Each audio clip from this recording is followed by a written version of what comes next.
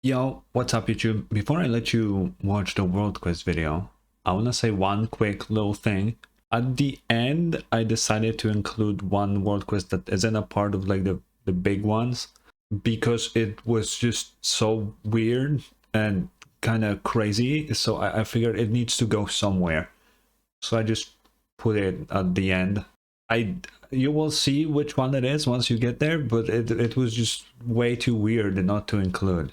But I wasn't expecting it to be weird, so I didn't read out loud most of the things, so you gotta forgive me for that one thing. But it's still worth it because it was really weird. By the way, how do you like the new look, huh? The little half and half, pretty cool, isn't it? Anyway, I'm not gonna keep you here. Go enjoy the world quiz video.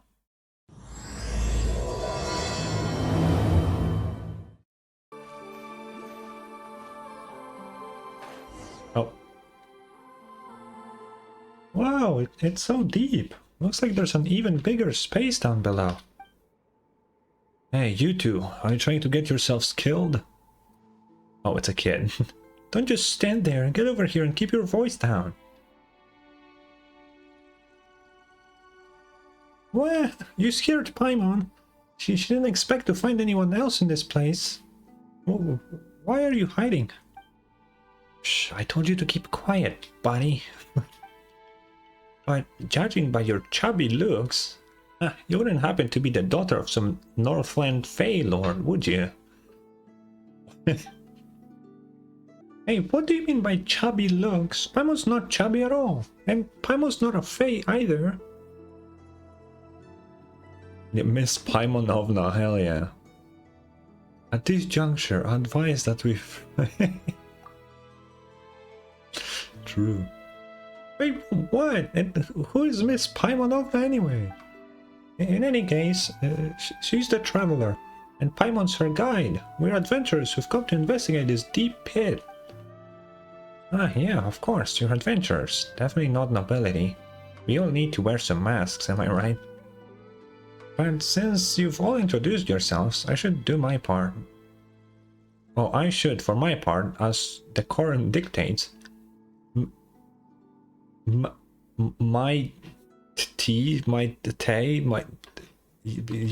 this person. Heir to the legendary thief Reed Miller. Don't worry, that's my real name. Wait, Reed Miller? You mean the guy who hid the One Piece? In fucking Genshin? Oh yeah, they did mention that his treasure is in Nod-Krai though, right? Yo, wait, you're kinda an important kid. It's alright if you're unfamiliar. Rest assured, I'm a master thief, not some small-time crook. Your belongings are safe where they sit in your pockets.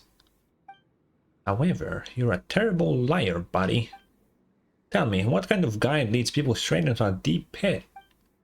We didn't... We did that because we're adventurers. Alright. If I'm not mistaken, you're here for the Crab Tsar's treasure, too, aren't you? Treasure? Yeah. Perceptive little brat. You got into character so quickly. No, wait, don't say weird things like that all of a sudden. You sound like some annoying 2-bit villain. So what's this treasure about again? It's the most precious treasure hidden in the Crab Tsar's palace below. The stone that can manipulate human desires. This is what I seek. Okay. Oh, it just hit Paimon after hearing all this talk about thieves and some Crab Tsar. This must be some kind of children's adventure game, right? So, how did you know that there's treasure here? As a master thief's secret, buddy. What's it gonna be? Interested in a team-up? I've already scouted out this place, this palace's roots, and have a good idea where the treasure is. But I'm a master thief, not a mercenary. I can't defeat that despicable Crab Tsar all by myself. If I could, I wouldn't be hiding here, waiting for it to lower its guard. If you're a master thief, why do you have to confront the palace's owner head on? Wouldn't that make you a robber instead? That shows you're an amateur, buddy. You can... Why do you keep calling her buddy? You can get to the treasure without defeating the palace's owner. I mean, that's just how things work in the business. Who is Hidim? Once we get that stone and sell it for a good price, we'll split it 50-50. And I'll even hook you up with my informant. Interested? Hell yeah. As long as you add world famous in front, then it doesn't matter what comes after, huh? Is that what you're thinking? No, we're just helpful adventurers, not thieves. Wait, come to think of it, our first major deed in Mondstadt was stealing the Holy Lyre Hermel. Ah, a world-famous thief. What are you going to say next? That you're a fugitive wanted in multiple nations? Alright, enough joking around. Even Reed Miller has never been wanted by every nation at once. Still, you're quite an interesting person, buddy. Alright, let's get to it then. Stay close and don't get lost. Oh, it's a big-ass crab. Oh.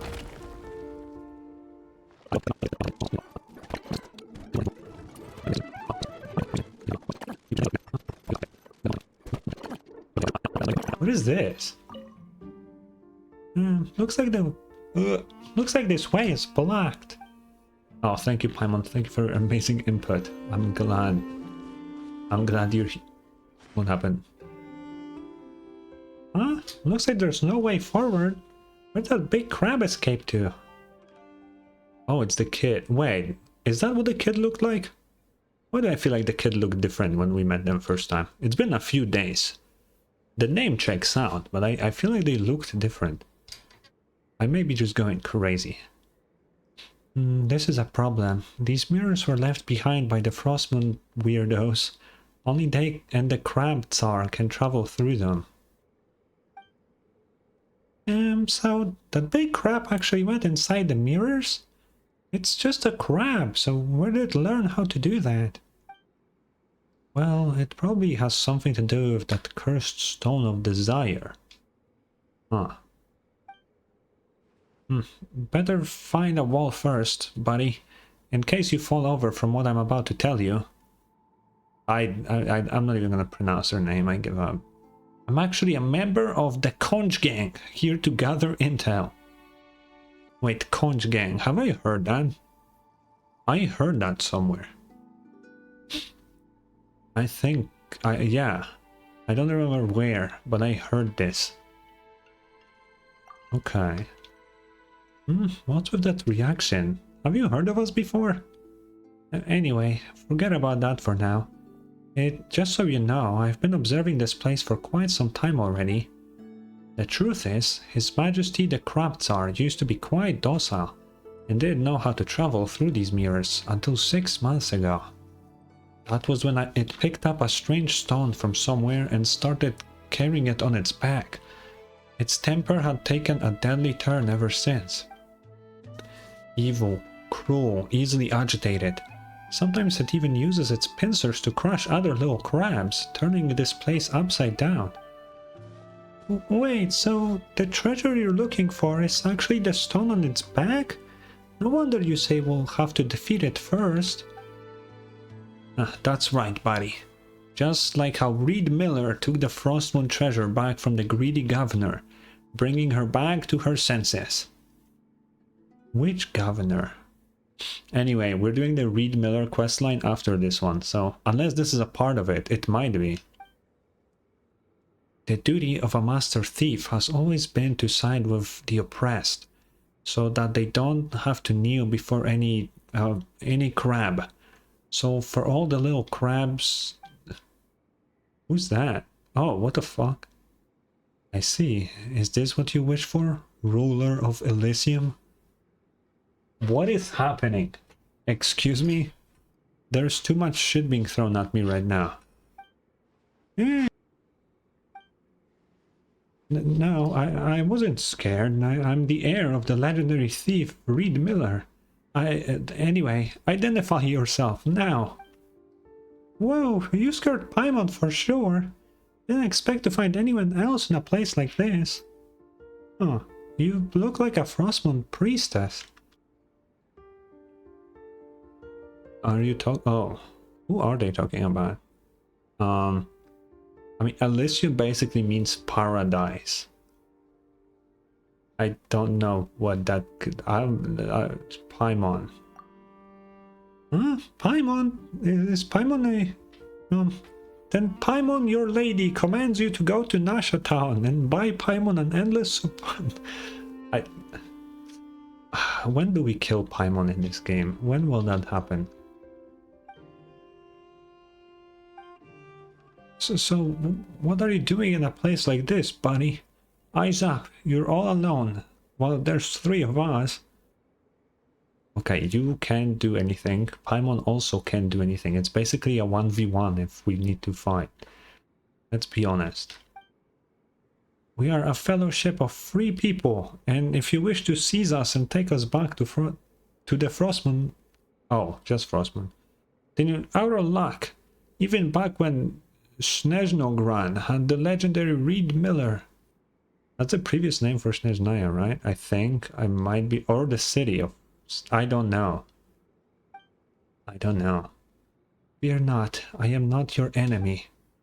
Still, Reed Miller... Is that the name that you have chosen to follow in this sublunary sphere? What? Of course. Anyway, I've got no interest in plots and schemes in the shadows. What exactly do you want? Out with it. No, there's no need for such meaningless words. You're only here for the treasure, I know that. I've known it from the beginning. Cast your gaze that way. Look beneath the mirror. When the mirror shatters, you will find that cursed object that corrupts the hearts of men. As for me... Hey, wait, don't go! Oh, fuck, Paimon's voice again. Wow, she's gone again. Who in the world is that priestess? Who knows? Those Frostmoon folks have always been kinda loony and cryptic. But I suppose there's no other choice now. Let's follow her advice and go look that way. This mirror? Okay. Oh. What the hell? I can see the crab in the mirror. Whoa. Okay. Alright, I see. How deep does this cave go? I guess we can use this. Ooh. Ooh, another Lunoculus. Hell yeah. We love those.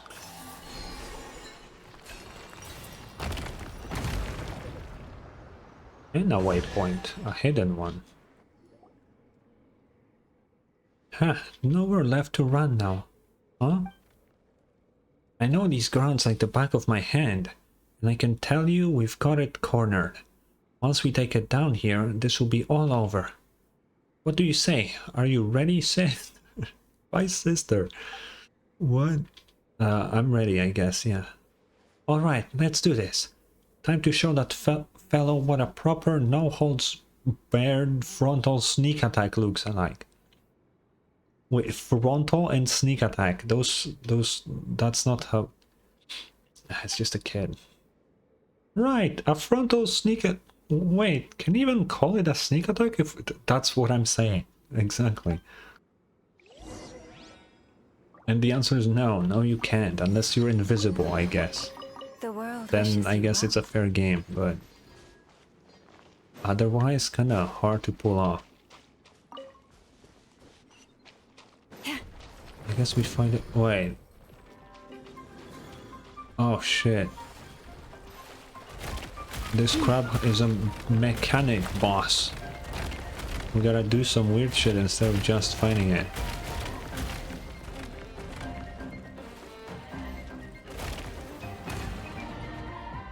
Oh, I'm gonna... I see.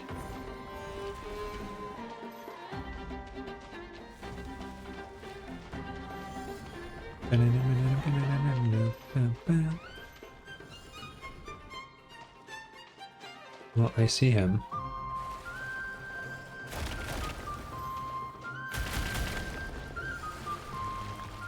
very easy attacks, Crab. You're gonna step up your game, man.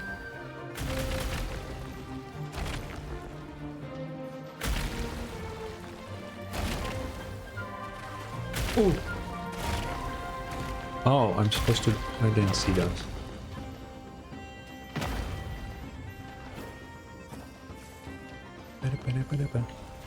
Okay, I want one more phase, probably.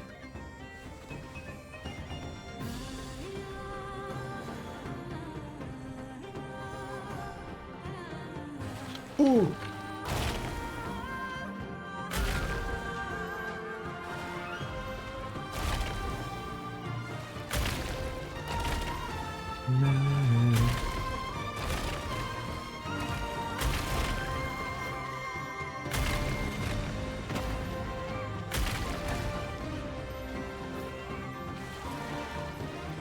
Where is he?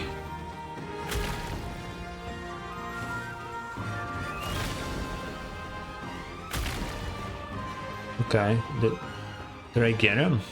Oh! No, it's not over yet.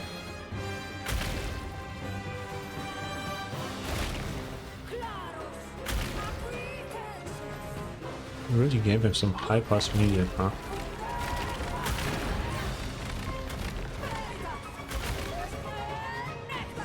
Okay, there we go. Part 4 phases. Oh, whoa. Oh, it's a piece of this thing. Oh. Oh wait, maybe all the world quests in this area have like a piece of whatever that pillar is. It flew away. Have you come searching for me? Wow, it's the priestess from before. We weren't exactly looking for you, but who are you really? It's always like this, always.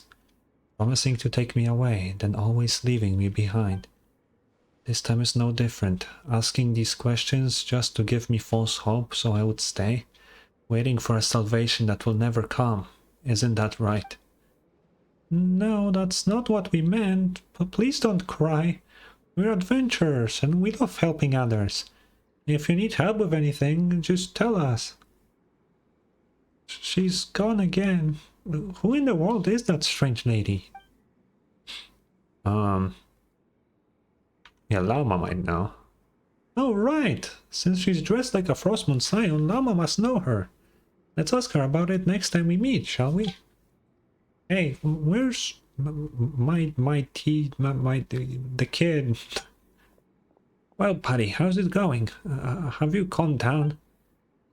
Seems like it's hiding away out of regret. After all the terrible things it did to the little crabs while under the stone's influence. That's kind of sad. It's alright. Let it reflect on its actions for now. Those who do bad things must be punished. This is the fate of all evil rulers. Tsarita foreshadowing? Question mark? Still, Paimon didn't expect that stone to fly away like that. Well, it's not a bad thing. If it had actually circulated on the market, it might have hurt a lot more people. Here, have this too. Now that His Majesty the Tsar has become docile once more, my observation notes are complete. And from now on, you're a friend of the Conch Gang. When you dine at the Speranza restaurant in Nashatown, just mention the name Mighty. And collect my free meal ticket? No, I don't have that kind of pull yet. You'll still need to sell your bills with Big Sis Katya. Oh, so they're from that restaurant. Okay, okay. Huh? What's the point of mentioning your name then? Oh, of course there's a point. If Big Sis Katya's in a good mood, she might even buy you all drinks or something. So it still depends on someone else's mood. Then, even if she isn't feeling up to it, I'll still buy you drinks. No, I'll treat you to a meal. I'll have to work a few days for the funds, though. Kid, we're multi-millionaires in this game. I don't need your free meal, okay? A promise is a promise, and one good turn deserves another. That's the rule set by the legendary Reed Miller. So take this IOU, buddy. Why do they keep saying buddy? Damn, that's a lot of chest. Discovered Kraptsar. But what does it mean I discovered him? What? Toil not in vain. Wait, I wanna see the notes. Wait. We need to read them. Like, we can't just... Oh wait, no, not here. Here. Where's the IOU? Let's see. Oh, so that's like... I assume we can actually use that in the restaurant. We can do that later, if I remember. Notes written on pages printed with a conch pattern. Oh wait, this is a fucking notebook with a conch pattern. But it's visibly worn. Could it be like a... How long has the conch gang been around? These are observation notes written by Maid about the Kraptsar before it became influenced by Kuvaki. Okay. Oh my fucking god. Okay. Time to read a book. The Kraptsar lives right next to those weirdos, the Frostmoon Scions. They say he's hundreds of years old, and honestly, how else would he get so big? He's far, far larger than any crab I've ever seen. In fact, his home isn't normal shell at all. It's a massive hill-like conch, bigger than the ones we paint on our flags. That's like a tiny fortress. Stranger still, Kuvaki field moss grows all over it, glowing like stars in the dark cave. Who knows, maybe that's the Kraptsar's crown. Given all that, it makes perfect sense that the smaller crabs nearby have ended up as his subjects. Poor little things, they are always scurrying around, dragging food like lacaberries, tiny fish, and all sorts of other stuff I can't even name into the cave's depths, instead of just enjoying it right there and then. Twice I even saw them hauling back shiny pebbles and bits of moonfall silver. Maybe that's the tax they owned at Tsar. Folks say that back in the days of the master thief Reed Miller, the governor sent by Snezhnaya used to collect taxes just like that from the people of Nasha town. Yeah, I bet what's happening here is something along those lines. Maybe the Kraptsar is more like a metaphor for the actual Tsar of Snezhnaya, aka the Archon before the current Tsarita. Because I'm pretty sure that there was a Tsar before the Tsarita, right? So maybe that's more about him. You know, the name would fit more. I guess. Who knows? I'm starting to think the Kraptsar isn't all interested in an endless stream of lacaberries and fish. Just yesterday afternoon, I saw it emerge from its hole for a moment. It moved so slowly, like every step weighed a mountain, and the pebbles on the ground shook with each step it took. Then this tiny crab came scurrying over, dragging the saddest little fish you ever saw right up to its feet. The Tsar just lowered its head, gave it a glance, and casually waved one of its massive pincers. The poor panicky little crab immediately dropped that fish and scurried straight back into the sand. The Tsar didn't eat the fish. It just nudged the fish aside with a smaller claw, then lay still, staring out toward the sea. Or at least, that's what it looked like to me. I'm telling you, being a king must be lonely. All the other crabs are scared of him. It may have a fortress and maybe even a crown, but has no friends he can reach out to with his claws. Not like the tassel jelly can with its tentacles. What? Semyon says jellyfish communicate that way, so I guess crabs must use their claws for something like that. I don't know. I don't know what jellyfish do. I really do wonder where it found that enormous shell. Was there a king even bigger than the Tsar who lived there before? And if he keeps growing, will he move into an even grander palace next? I almost thought about bringing it some ripe lacaberries to get a closer look, but maybe not. A master thief has no business getting too close to royalty. That kind of curiosity only leads to trouble. Fair. Who is that?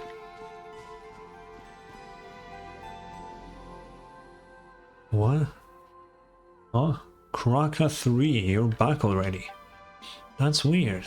You didn't seem You didn't collect the fragments. Why are you here so soon?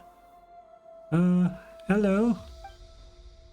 I'm sorry. Please let me explain. There's a really good reason I'm dressed like this. I'm not... Oh, wait. Oh, it's not heresy or anything, I swear. Oh, Paimon hasn't even said anything yet. Huh? Oh, you're just an adventurer from the outside. By the moon goddess's silken locks, I thought you were... Wait a sec. Why are you dressed like that? And acting like it's totally normal? To boot. I don't have other clothes, I'm sorry. There's nothing else I own. I guess it's my favorite outfit then. Wait, you must be... You're the one that the Moon Maiden holds dear. Talented beyond belief and totally unfazed. Even with all this Kuvaki turbulence. How do you know what the Moon Maiden likes? You haven't seen her. I refuse to believe that you saw her. About that, well, I'm on things we can just skip over the details, but seriously, why are you dressed like that? What are you doing here, and what even is Kuvaki turbulence? Ah, pardon my rudeness, I am she who severed the Frost Moon, born of the tides and bearer of the High Priestess's mantle beneath the moon's silver gaze. In this sublunary sphere, I am known as Vernadska. But you two can call me Verna. I'm currently on a very strict mission to restore balance to the Kuvaki here. So, if I may, how do I address you both? The low one's Paimon. What do they mean by sublunary sphere? The same thing was said by the priestess in the cave just now. So what does that mean? I don't know, but the little one's Paimon. And the big one's the Traveler. Hey, what are we, some kind of comedy duo now? And wait, you mentioned you're on a secret mission. It's not very secret if you just tell us immediately, is it? And calling yourself a high priestess while dressed like that, you ain't fooling anyone, miss. Well, you can judge a book by its cover. Oh, by the cover it wears, yes. We too have had scammers parading around Nashra town and Frostmoon Robson. They clearly found somewhere. Oh, I know. A demonstration of our ancestors' blessings should convince you of my identity. Bear witness. Yeah. Bro. What? Traveler? Seems to Paimon like we bore witness to a whole lot of nothing. Oops, I forgot this outfit, Words of Kuvaki. Hang on, I'll take it off and try again. Oh, but with the turbulence afoot, I might get a little nosebleed about my suit. Well, since it won't take long, I guess I'll be fine. Okay, first, I'll undo this strap here. Well, wait, no need to go that far. We believe you, just keep the suit on. Come on, man. What the hell? Great. Does that mean you two would be willing to help me with my mission? Traveler, did Paimon pass out for a minute or 10? Why is she suddenly asking us about some promise we've never heard about? She's gotta be fake. Paimon's sure of it. I told you I'm not faking. Forget it. Let's put my identity aside for now. Like they say, small slips sling big ships. I don't know what that means, but I think your identity is pretty important to know. If we leave the Kuvaki turbulence alone, we'll have a catastrophe on our hands before long. Yeah, you should get more people to help. Unfortunately, I can't. The others don't have my level of resistance. If I call in backup, they'll be dealing with much worse than a simple nosebleed. That's why having helpers like you two show up is a rare stroke of luck. Alright, fine. We're adventurers and we don't say no to folks in need. Even if you seem a bit unreliable. But even Paimon can tell something's definitely off here. Maybe we can help. You know what is always curious to me? Like, I can understand, like, travelers immune to all these weird things because we're just built different and not even from this world to begin with. Will nobody ever like point out that Paimon like also is immune to all these things for no apparent reason? You know, like I feel like someone should point that out. Excuse me, I'll have you know I'm the most reliable priestess there is. And you two seem more reliable, so I'll share the super duper reliable foolproof plan with you. Let's cut to the chase. These two rotating boulders are the cause of this Kuvaki turbulence. Ever since the time of the first moon chanter, Lady Ayla, the Kuvakian Thunderclap Reef has always been unstable, but things have gotten worse since those two large rocks fell from the sky.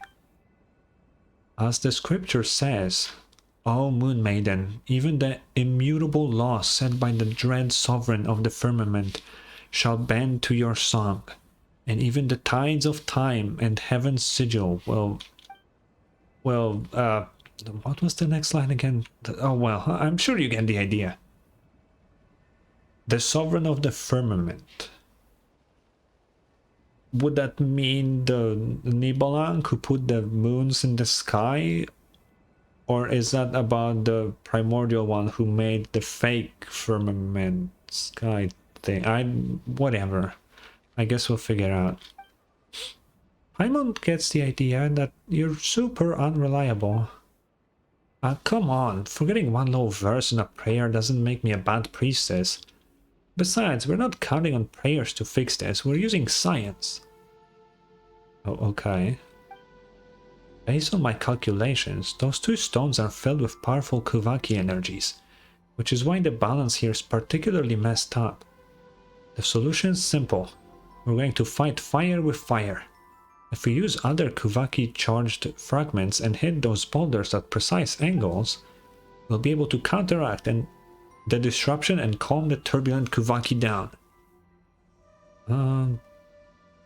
Sure, great plan. Let's just roll with it. Right? See, this is why the Moon Maiden favors you, traveler. You've got a sharp eye for genius. Paimon doesn't really get all this calculating and analyzing, but Paimon's not sure she can trust anything you say, Verna. Well, we won't know unless we try. But there's a problem. Krakow 5 and Krakow 7 went looking for stone fragments, still haven't come back. 5 and 7? Now that you say that, Paimon does remember you mentioning a Krakow 3, was it? That's right, Krakow 5 and Krakow 7 are its successor models. These little fellows are amazing helpers. Only the original Krakow 1 was still around. Well, that's a long story for another time. I wish I could go find them myself, but my nose started bleeding like crazy after I took a few steps in. And that's where we need to step in, right? Oh my, Paimon, you're just as warm and kind as you look. Thank you so much for volunteering to help me. We haven't yet, actually. That was just... okay. Paimon's not doing this just for you. This is for everyone's sake. Wait, why did Paimon say something like that? In any case, everything will be okay as long as we help find Krakow 5 and 7. And those stone fragments, right? Yes, and once you've collected the stone fragments, just toss them up onto those large stones. That's the beauty of a proper scientific solution. It works no matter who tries it. Alright, my ever-reliable traveler in Paimon, I'll be counting on you. This person is hella suspicious. But I guess we're going down here. Oh. Well, we didn't really need to go too deep, huh? Oh. Oh, I'm supposed to throw it now? Whoa.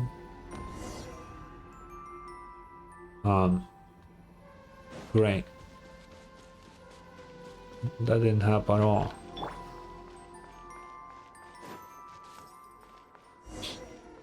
Okay, more little robots. Okay, so we gotta go there, yeah. I get it, Paimon, I'm not stupid. Come on. Wait, move? Oh, so we're just getting them back, okay.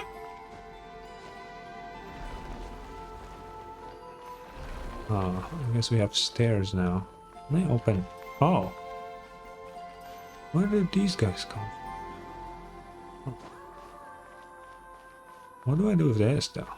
There's a chest over there. We gotta get rid of this somehow.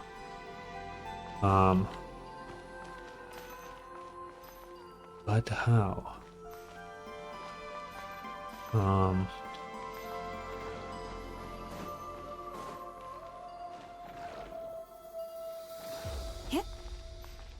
I have no idea.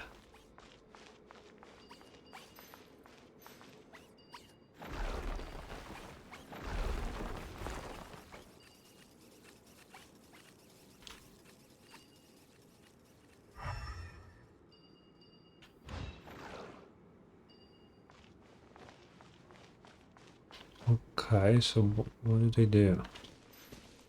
Combine. Ah. Wait, then how am I supposed to get the other one? Perhaps this treasure has been waiting for you all along. Oh. What's happening? Oh, okay. Ooh, what should we do? Doesn't look like we can leave through here. Wait, Paimon sees some light over there. Maybe there's another way around. Oh, that rock blocked our path. That's what it was. I thought it was just kind of there. How do I open this thing though? I want to open this thing. I don't know how. I mean, realistically, a normal person could just...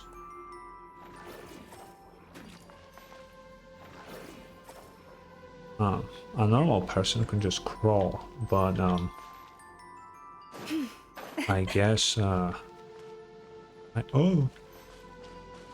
Yeah. We can always come back here.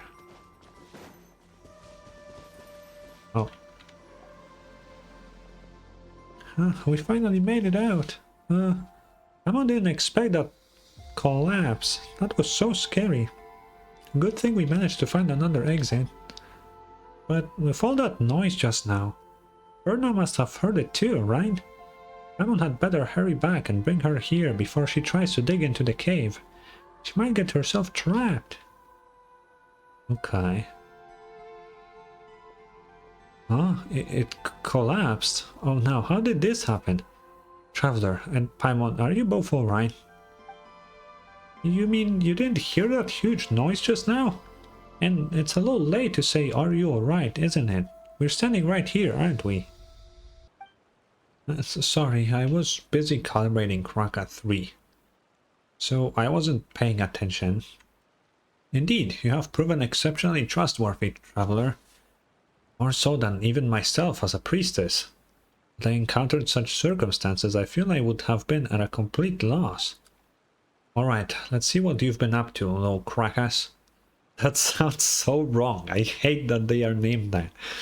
Well, aren't you a right trouble? What do you mean a right troublemaker? Sure, you found the pieces, but didn't come back on time, so Traveler and Paimon had to turn this place upside down just looking for you. Well, they found the pieces, but got stuck on their way back. Don't you think you might have messed the settings up somewhere, Verna? Certainly not. I'm a direct apprentice of the famous Papa Wrench. Who? And the finest mechanic on Hisi Island. There's no way I'd mess up a simple recall function. Nope, definitely none. Don't think Paimon didn't hear you hesitate. And let's face it, whether the recall function or not, they didn't return, and that's a fact. Oh, but they have returned. You two reliable souls did bring them back, didn't you? Now all we have to do is toss the fragment up like you did previously, and everything should go off without a hitch. You're seriously sidestepping the issue here. As the sacred prayer goes, how many of these are you gonna... O great father of Genesis, forger of the tripled moons, let your wrath... Oh. Ride that askew throne, that the fair one may become thy... Okay. What the fuck are they? Yeah, this didn't help me. And what is this? What? Sure. Become like what comes next? But forget the chant. Scientifically speaking, no matter the problem, a few good whacks will do the trick. Percussive maintenance, go. Yeah, science. What a reaction. That's right. Whether it's treasure hoarders, specters, or troublemakers from who knows where, just whack them a few times and you're good to go. Wait, how's any of this even remotely scientific? No matter how Paimon looks at it, something about this plan feels off. Are we sure we won't accidentally blow the whole island sky high? You're a funny one, Paimon. Nobody would be silly enough to blow their own home apart, right? Rest assured, I've been I've been thoroughly researching this for a long time, and can vouch that it is a very reliable plan. And we did test it out, test it once just now, didn't we? Guess we've got no choice but to try at this point. Eye is hidden from view. Boom! Did it work?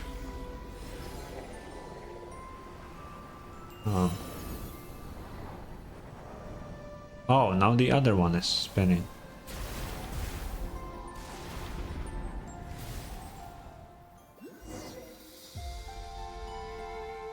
Huh. Well, what's going on now? Ekuvaki feels even more unstable than before. Is this all part of the plan? No need to panic. This is just a minor technical issue, nothing to worry about. We've successfully adjusted the Kuvaki from a chaotic state to a reversed chaotic state. Now we just need to nudge it back to normal. Think about it this way, if things have already gone from bad to incomprehensible, there's no room left for it to get any worse, right?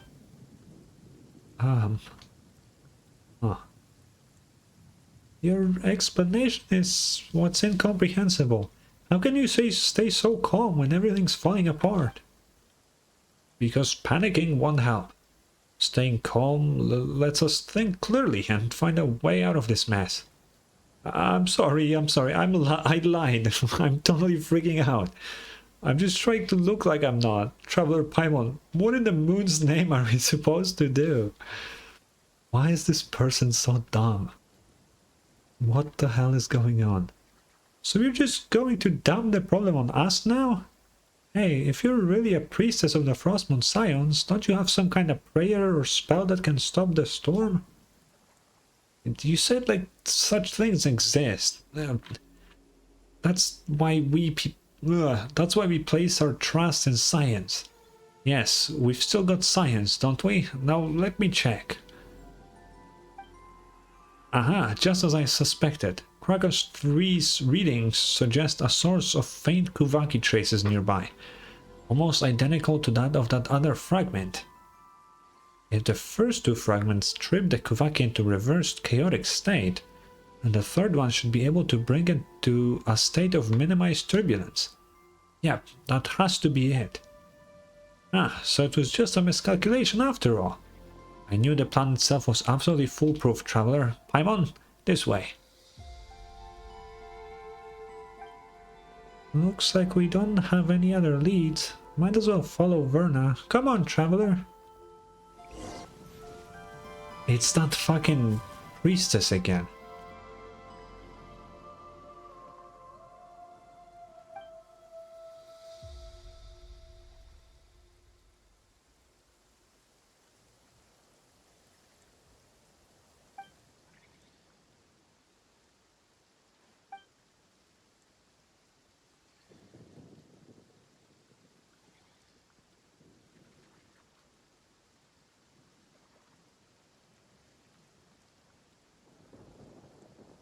Oh, how long have I been muted? Shit. Okay, whatever. It's interesting that they mentioned the previous world quest. I wonder if what they say if we were to do this one first. Ah. Okay, interesting. But now she's shown up again. Hey, who are you really? I am the dawn's first breath upon the world's weary brow, the final draught of nectar drawn from a better well. I am mother to all and daughter to all. What does that even mean? Is that a prayer? Let me think. That does sound like part of a rite, but it's a verse only a moon chanter is allowed to recite. A true priestess would never get the sequence of their prayers wrong. Another fraud is a borrowed robe.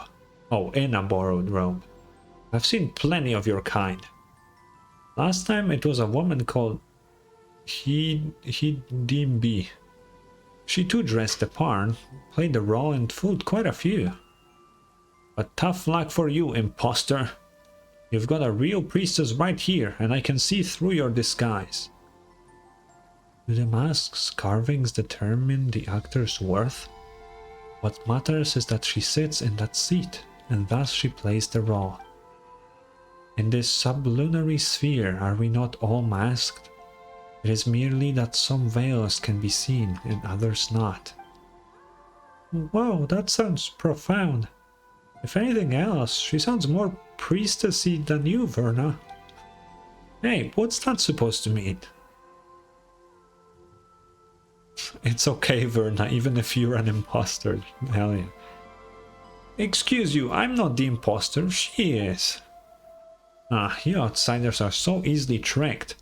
Ignore the sweet words and look past the surface for once, why don't you? Never mind. According to my calculations, you're the one who hid the fragment we came to find, isn't that right? That's no trinket for common hands. Hand it over, or I'll use the moon goddess's favor to give your head a very enthusiastic blessing. How? What? Are you a priestess or a thug, Verna? What? You want me to bow, kiss the forehead of this scammer and sing her a dainty hymn while we're at it? Now's not the time for etiquette. Your desires unfurl before me like threads, and I have traced their destined weave. But that is no place for us to speak. Walk with me, and I shall lay bare the tapestry. What the hell is she talking about? Where? Okay, we're going there. Oh wait. Oh, we have this thing. Come on. Wait, why did she turn to a Lunotar?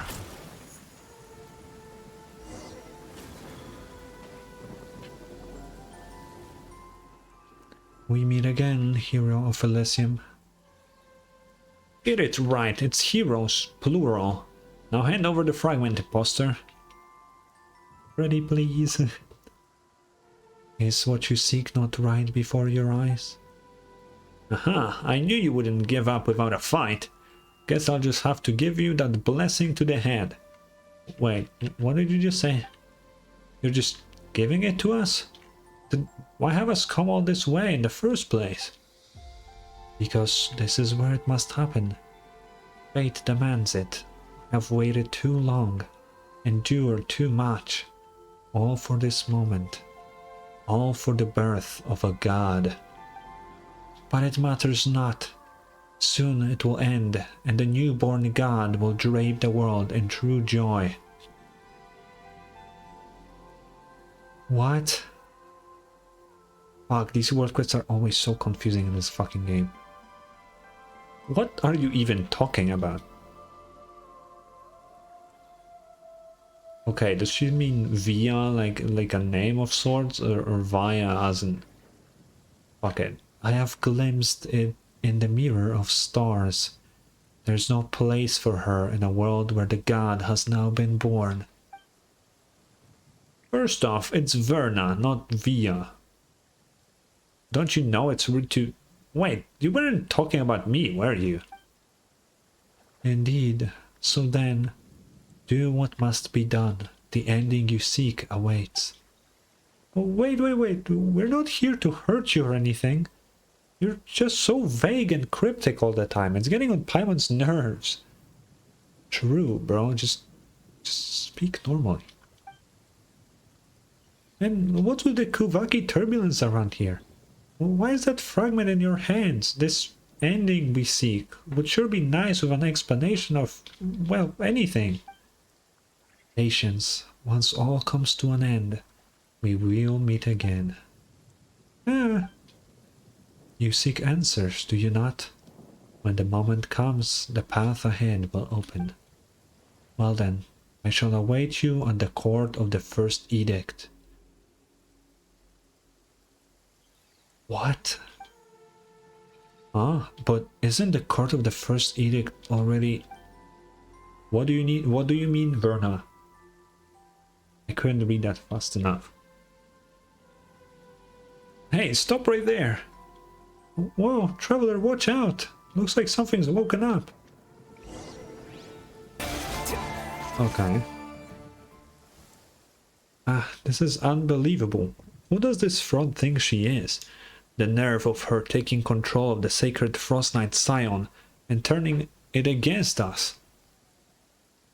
We'll be giving that head of hers a blessing and a sermon. What?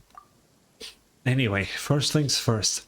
Let's gather the remaining Kuhenki on the island, extract the last fragment from the moon mirror, and stabilize the disturbance once and for all. Now there's 4 mirrors. What the hell? What? Oh.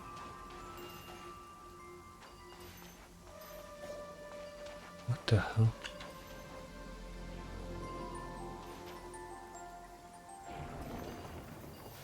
Bro, this puzzle is so fucking weird.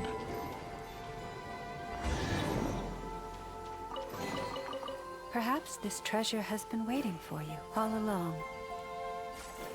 Oh, it's one at a time? Okay.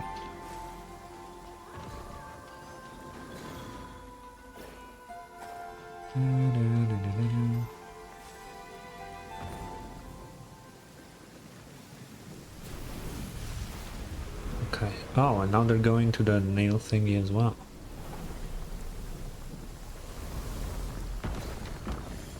Huh. What is that nail? See? All according to plan. The Kuvaki turbulence has been neutralized. That was nothing like her original plan. With all the accidents along the way, Paimon can't tell if you're optimistic or just shameless. I'll take that as a compliment. After all, being pessimistic and risk-averse won't get us through situations like these. Okay, fair enough, but Paimon can't help but wonder, why are you out here all on your own? Shouldn't the other Scions be helping out in some way? Well, since you've helped me get this far, I suppose I should come clean. This island is, in a way, considered a forbidden place to us Frostmoon Scions, and I may have committed an even greater sin. What? Yeah, we were able to just walk in, true. In our territories, that's not so uncommon. What truly holds people back isn't the walls they see, but the ones they've built within their hearts. Since when did you get so philosophical? Hey, wait, don't dodge the question. Seriously though, I wanted to try solving the problem using robots. You probably know this already, but most of us Frostmoon Scions aren't exactly big fans of tech. I thought if my plan went well this time, maybe I could finally convince those block-headed, well, I mean, those very steady, if rather conservative higher-ups to reconsider their stance. Hold on, I can say that, can't I?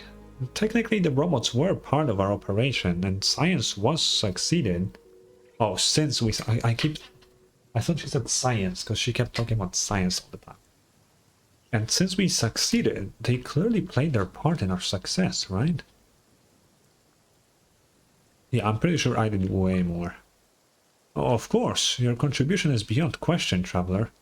But for the greater good, sometimes a little rhetorical embellishment is necessary. I can't even convince myself. But hey, if not this time, then there's always next time. I'll keep pushing forward, and one day these little fellas will make a big difference. I believe they will. Okay, but before we talk about the future, those two big runks, they flew off in that direction, right? They did, and if we go that way, we'll end up at the court of the first edict.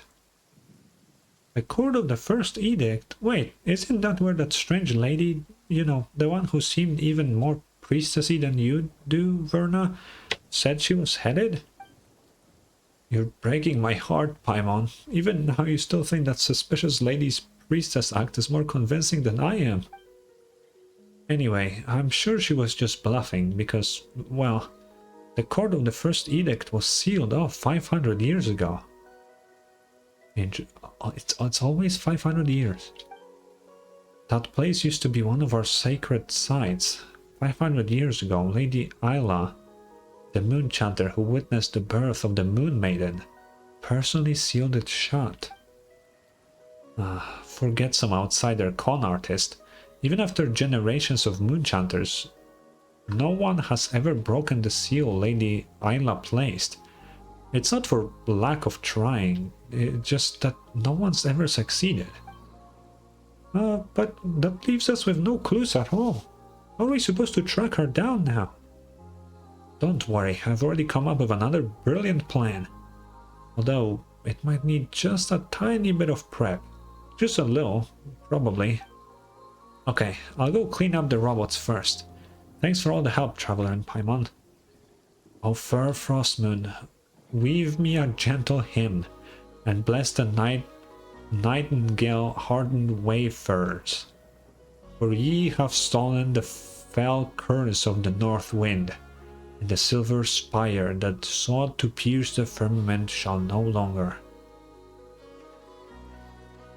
What? Shall no longer... well, I never did memorize Lady Isla's prayers properly. Anyway, thank you, and may we meet again. Ain't no way she's a priestess. Like, I just refuse to believe it. Like, who is this guy?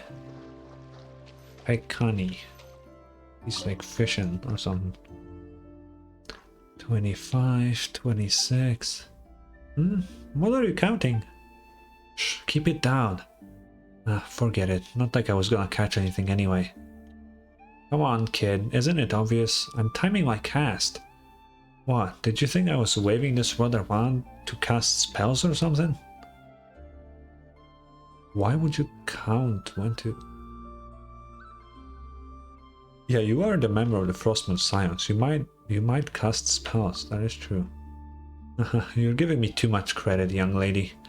I'm barely half a Frostmoon Scion, not even an acolyte. Just a regular guy with no Kuvaki power to speak of.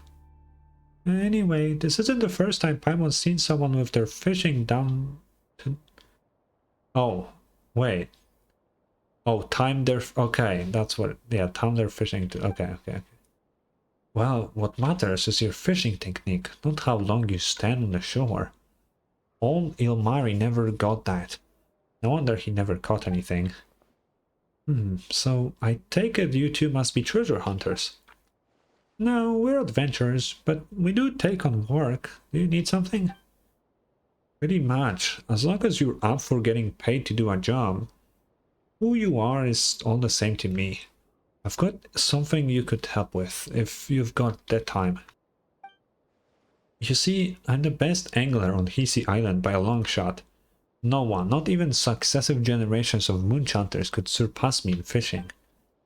Really? That's amazing. Wait, that doesn't mean anything. Fishing isn't even a part of a moonchanter's job. Still, even with all this skill, I haven't caught a single fish lately.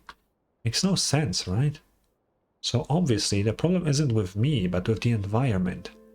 Just as it was with the cursed Eye of Karate, there must be something underwater affecting the fish.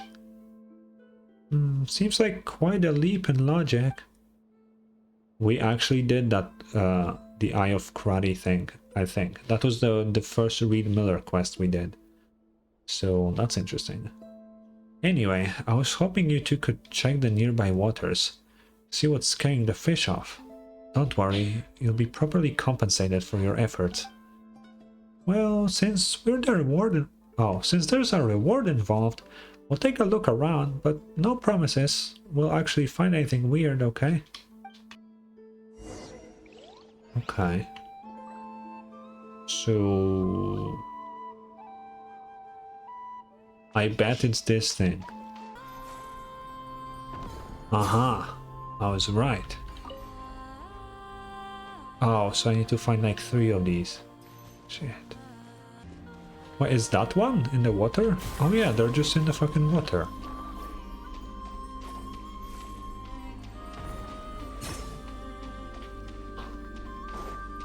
Wait, was the one that I brought actually a part of the thing, or did I just bring a random rock?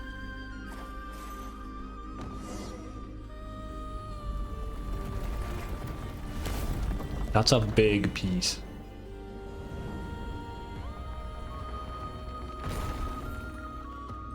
Damn. Okay, let's talk to the guy.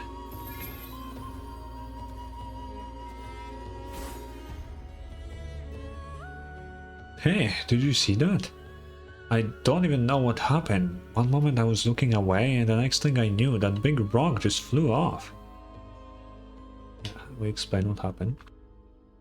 Oh my, I have no idea what any of that means, but if you can pull off something that amazing, you must have the Moon Maiden's favor. Oh, the Moon Goddess protects. She protects indeed. Now I can fish here to my heart's content, so long as the annoying bard doesn't bring his pet over or, Goddess forbid, start singing. What bard? As promised, here's your payment. Although I haven't caught any fish lately, I've reeled in all kinds of other stuff, some of which should be worth quite a bit. Not that Mora's much use on Hisi Island anyway, so it's all yours. Thanks for your help. Now it's time for me to fish in peace. Okay, bro had 30 Primo Gems fished. I wish I could fish out 30 Primo Gems. Are you crazy? Okay, it's this person that I was avoiding. Kasha.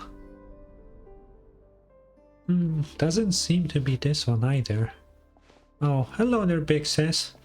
I don't think I've seen you before, or the white Fae lady next to you. Fae, you say? Why did she call Paimon a Fae? Ah. Welcome to the Frostmoon Enclave. Is there anything I can help you with? Nope, we just got curious seeing you out here all alone like this. By the way, Paimon's Paimon and this is the Traveler. So it's Miss Traveler and Miss Paimon. You know, you two don't look like you're from Nasha Town. Yeah, we're not. We're adventurers. Yep, super awesome adventurers at that. Must be nice though, traveling around with your best friends, seeing the world together. Paimon's not my friend. It really is. We've been to so many places already. What about you? What were you doing out here just now? I was looking for pretty stones. Well, Paimon gets it. You collect them, right? You're not the only one. Some grown-ups are super into that too. Nope, I'm gonna use the pretty stones to bribe Mai into kidnapping me.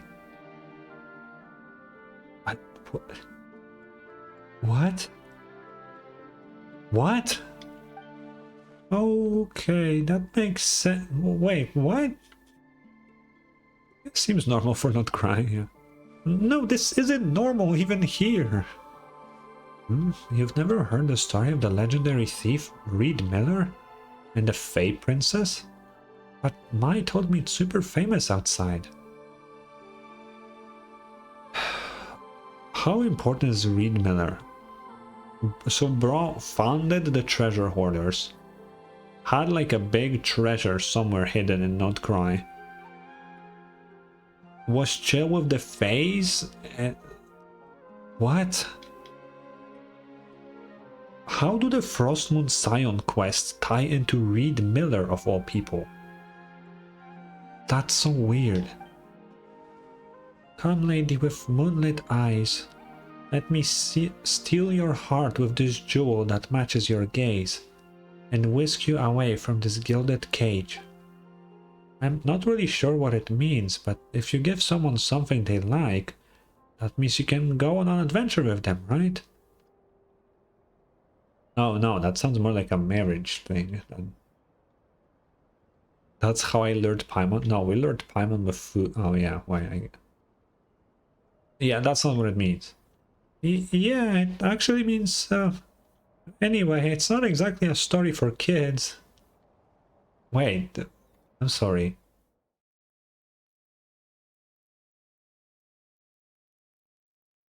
I don't know. I feel like it could have like a romantic thing rather than... I don't know. By the way, who is this Mai you're talking about? Telling kids strange stories like that? That sounds kind of questionable. She's not a bad person, and she's about the same age as me. She's on adventure too, just like you two. I caught her sneaking around near camp once, so I made her tell me a story. For some reason, she seemed to think we were some scary cult of weirdos who sacrifice kidnapped kids to the moon goddess. She tried to act all calm while begging me not to kill her. What kind of weird misunderstanding is that? Right? I have no idea where she even heard something like that. It's so strange. But since it sounded kind of funny, I didn't bother correcting her. What? So she still thinks that? That's exactly why you should have corrected her. Anyway, in exchange she promised to be my first friend and told me lots and lots of stories about the outside world. Mom and Dad never let me read stories from the outside world, saying only non-believers would like such worthless things. But my stories were really interesting. Like the fisherman who fell in love with a fae, a thief who died 3 times but escaped from the Lady of the Underworld thrice, and the changeling who longed to become human. What? Fisherman who fell in love with a fae. Doesn't ring a bell. Someone who resurrected thrice.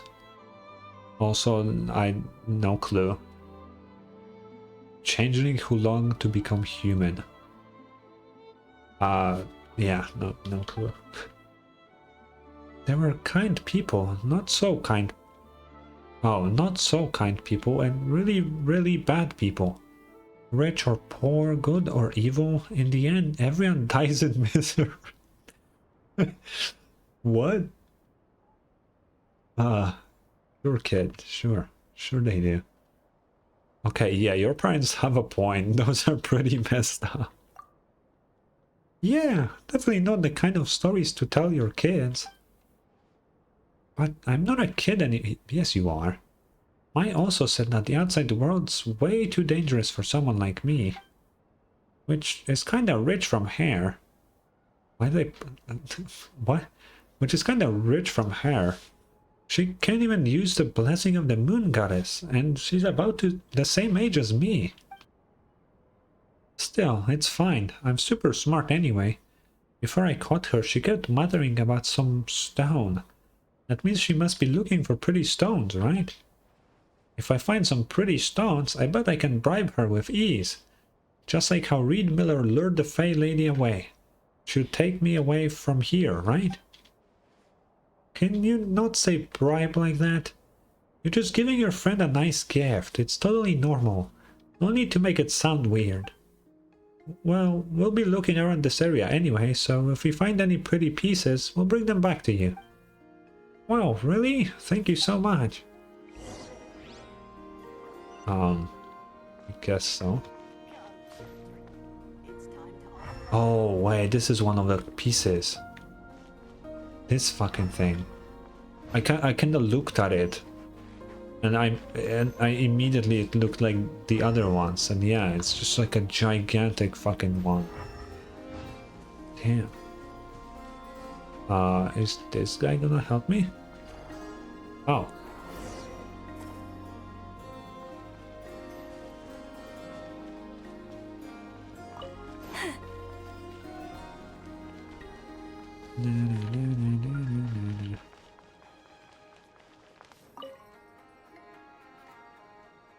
We're back!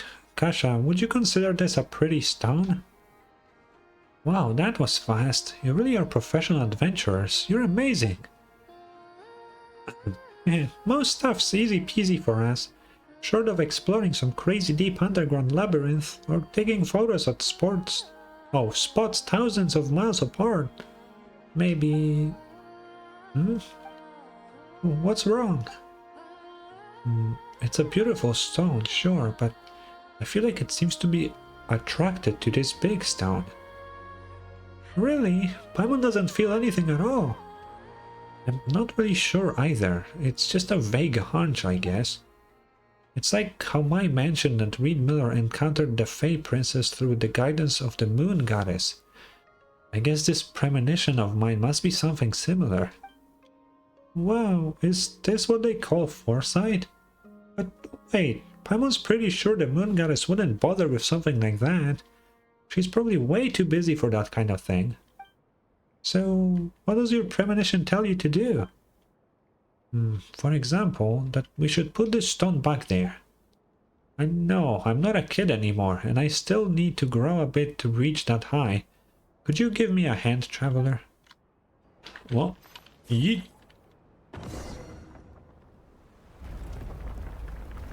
Off it goes.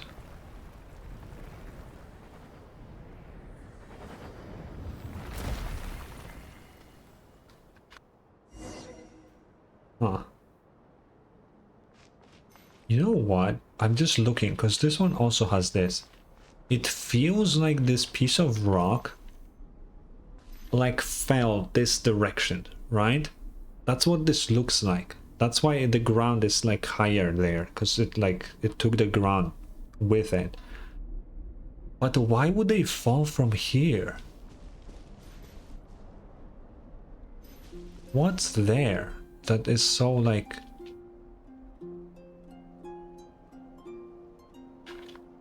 Wait. No, okay, what is that floating thing? Is that just part of Ochkanatlan? I guess. I thought that was the Celestia for a second, and I was like sussed out.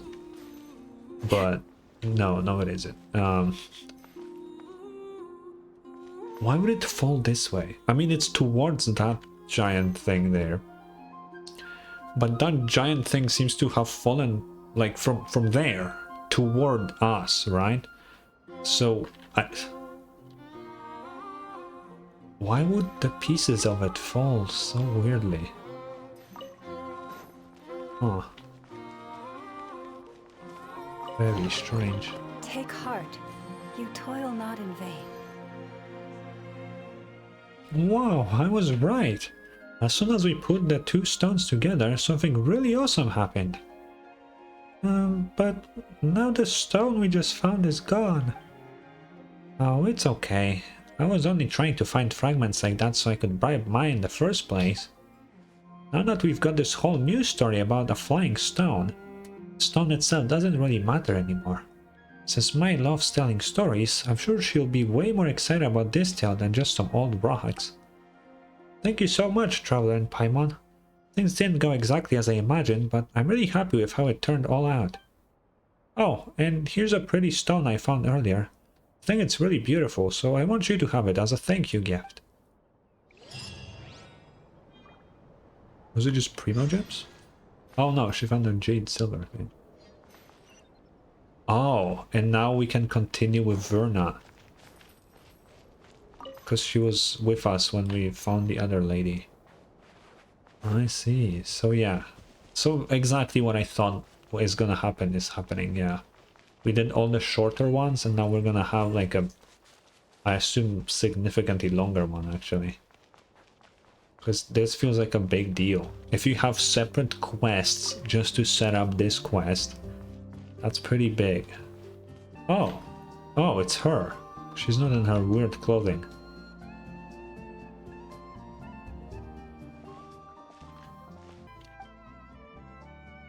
Oh, I didn't read that. What did she say? Oh, it's Traveler and Paimon. Nice to see you again. Miss Priestess, have we met somewhere before? You don't seem that familiar to Paimon. Hey, it's me. Seriously, we met not long ago. Didn't you recognize me by my voice? Oh yeah, it's you. You're the one from back when... Wait, who are you exactly? This is starting to sound like some kind of weird scam. Oh, my adorable little Paimon didn't even recognize me. That really stings, but I'll let it slide. After all, you did call me Miss Priestess. I guess it's fair, since I never took off my helmet back at the Thunderclap Reef. Wait, hang on, don't tell me. Oh, don't tell Paimon, you're Verna? You're really actually a priestess from the Frostmoon Scions? Excuse you, that's a weird way to say hello. Seriously, you won't find a priestess more reliable than me anywhere else. There was never any reason to doubt me in the first... There was many reasons to doubt her, actually. Anyway, this must be the Moon Maiden's guidance at work. How else could I be so fortunate to run into you both at a time like this? Yeah, I have a bad feeling about this. No, bad feelings have no place in the Moon Goddess's guidance. Since we're all here, this must surely be a good omen. No, a great omen. Anyway, let's forget about all that. Traveler, Paimon, you remember what that imposter said before, right? You mean that priestess-looking lady who seemed more legit than you? She said she'd be waiting at the court of the first edict or something like that. That more legit than you bit was totally uncalled for. But since you've got a good memory, Paimon, and since you're both going to help me out later, I'll let it slide. How do you know we're gonna help her, huh? How do you know that? We didn't agree to anything yet. Hey, Paimon hasn't agreed to help you out yet. Why is it that every time we talk to you, we end up in a second-guessing reality? She's just gaslighting us, that's all. Don't sweat the details. More importantly, I've already come up with a flawless, super ultra reliable plan. We'll catch that imposter in no time. Think about it. She said she'd be waiting in the sealed off sanctum. No one can even get into, right? So obviously, she wants us to get curious and break the seal, letting her sneak in and snatch whatever treasures inside. And my super foolproof plan is to turn the tables on her. Once we open the gates of the sanctum, she'll definitely show up, and that's when we'll catch her. Verna, I don't know how to tell you this, but that woman was in a mirror. Like inside a mirror.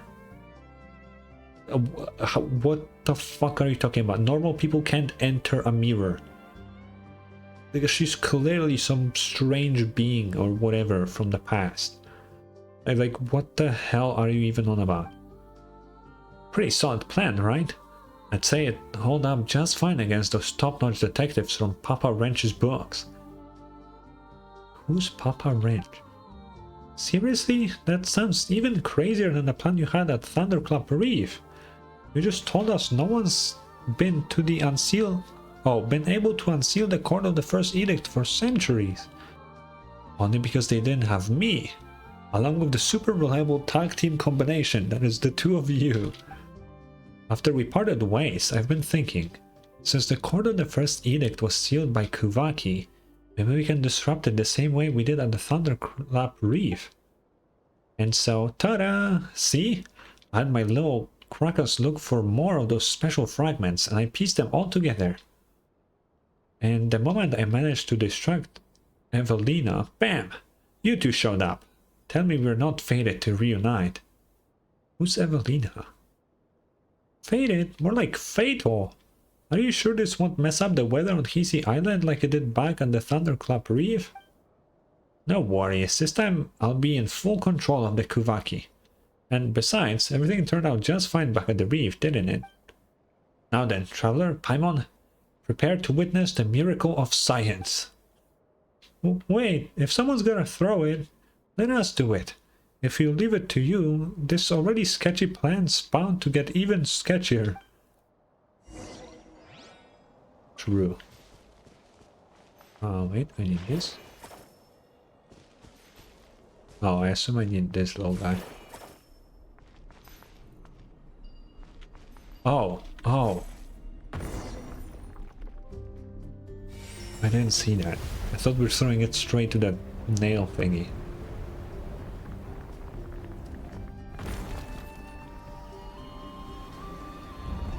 Oh. Okay. Oh, it hit it. I thought it will... Oh, what the hell?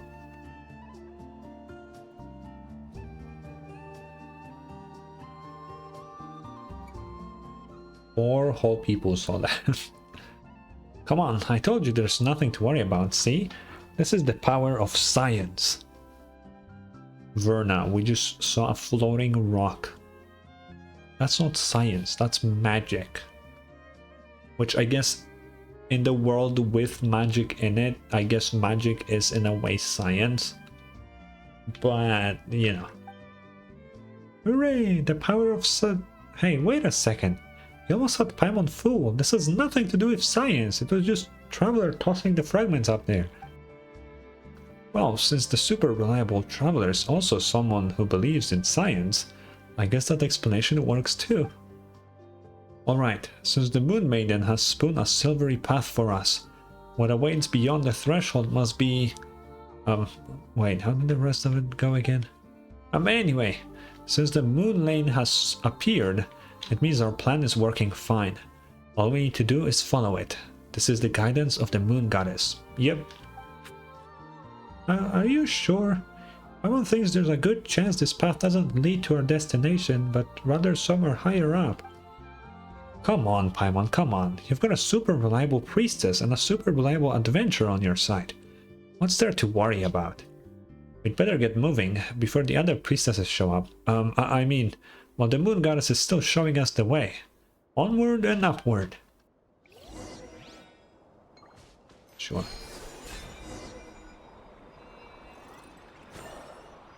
Yippee.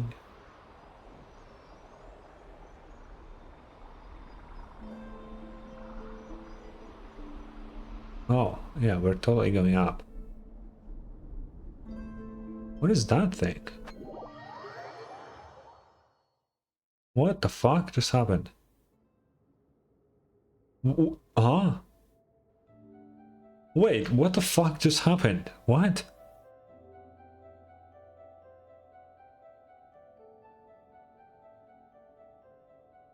How did we get here? What the fuck is this place? Verna? Where are we? This doesn't really look like a sanctum. Nice screenshot this. This looks cool. Yeah, it really doesn't. I mean, that's not important. Don't worry. This place has things that resemble moon lanes. So that probably means the Moon Maiden is still guiding us. Probably. Let us follow the path illuminated by the moonlight, and leave the rest to the will of the moon.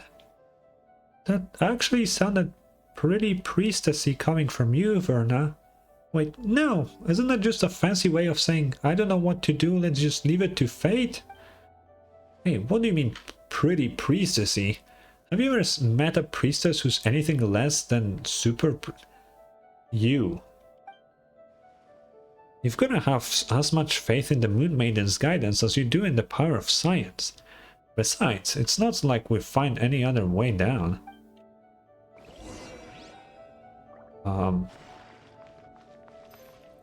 What the f- how did we get... Where am I? I can stand on this. What is this? Great. I guess we'll use this thing. We pulled this down. Okay. Oh, do I switch now to the other lane? Kinda reminds me of a vinyl.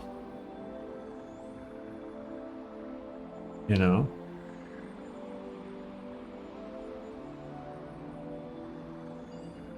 Down. Wait, this is the fucking dragon text. I just fucking realized what's showing up there. Wait, pause. What? Why is there the moons were made by Nibelung and oh my god, no, it all makes sense. Of course there's dragon text related to the moons. The dragons made the fucking moons. Of course it's here. Why am I going here? Why did it push me here? I guess I'll climb in. Bro, I completely forgot that moons are made by dragons and I was hyped about it always. Dude, what the fuck? Pretty music here. Really pretty. Is this where I'm supposed to be? There's no way I can reach that from here.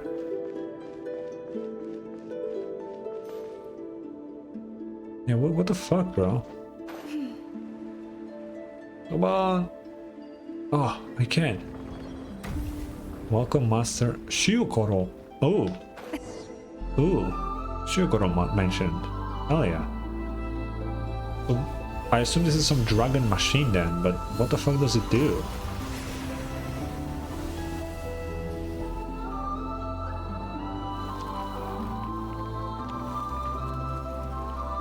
What a pretty song, dude. Oh, we're back down here, huh? Okay. Just like I predicted, see? As long as we follow the guidance of the moon goddess, everything will fall right into place. Well, if you say so. But are we really sure it's a good idea to open up a place that's been sealed for centuries? Yeah, there are some frozen diseases in there, bro, for sure. Like in the glaciers, man. What? Oh, it would be totally fine. You've got the most trustworthy priestess of the Frostmoon Scions right here. There's absolutely nothing to worry about. Wait, Chrono, did you see where those suspicious intruders were headed? Damn, she's pretty. They took off toward the court of the first edict. Not many places to hide around here after all. You two, check on the seal. I'll inform the Lady Moonchanter. Let's see them trying getting away. Causing trouble in the sacred lands of the Frostmoon. They've got a death wish. The only way they're getting out of this in one piece is if they're somehow the Lady Kutar herself. Verna, still wanna tell us there's absolutely nothing to worry about? Yeah, that's right. There's absolutely nothing to worry about. Now that the seal's been opened, all we have to do is set a trap and wait for that imposter to walk right into our hands. I'm sorry, there's absolutely nothing, everything to worry about. I should never have messed with the seal. What do we do now? Help me, traveler, please. Oh god. Yeah, let's just check what's inside at this point. Well, since the seal's already broken, we might as well head in and take a look. But Verna, you better make sure to say sorry to everyone you dragged into this. Oh, a big chest. The world wishes you well. Also, I wanted to look. See, this has like moon phases, I think. Yeah. Interesting. Okay. Where am I going? Ooh. Oh. Something about this place feels off compared to what Paimon imagined a sanctum would be. It doesn't feel all that sacred. It smells kind of funny instead. Well, it has been sealed for 500 years, you know. Scientifically speaking, rusted metal giving off a blood-like smell isn't too surprising. By the way, the hymns say that before Lady Ayla sealed it, this was where all the Frostmoon followers held their ceremonies. So it's super sacred, really. Calling it super sacred just makes it sound less sacred by the minute. Oh, come on, don't get hung up on the wording. Look over there, that's the verdant crest. Legend says it's the sacred tree that witnessed the birth of the Moon Maiden. Oh. And that pool over there, if I'm guessing right, That should be the ever-flowing white spring. Blessed by Lady Isla herself, I mean. Okay. Velamo. I have no idea what the fuck that means. Do you really have to guess? Also, are you sure you didn't just make those names up? Hey, I might be a fairly reliable priestess, but even I've never seen these sacred relics from 500 years ago with my own eyes. Nor did I ever think I'd get to see something this historically significant. I'm so lucky, all thanks to you, traveling Paimon. Yeah, let's stay here for a bit. Yes, no problem. I'll do whatever you say, traveler. Just standing in a place does feel like a waste, though. Since we're here, why not take a quick walk around? I do want to do that. Waypoint. Waypoint. Ooh.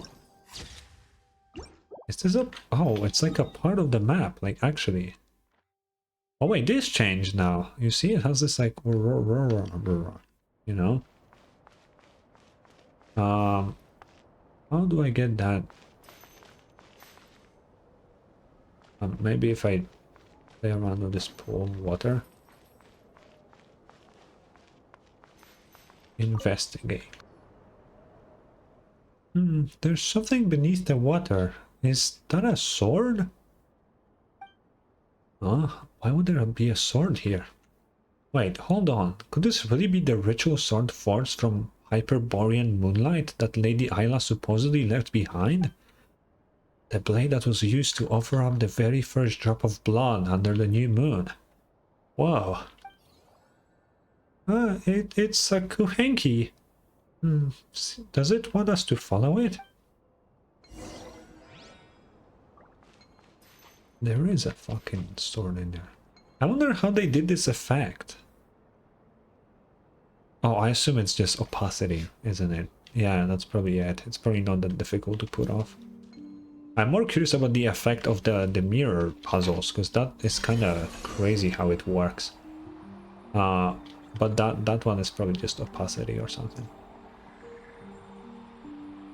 How do I get that Oculus?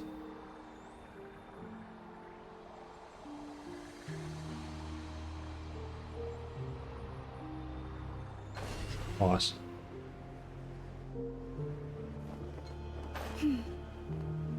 Oh, I didn't get it. No, are you for real? Wait. How did I miss it?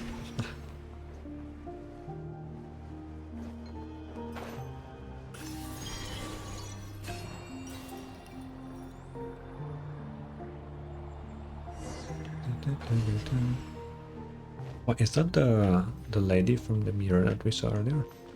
Hey, that's Isla. Okay, there's a lot of stuff here.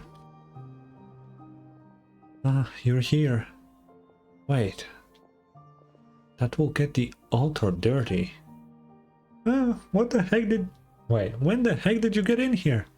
We are the ones who opened the seal first, right? Paimon, she's a ghost. She's see-through. What do you mean? Good thing the treasure chests are still here. Yeah, you're right. Wait, now's not the time for that. So, just who are you, Miss Priestessy-looking priestess? If I may, I suspect she's more of a what than a who by now. Don't say creepy stuff like that all of a sudden. Are you saying she's a... No, that's not what I meant. There's no such thing as ghosts. At least, I think so.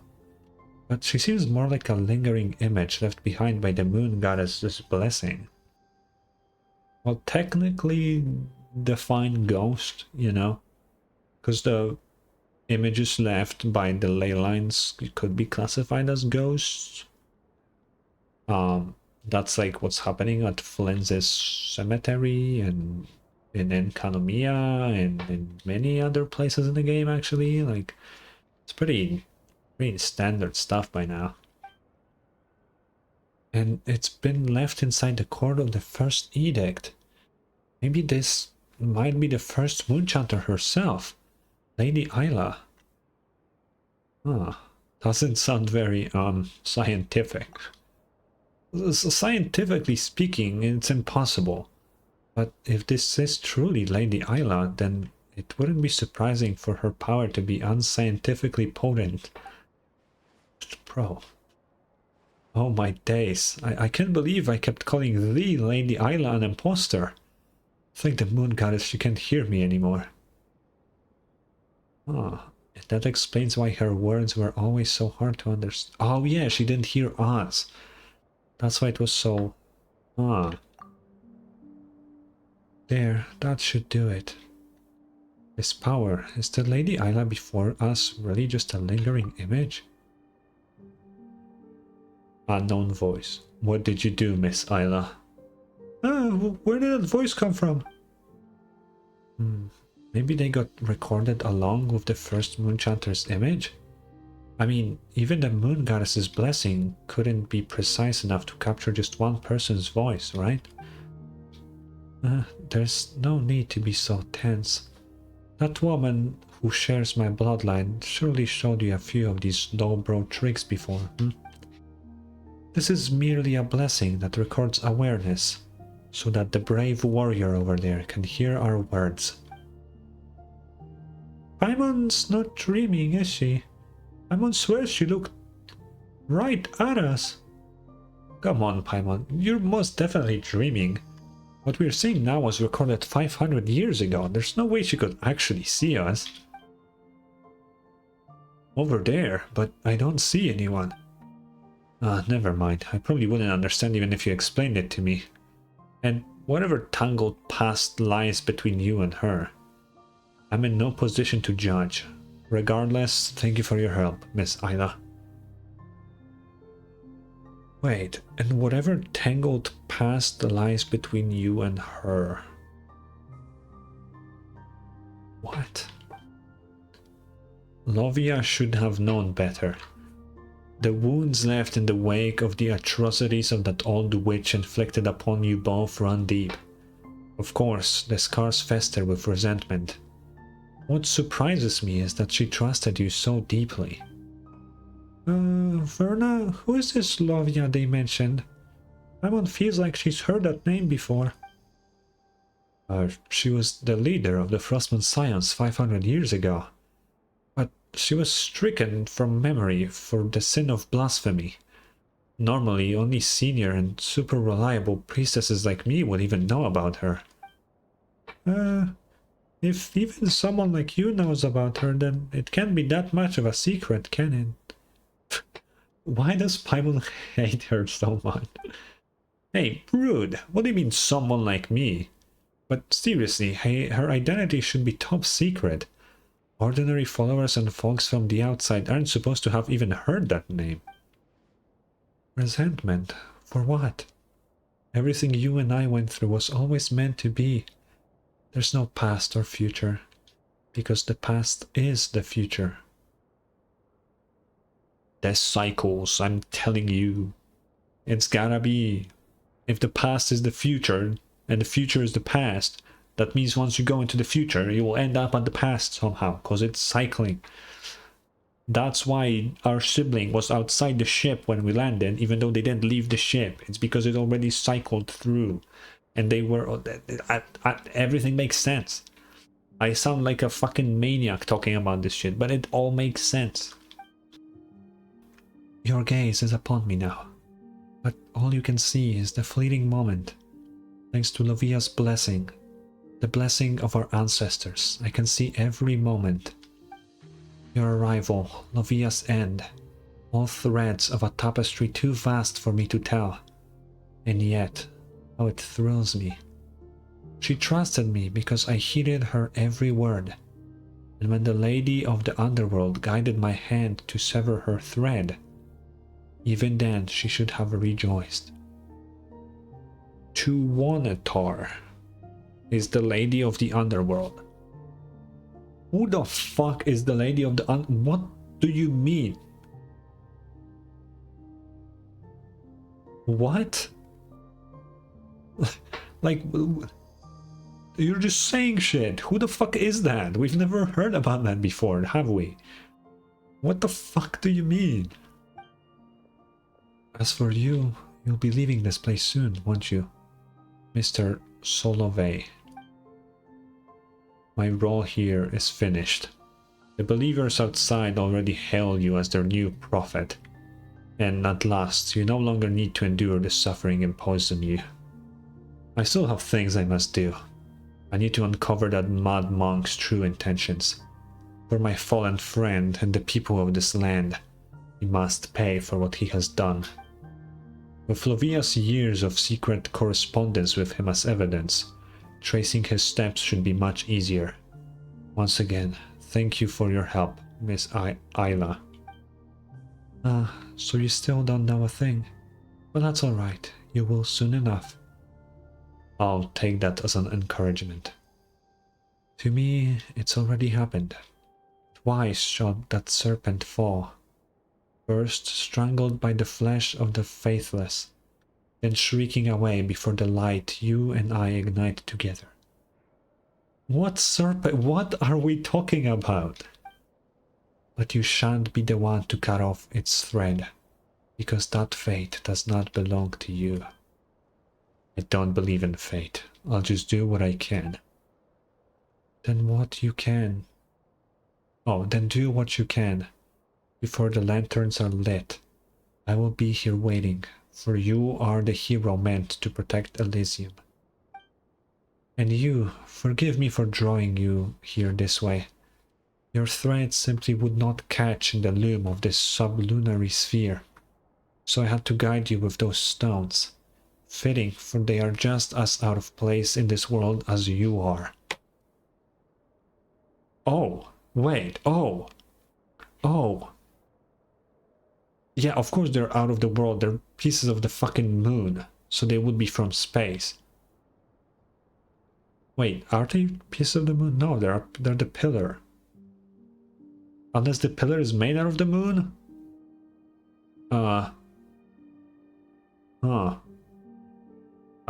Sure. Yeah, sure, let's go with that. So she's clearly talking to us, because we are from space, we're not from here. And she's talking that our threads do not catch in the loom. Is that because we are the sender and that looping doesn't affect us? Maybe. You know. Yeah, it totally wouldn't, right? Because Irminsul has no effect on us. Like, we remember everything that is changed. So I assume we wouldn't reset with it.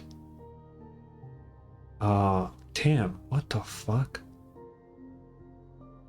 Okay. Verna, what's going on? Are you still sure she isn't talking to us? Wait, okay, if Ayla said that she knows the future because she knows the past, because it's the same, she might have seen the future that we stand here, and that's why she can talk to us. But wouldn't that mean we already looped once? But that didn't happen, we haven't yet. Our sibling probably did, but we haven't. Unless this is meant for our sibling, but because they already looped and they changed their ways to now be with the Abyss Order, they're not here, but we are here because we're going through the same journey that our sibling did. So all these messages... I give up. Well, not anymore. Those stones we saw earlier only fell recently. How could Lady Ayla have known about them 500 years ago?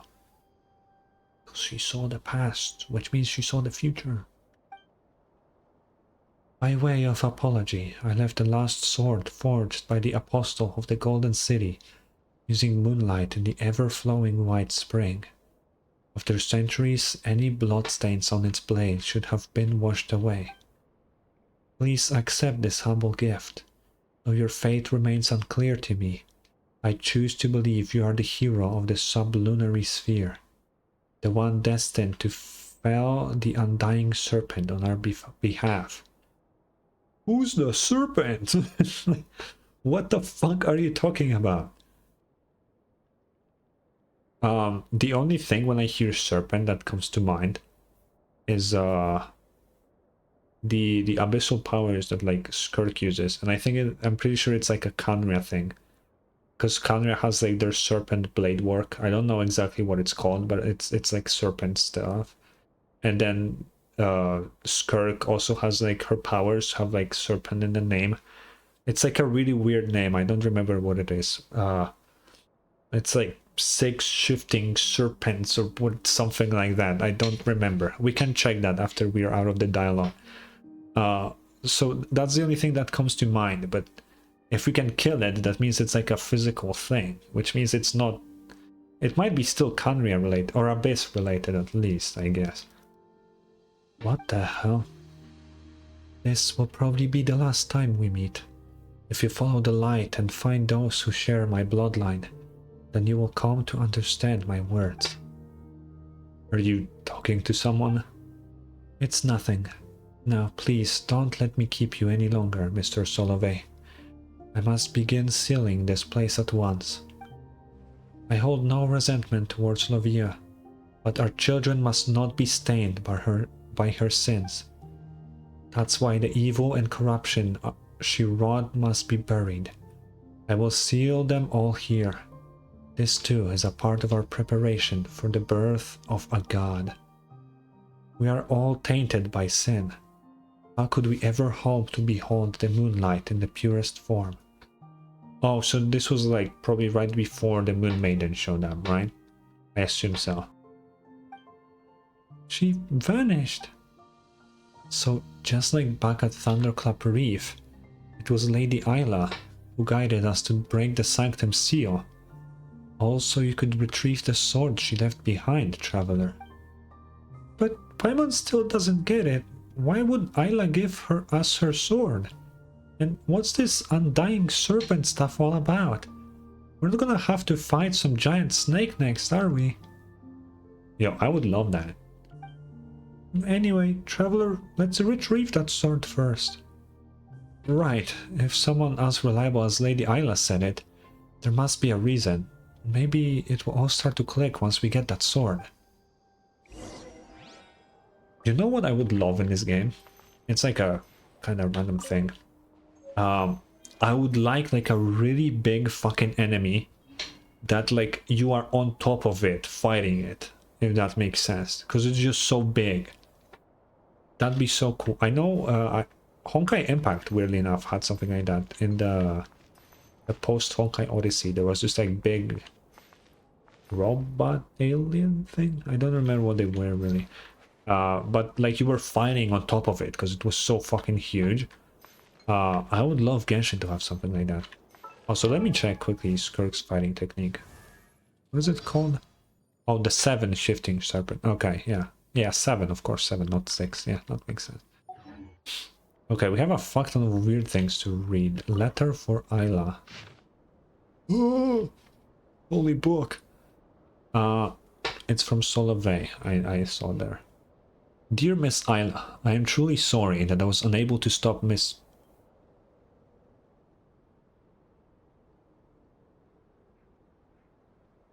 What?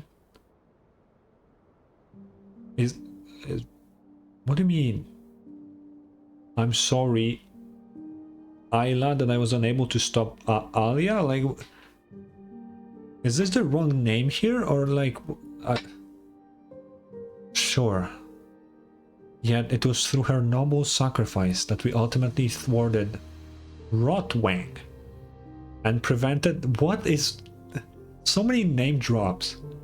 And prevented the loss of countless lives. Now I finally understand why she pretended to be my close companion. I hope to speak with you about this in greater detail when next we meet, though perhaps by then you will already know more about all this than I. I shall not presume to judge, nor shall I attempt to alter your opinion of her, but I ask, if nothing else, that you allow me to honor Miss Alia's final wishes by sharing her words with you. She asked that I render all possible support to you, which I surely will. You are my benefactor, after all, and that I really... What? I relay this only as she spoke it. She hoped that you would go on to live a life of happiness and freedom. As for the arrow of Ter Bicuranas, that you mentioned in your last letter, it truly holds the power to dispel the pitch-black calamity, and if you are willing to share it with such selflessness, then on behalf of people of Nod-Krai, please accept my deepest gratitude. Should, as you foresee, Rotwang indeed rise again from the pitch-black filth, then our successors, an order I am considering naming the Lightkeepers. Oh, so Solovey made the Lightkeepers, okay. In honor of the flame you have kindled, will stand ready to vanquish the threat once more, armed with the technology you have so generously gifted us. We can speak of the details in person whenever you are free. I understand all too well that Lovia's passing, the Frostmoon Scions have been left with countless matters demanding your attention. Yours sincerely, Solovey. Okay, wait.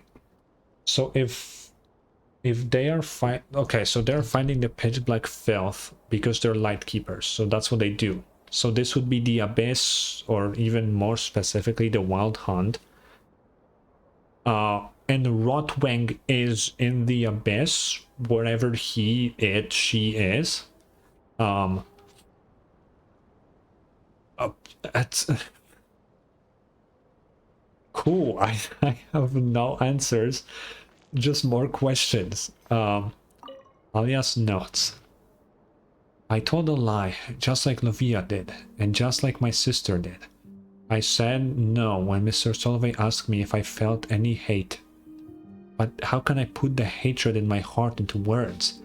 How would someone as kind and sincere as he is ever understand such horrifying malice? No, I cannot think this way. And no one needs to know. Mr. Solovey does not need to be troubled with such trivial things. No one is obliged to bear the weight of another's suffering, which they have not experienced. And even if they truly were willing to listen, and even if his kindness were to move him to tears, what would it change? I would only end up bringing needless pain to another tender heart. In the past, the present, and the future, across the countless threads of fate that Lovia once let me glimpse by mistake, the only ones who shed tears for the misfortunes of others are kind souls who ought to be smiling instead. And since the sublunary sphere has always been one where good is repaid with cruelty, the least I could do is spare him a sorrow that does him no good. Wait, so who the fuck is this Lovia person that she can show people the fate? Especially threads of fate. Like, who is this person? What the hell is actually happening? Once upon a time, I despised lies, yet now I find myself speaking them with keen intent. Maybe the something of the past dozen years or so has been punishment for this very moment. But that does not matter anymore. From the noble lady of Salt to the scions of Guraband's genie, there have been plenty of instances where the innocent have suffered the gravest of punishments, let alone a sinner as steeped in something as I am. If a silvery white thread has already found its way around my neck, I may as well bear the weight of still more unforgivable sins by myself, so that the children who remain untainted may be spared. Okay, Lady of Sol is a crazy throwback all the way to Liyue. There is this like little place. I can show it on the map once I read this. Gurabajini was I don't remember that much of the fucking desert quests, I'm gonna be honest. All the Deshret and Gurabad stuff was so confusing to me. Really hype, but really confusing. I just know that there was this really racist genie and we have it as a pet. Anyway, what was born of the Frostmoon must return to it. All the walls, towers, fortresses, and temples must be torn down. save for the great pillar raised here by the Dragonborn. That is the sacred sanctuary where our ancestors found refuge. Prolonged isolation and seclusion serve only to nourish fleeting ambitions and hollow delusions. Let it be reverence for nature, kindness toward outlanders, and those virtues in which none believe, and not the pride of the dead, which set our threads apart from theirs. Only then will there never again be another Novia or another me. Decades from now, a new moon goddess will be born. Oh, the irony of it. Novia's long and desperate quest was, in the end, for nothing. Even if something had borne the sacred heirs as foretold, and not the man who abducted my sister, the one who should have been our sovereign would only have created even greater chaos in Snezhnaya. The birth of the new moon had nothing to do with anything she did. She could not even foresee the coming of that maiden, and nor did she know that the Holy Throne had never truly been broken. This feels really important, but I cannot gather anything from this. Especially the Holy Throne, like what? Oh god, okay. I do not know if I will live to see that moment, for my own thread is hidden from my sight, but I pray that I will not. Those tainted by sin do not deserve to witness the moon's pure light. In any case, people must come to believe that the new moon takes delight only in kindness, friendship, and mutual aid, that no other prayer or sacrifice will ever please our goddess. This is what they must believe, because if they do not, then no matter how noble the ideal, it will only wither and fade into the filth that lies beneath the moon. The threads of the gods are too bright for me to follow, and I cannot see where she is headed, but at the very least the Frostmoon Scions who have been redeemed in her name must ensure that the power of choice remains hers alone. No one should ever seek repayment or reward from her, and she must never be molded into the perfect deity others wish her to become. Daughter of the Frostmoon, maiden of the new moon, may she one day behold the dream of true happiness, and may the Frostmoon never forgive my sins, for I have cursed her name more times than I can count. These are some crazy texts that are hurting my brain, but I love it. Also, as I said, the Lady of Salt, she's long dead, but you can find stuff about her in here. I don't know if the entrance is here or here. I think it's this one, but you can find stuff there if you wish to. Letter for Novia this time. There's so much text in this little room, holy fuck. Wait, this is from Rotwang. To the most holy and venerable Lady Novia, I pen this letter to account for the tragic event that transpired earlier. You asked that I send people to welcome the Holy Lady, and I did exactly as you instructed. But that poor girl, alas for her great beauty, failed to grasp the kindness behind your gesture, and seized by some terrible impulse she took her own life on the spot. For this terrible, irreparable loss, I can offer only my prayers. I pray that your compassionate goddess may ease your sorrow and keep your noble heart from breaking, despite the way of this grief. You're talking about the Lady of Salt, Cody? Hell yeah, that's like old shit. That's why I love Genshin lore, because you're like reading something and then you suddenly get flashbacks to things that they told you about 5 years ago. Like, still the craziest thing to me that they did with the fucking Mergenvari was when fucking Angel just casually gave us the Lava Walker flower, proving that he is the Lava Walker apparently, which is an artifact set back from 1.0. Like, are you serious? I didn't realize that when I was playing through that quest, but then later I was like, damn, that it really has been there since the very beginning. It's actually crazy. Sampo Mail.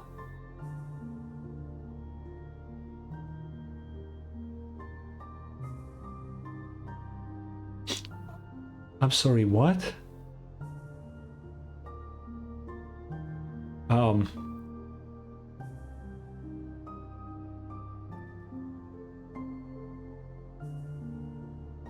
I need to...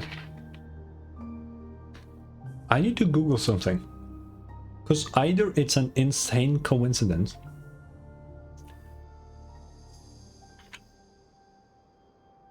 Does the word... Is there a word sample? Oh, Finnish mythology. Wait. A magical artifact or a mystical machine that creates endless wealth and prosperity.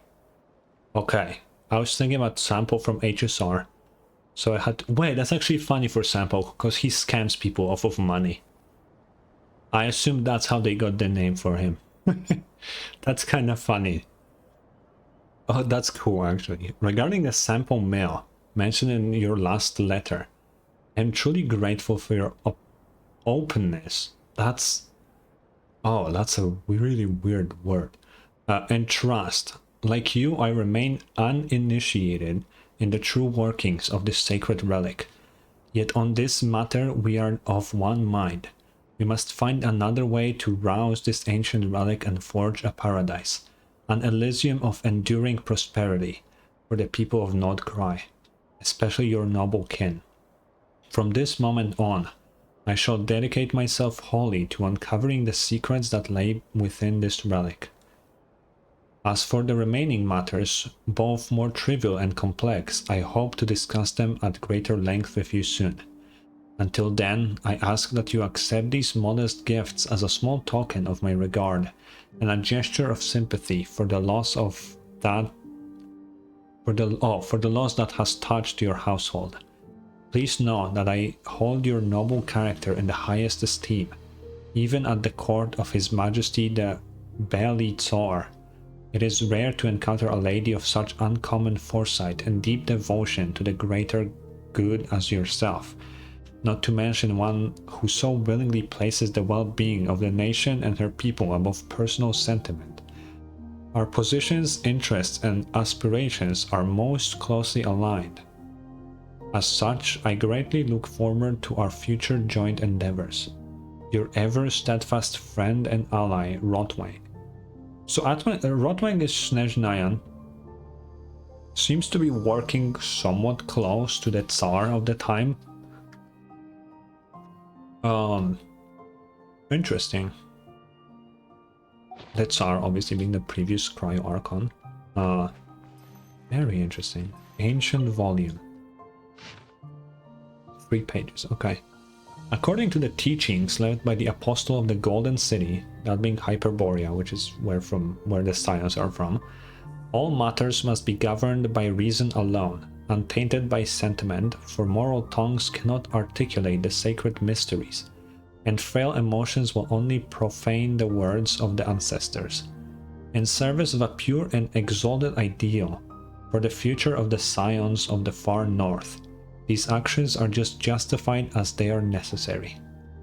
This decree has been approved by Lovia, humble handmaiden of the Frostmoon and the something, the Archpriest since the fall of Hyperborea.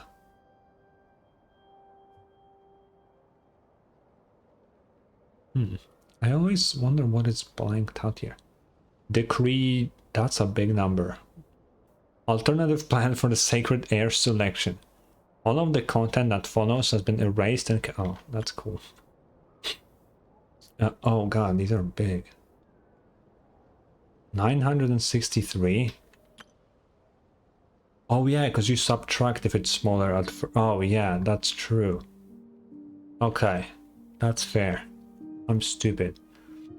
In accordance with the teachings of the Apostle of the Golden City, all matters concerning craftsmanship and sacred rites must be recorded without the taint of personal sentiment, for moral tongues cannot articulate the sacred mysteries, and frail emotion would only profane the words of our ancestors.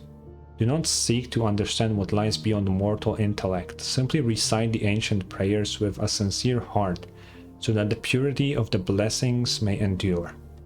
This decree was issued by Saredn,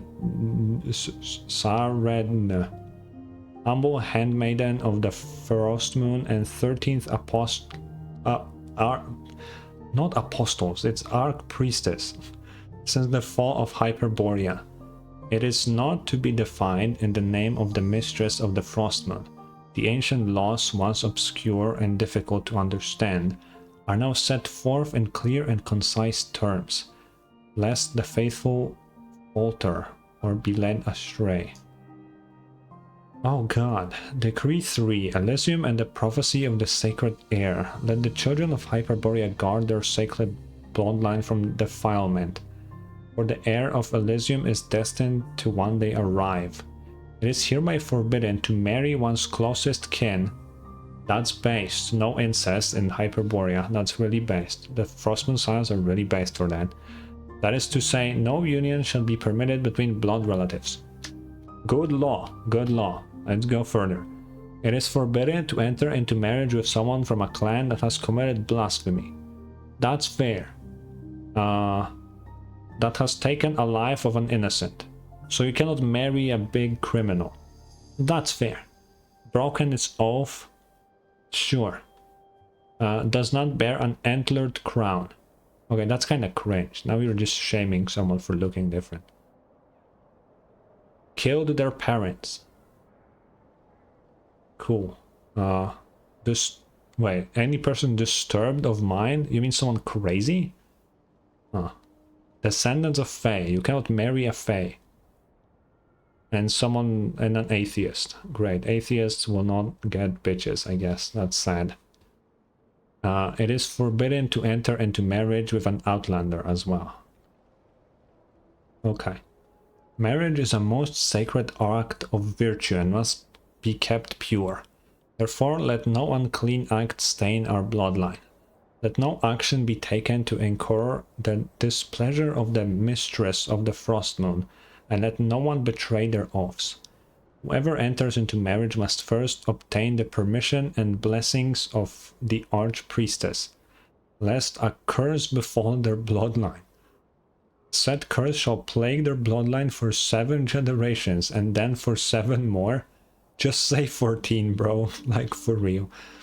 Whoever breaks this oath shall have their horns severed with a silver blade.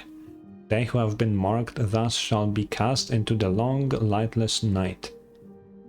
Hear now the ancient prophecy. In the fullness of time, Elysium shall come, and with it the sovereign ordained to rule over it shall also appear.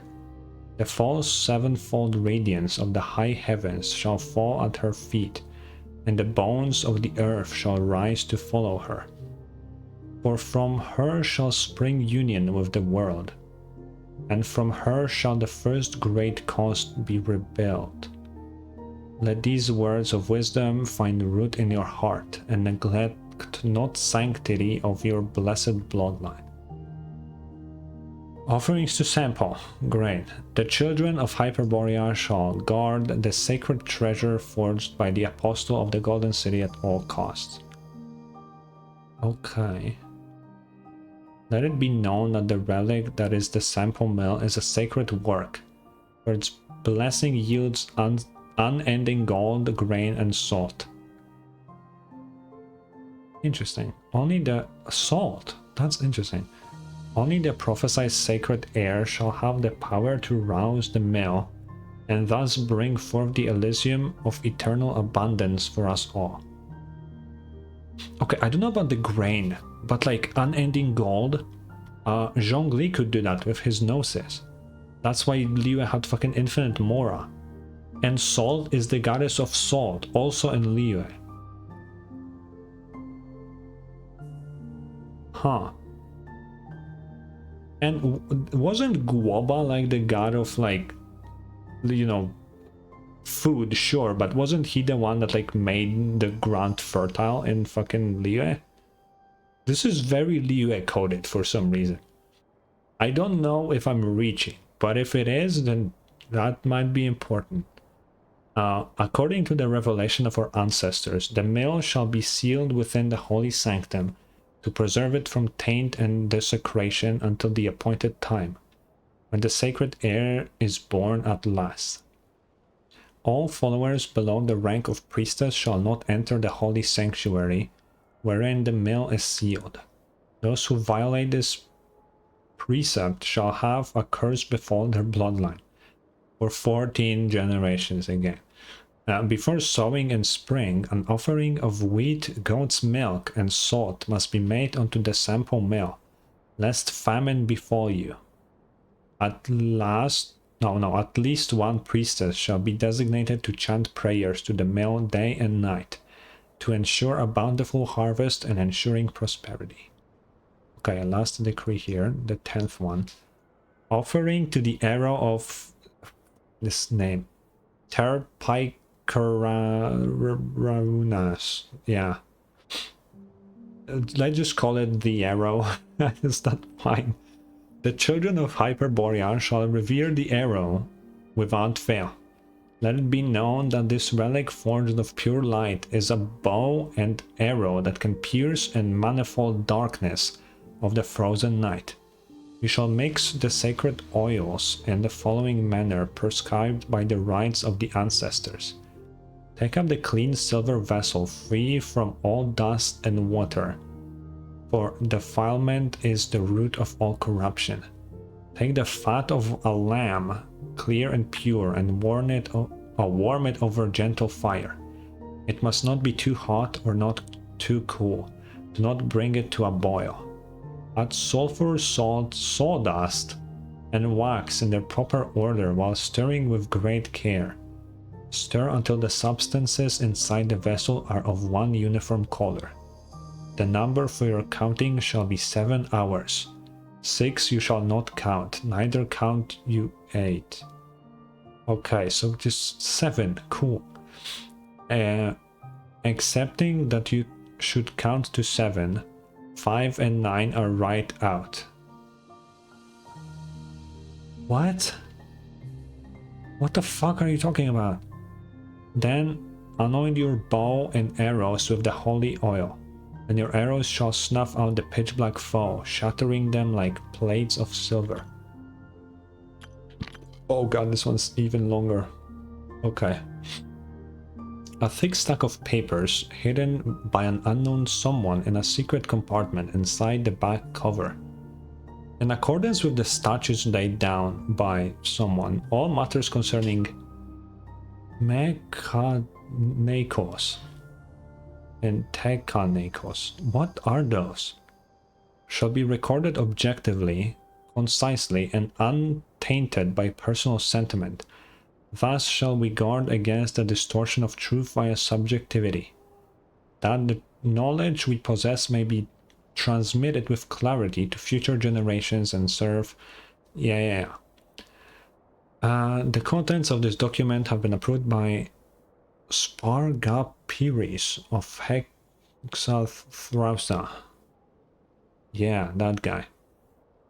What? All members of the order, beginning with the executive priest, shall commit its contents to memory and observe the prescribed procedures without deviation, until the reconstruction of civilization has reached 5/7 completion. Okay. If these words have reached your eyes, let it be known that you have completed the foundational disciplines of these things, and are hereby elevated to the rank of executive priest. Congratulations on an order. Regrettably, your newly acquired title is not a privilege but a burden of duty, hardship, and silent suffering borne for this realm and the countless lives she shelters. You are destined to offer all of your youth and your life to preserve the last embers of civilization. Yet even with your final breath, you may never behold the Frostmoon's radiant light, nor see the dawn break once more upon our beautiful homeland. For the lights of the far north have been extinguished, and countless generations are condemned to cower in darkest night. No miracle has ever graced this tainted sublunary sphere, and tears have never delivered our kin from sorrow. Then what purpose, if any, lies in all that you shall do from this moment hence? I suppose then it is for an eternal dream. A dream of countless tomorrows, for an infinity of futures yet unborn. Only through our blood, our tears, and our toil shall our children be granted the chance to behold the glorious era and the lost Elysium we once knew. On that day, none shall weep for suffering, nor fear hunger or cold. All beings shall love one another as brothers and sisters, and all shall dwell in joy and peace. This shall be our final and greatest dream, that our kin shall no longer be mired in superstition and barbarism. For the hope once envisioned by gods and mortals alike, we must push forward. There's no path but through. Sear these words into your mind before you proceed to read the assessment, records, and operating procedures. Hold fast to your dream of tomorrow and let not its light be dimmed by the dust of neglect. Oh, okay, so this person is like an archpriestess as well. Oh, whoa. Where am I? Okay, final evaluation of bloodline selection and purification. On evaluation and confirmation by the acting archpriestess and the senior executive this priestess, the Seed of Life project from the Hyperborea era, henceforth referred to as the Sacred Air project, has been deemed to no longer be viable within the bounds of its original planned parameters. The priest who led the project, Vinda,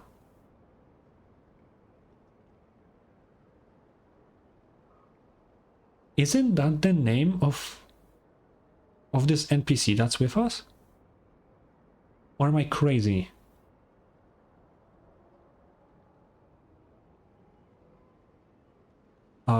Okay, has passed beyond, and the essential Taikos, whatever, process and apparatus require for its continuation were lost in the fall of Hyperborea. These include, but are not limited to, the process of... Okay, this doesn't really help. Cutting and modification, creation and reconstruction, process which were of the Fae, and editing process. The aforementioned Taikos processes are at present irreproducible. Okay, after due deliberation, the following alternative protocol has been deemed acceptable. The purification of existing something is to be performed through controlled artificial selection, using methods primitive and inefficient. The phenotypic stability of each generation shall be recorded. Then, from this data, the most suitable pairs for union shall be identified, and non-coercive means employed to persuade the parties to join in union. Should persuasion fail to meet the criteria detailed in this manual, promptly proceed to the next priority match and continue in like fashion. To minimize risk of disease, the bloodline proximity index of all breeding pairs shall not exceed something. Accordingly, no individual shall be joining a union if they share common ancestry within 5 generations.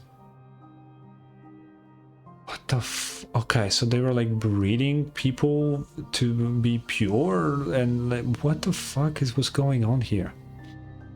This course of action is expected to yield outcomes approaching the original objective after however many successive generations of refinement and selection.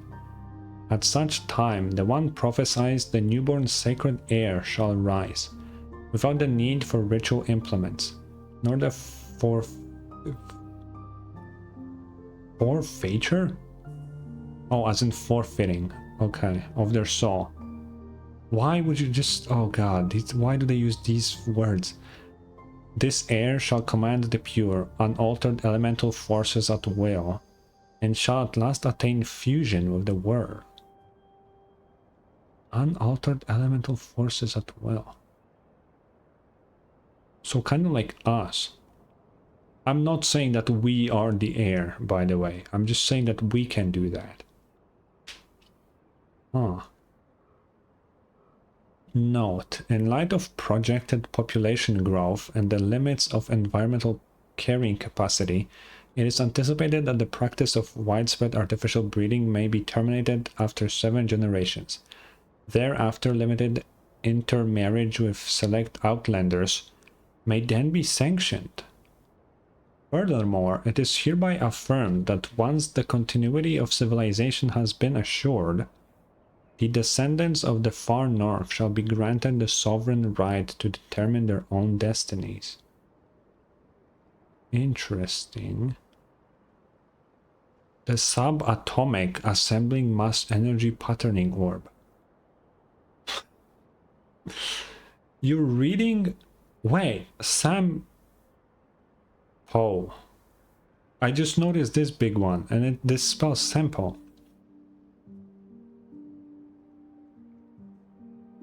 So it can create gold and stuff? Because it on a subatomic level changes...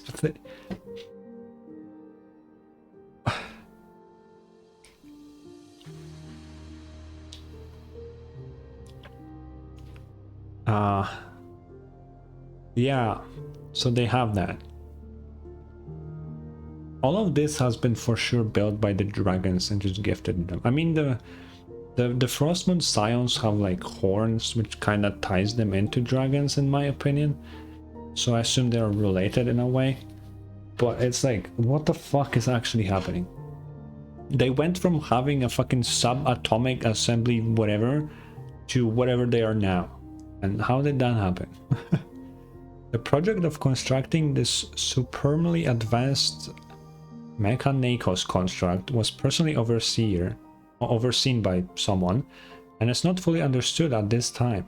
It was designed to reconstruct matter at the subatomic scale, or to transmute matter directly into stable energy, which would then be released in the form of whatever. Of all the known highest tier Mechanikos constructs dating to the time of Hyperborea, only the sample has endured to the present age. Its structure remains largely intact, granting it immense symbolic significance. However, a formal evaluation by the acting Archpriestess and the senior executive Mechanikos Priestess has determined that the device in its current state is no longer functional. The collaborative control module connected to the device was lost during the fall of Hyperborea, and cannot be replicated with existing technologies. In the absence of this module, proper activation of the sample is impossible, and it is presumed that even a forced restart would fail to correctly reconfigure said device. Refer to appendix for more detail. After due deliberation, it is resolved that the device shall be sealed indefinitely, with no re-evaluation of its activation viability for a period of however many generations. All personnel without explicit authorization from the Archpriestess may not breach the seal. This will prevent unnecessary accidental damage to the device. Note: the senior executive Mechanikos Priestess, Arya Paithea. Arya? One of the moon goddesses? Am I reaching? I might be, but I mean, it's in the name. Like, it's right there. Has proposed a theoretically viable bypass protocol, namely the controlled input of some sort of realm energy, or, okay, light or dark realm energy, I assume. At a specific carrier frequency, which may circumvent the collaborative control module and forcibly initiate the sample. Upon formal evaluation, however, the proposal method was determined to pose unacceptable safety risks, with the probability of system destabilization and ensuring something exceeding. In light of these findings, the original decision shall stand. Protocol 10, the arrow. The arrow. The subject of the project is a low-tier Mechanikos device of the Hyperborea era designed to solidify some sort of realm energy. I assume light, because it was kind of into a semi-crystalline polymeric form. Once stabilized, the material is subjected to a high-frequency spiral acceleration, and subsequently launched, thereby purging a designated area of Dark Realm energy contamination. Because it said that the arrow destroys darkness earlier, so it clearly uses light powers to purge the dark, right? It's okay. I don't know why they... Did they really had us connect the dots? Like, really? Like, you could have just spelled that. It's pretty simple.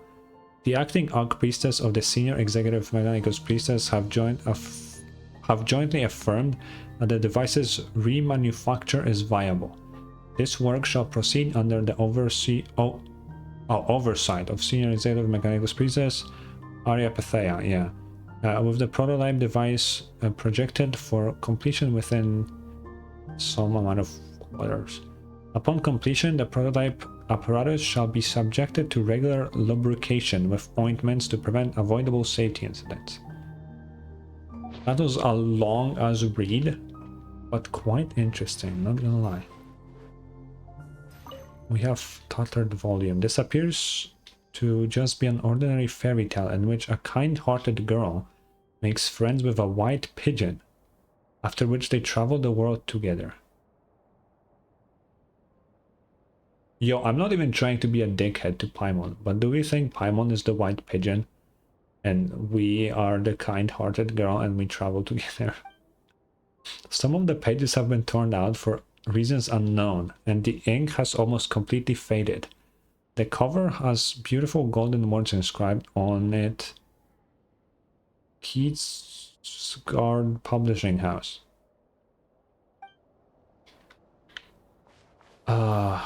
Okay, wow, that was a lot to go through. Did I get everything? I think I did, right? There's 5 things, so we're good. Oh, wait, the sword is out now. This must be the sword Ayla was talking about, right? How about it, traveler? Did you figure anything out? Paimon, quick, run! The power in this sword, it's overwhelming. Traveler, what's happening? Hang on. Your acting is terrible. You can't start laughing halfway through your own prank. And quit scaring Paimon at a time like this. This looks like we really will have to investigate this whole place, huh? But if we hang around too long, Ruth, Uncle Croto, and the others might find the entrance too. Actually, with all the noise we made just now, there's probably no one on this whole island who hasn't been drawn this way. Fine. Guess we've got no choice. We've got the sword now, and Lady Ayla didn't exactly tell us what to do next. Let's get her off here first and figure out the rest later.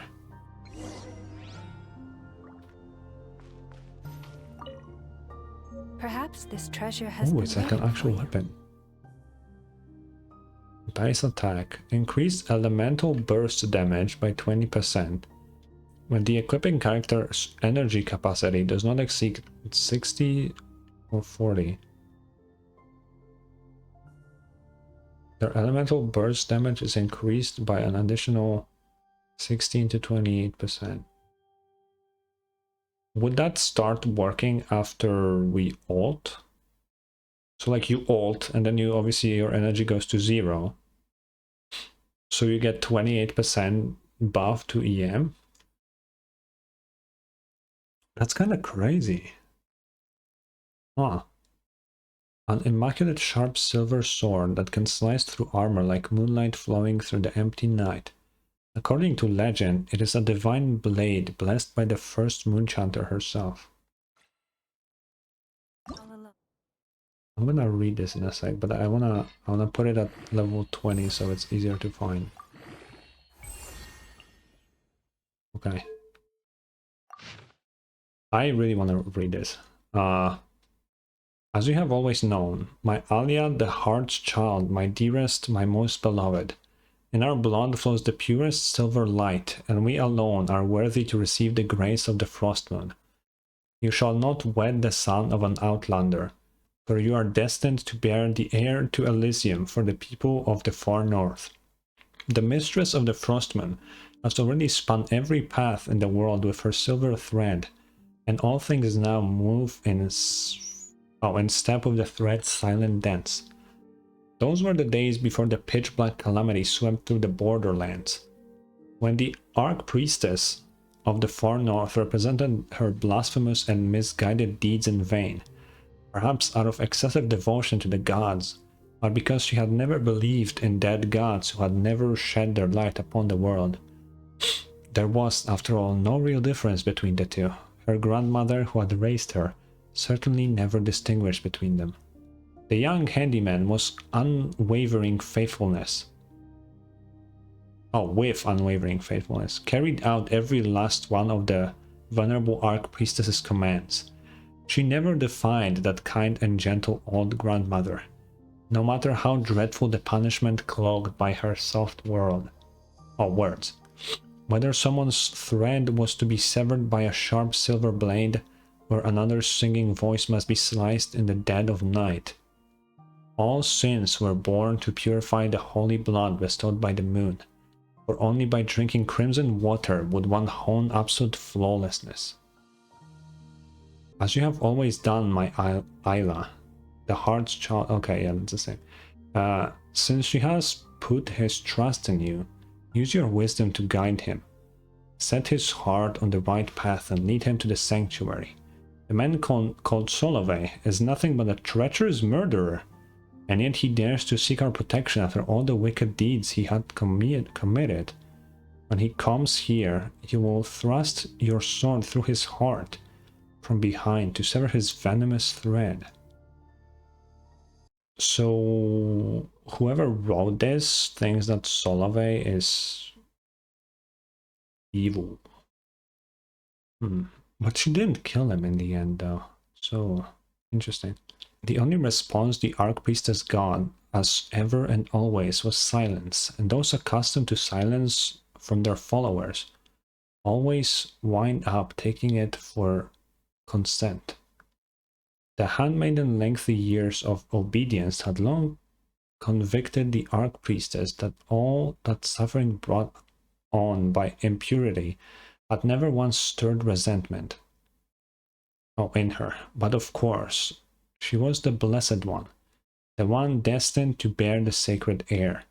Of course, she understood that the sacrifices she offered up were in service of the decree 1,000 years in the making.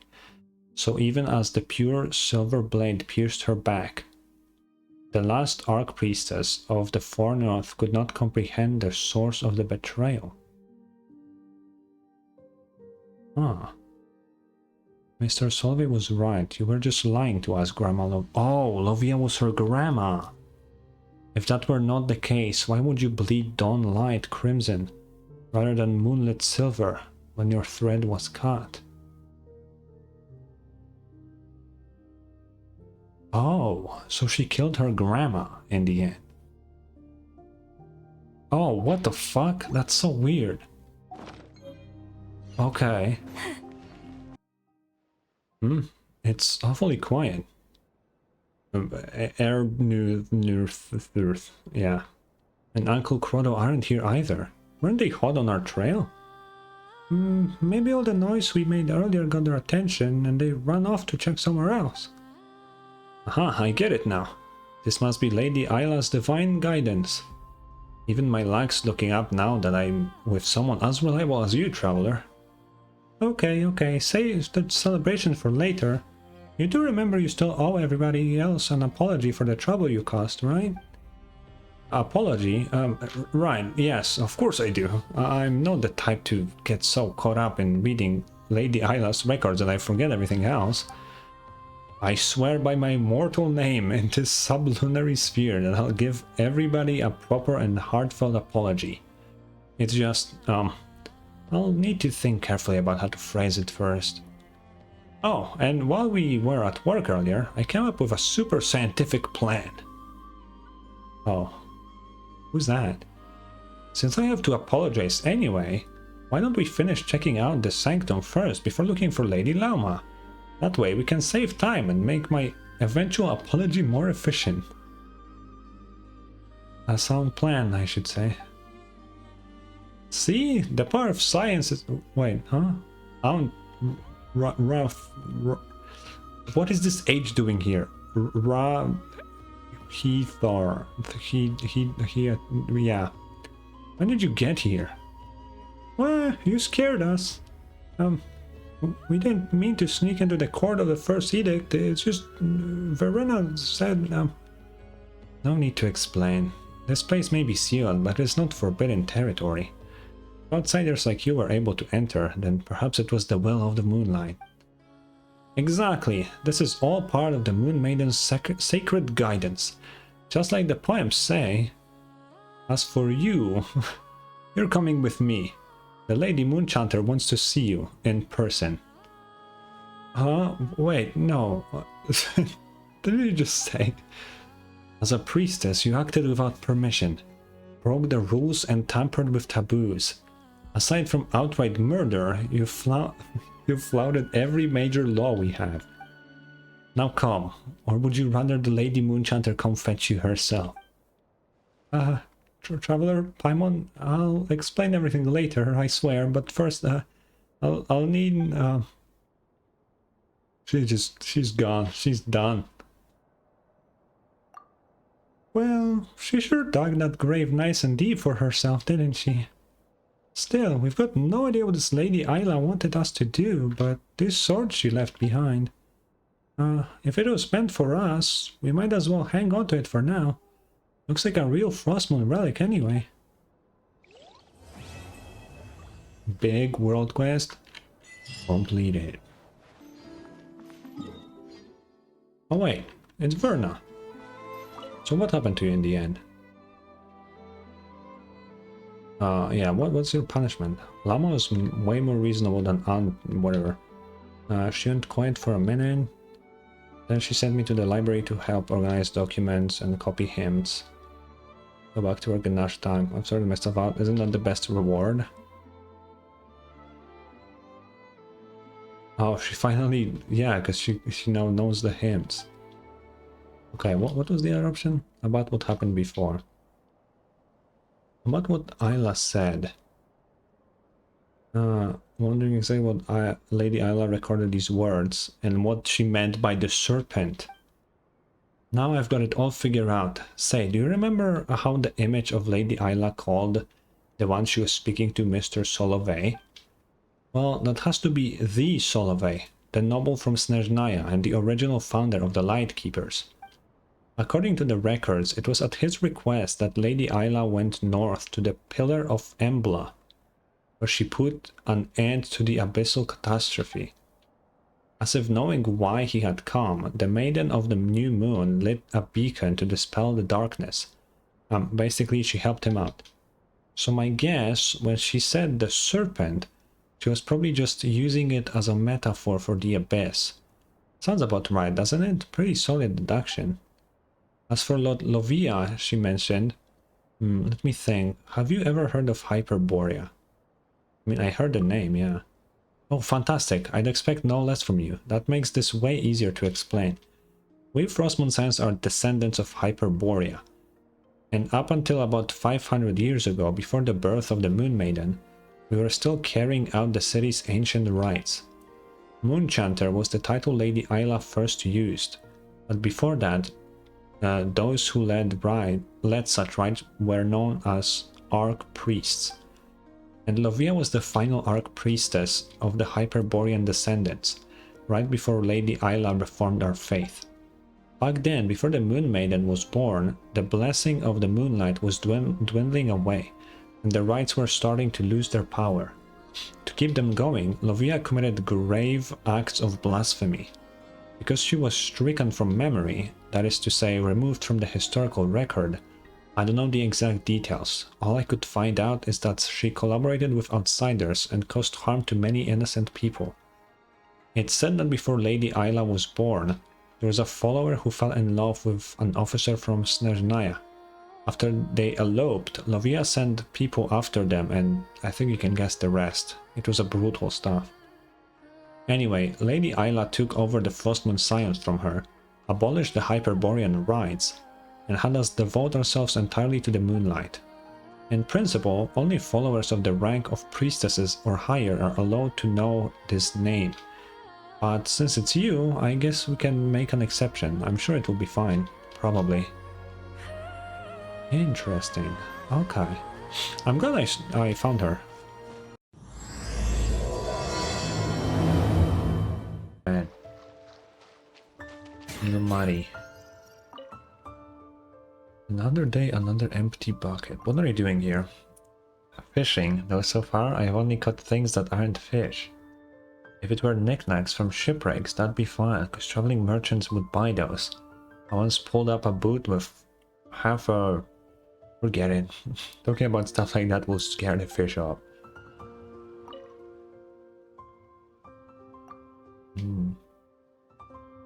That great treasure, they say, lies east of the moon and west of the sun. Doesn't take much to know this isn't the place to find it. East of the moon? South... what? So saying that there've been a good few shipwrecks in these waters. There may well be treasure beneath the waves. Not that you'd find it easy to get at.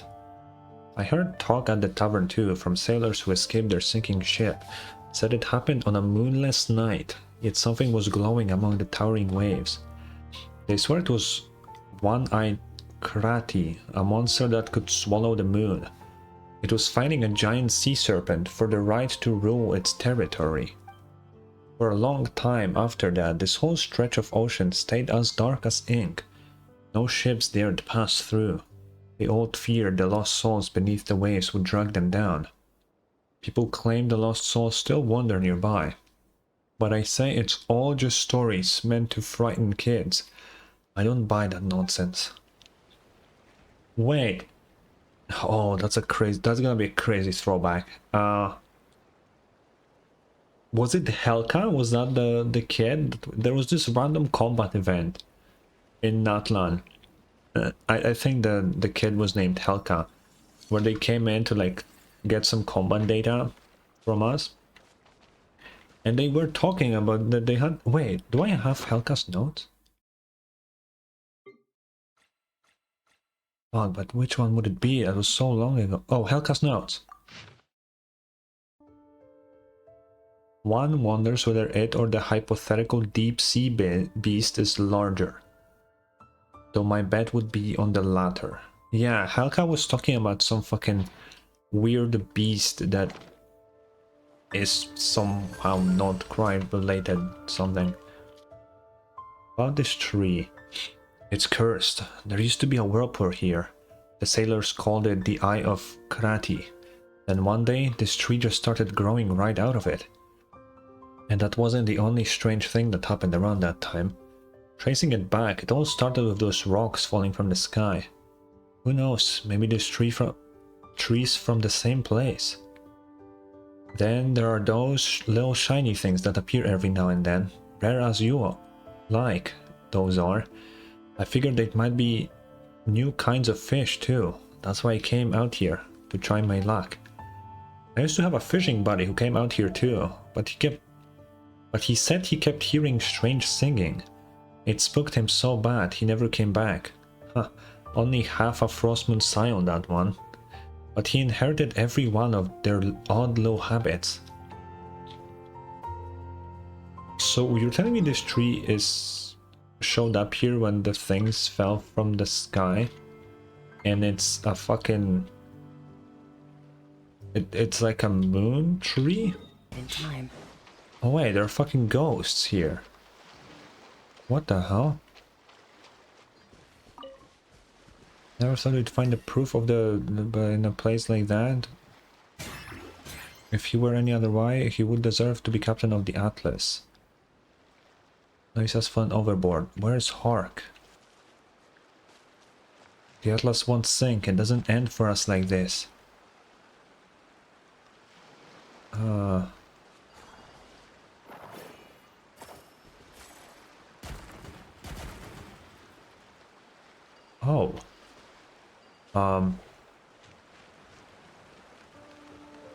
What the You know what, if it's a big world quest, it's just one, right? It wouldn't hurt nobody. Traveler, do you feel okay? I was getting a little dizzy over here. Paimon thinks she just heard someone talking. Is this a big world quest? Of course it is. Wait, it's related to the campfire story though. Ooh, you know what?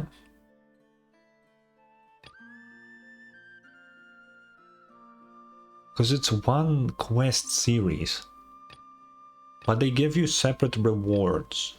So I don't think it matters which one we will do first, right? Yeah, fuck it. Let's go. Mama's in the sheepfold. Don't be scared. Don't be worried. Take my tattered cloak. Dance now. Don't stop. Huh.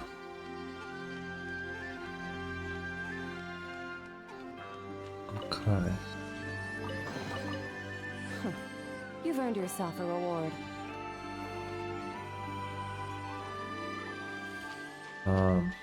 This is very strange.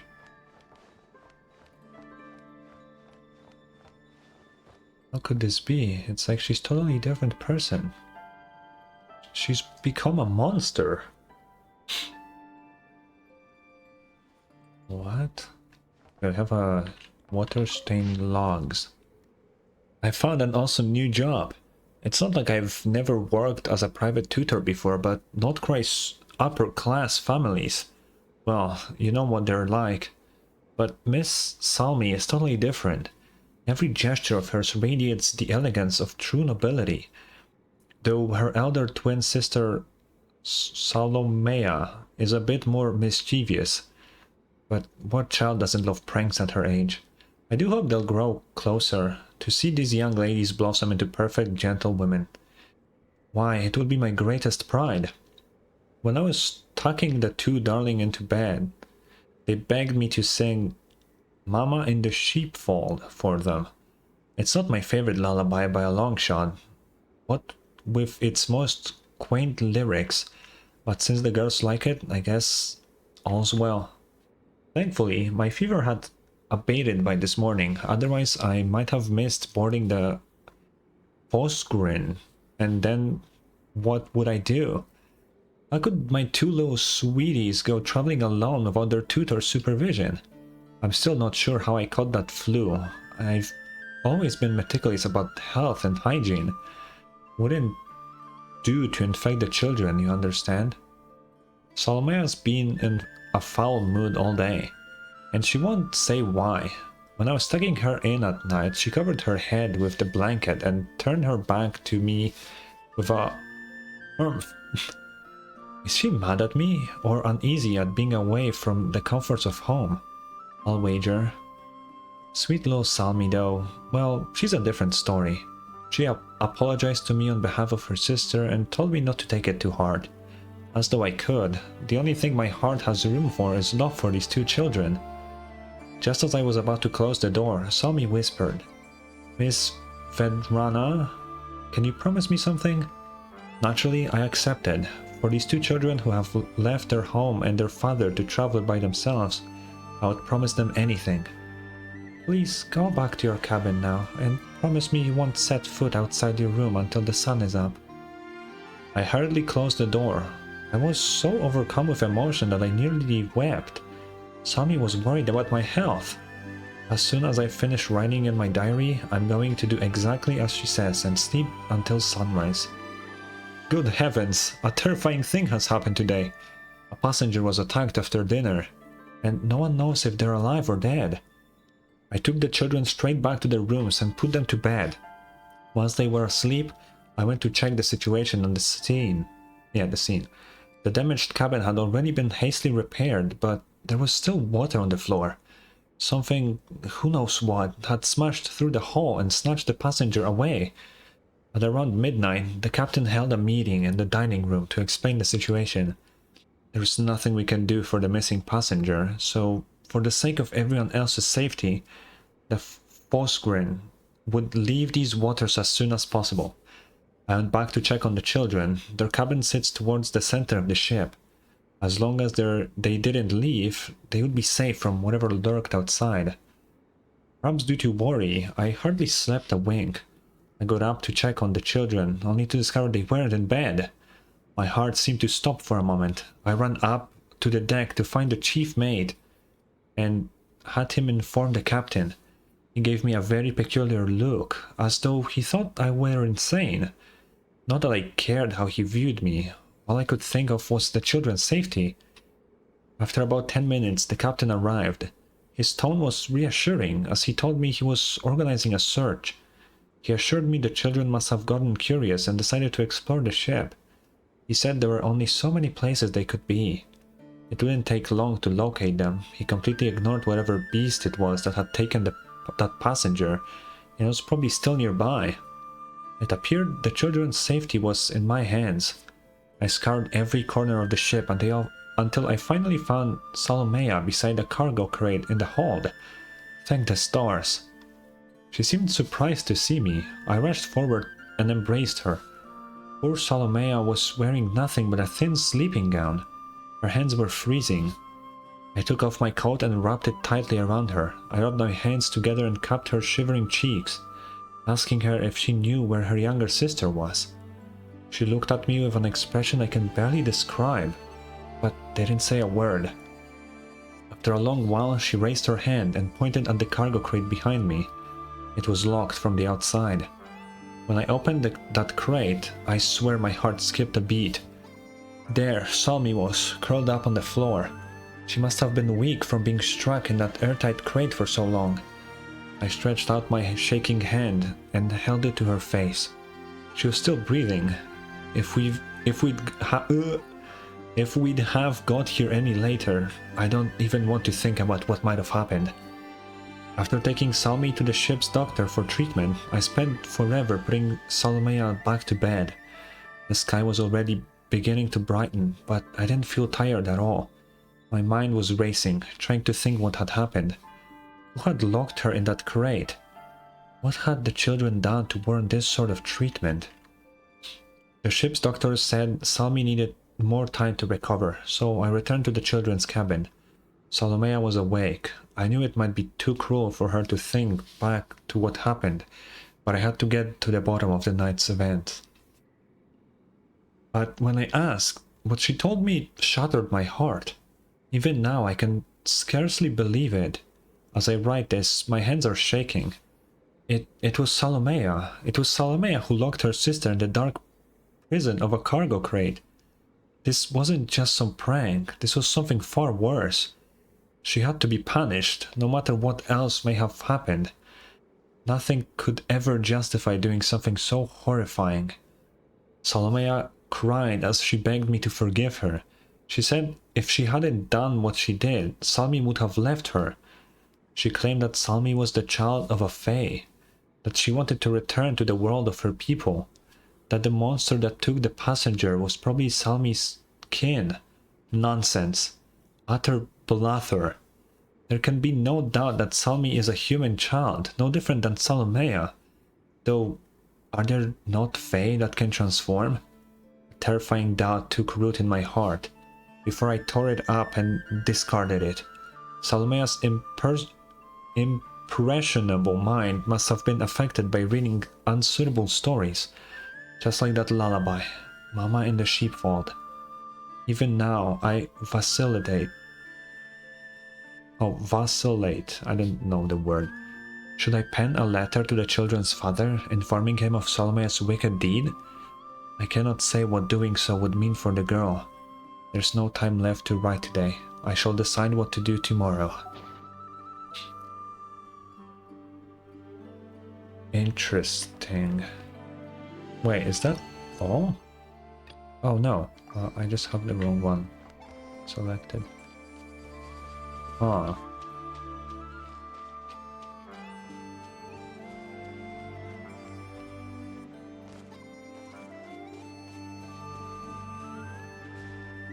Oh. Wait, how do I...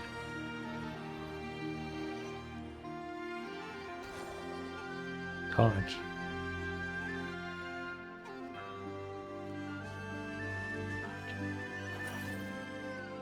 Oh, that's what I need.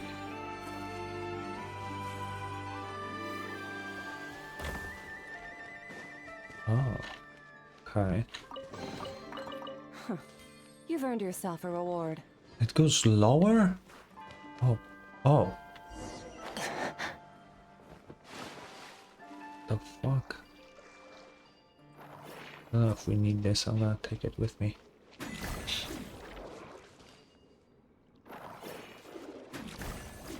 Oh, you fucker.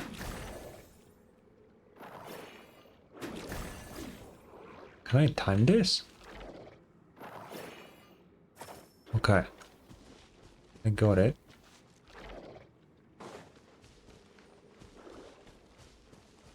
Okay.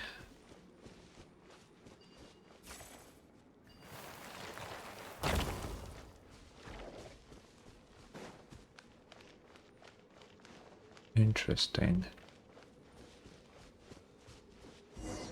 Oh. Wow. There's a bunch of those shiny little things we saw earlier. Wait, where are we anyway? Could it be we've circled around to right under that weird tree? And those green things, what even are they? Okay, let's see what this ghost has to say. You mean your daughter? That question's a bit tough for me to answer. But I do have a sister who's much younger than me. Kids her age can have all sorts of ideas. Oh, that's all he had to say. Oh wait, the ghost guy moved. I didn't realize. The captain won't help us. Chief Stalanov looks like this fort. Oh fuck, I can't read fast enough. I'll find him. Oh wait, water-stained investigation notes. Oh, we have victims. A lone shark. Died a violent death with multiple stab wounds. Head of the Black Spruce Trading Company died in a freak accident, buried by an avalanche. Suspects: former rail worker, lost everything due to this guy's exploitation. Second in command at the trading company, has recent disagreements with Jakub. Okay. The two suspects with the most compelling motifs have had airtight alibis, stemming the investigation. However, precisely because their alibis are so perfect, it raises suspicion that something else is going on. Two apparently unrelated cases, but with motives linked to the suspects in the other case. This can't be a coincidence. Dmitry and Kozlov come from vastly different backgrounds. Their lives and social circles have no overlap. There was no clear thread to connect them. However, upon investigating Dmitry's associates, I discovered that when he was working as a locomotive engineer, Kozlov also served as an ordinary crew member on the same line. Clearly, Kozlov was not proud of his job, and he concealed this part of his past when he joined the Black Spruce Trading Company. The two were reunited by chance during a train breakdown, and due to one's past grievances and the other's desire for power, agreed to work together. Dimitri's used his inside knowledge to manufacture a natural avalanche, staging it as a tragic accident, while Kozlov used his own tried and tested methods to lure Plekhanov and to an abandoned warehouse and kill him.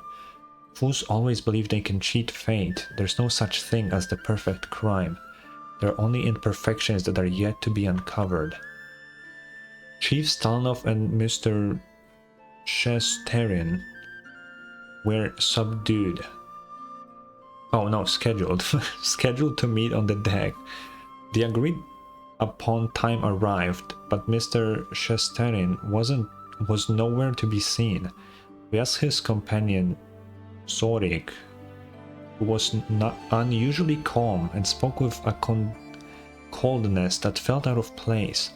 He claimed to know nothing of Mr. Shesterin's whereabouts, but when told his cabin might be searched, an almost undetectable sense of panic seemed to flash across his face, before quickly donning a mask of concern.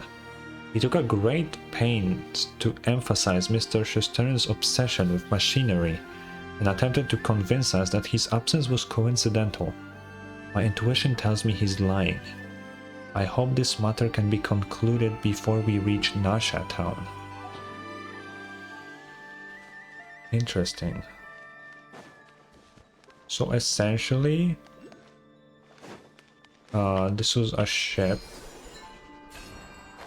from, I assume, Snezhnaya, trying to reach Nod-Krai, and they crashed for some reason, and that's why all of these things are here.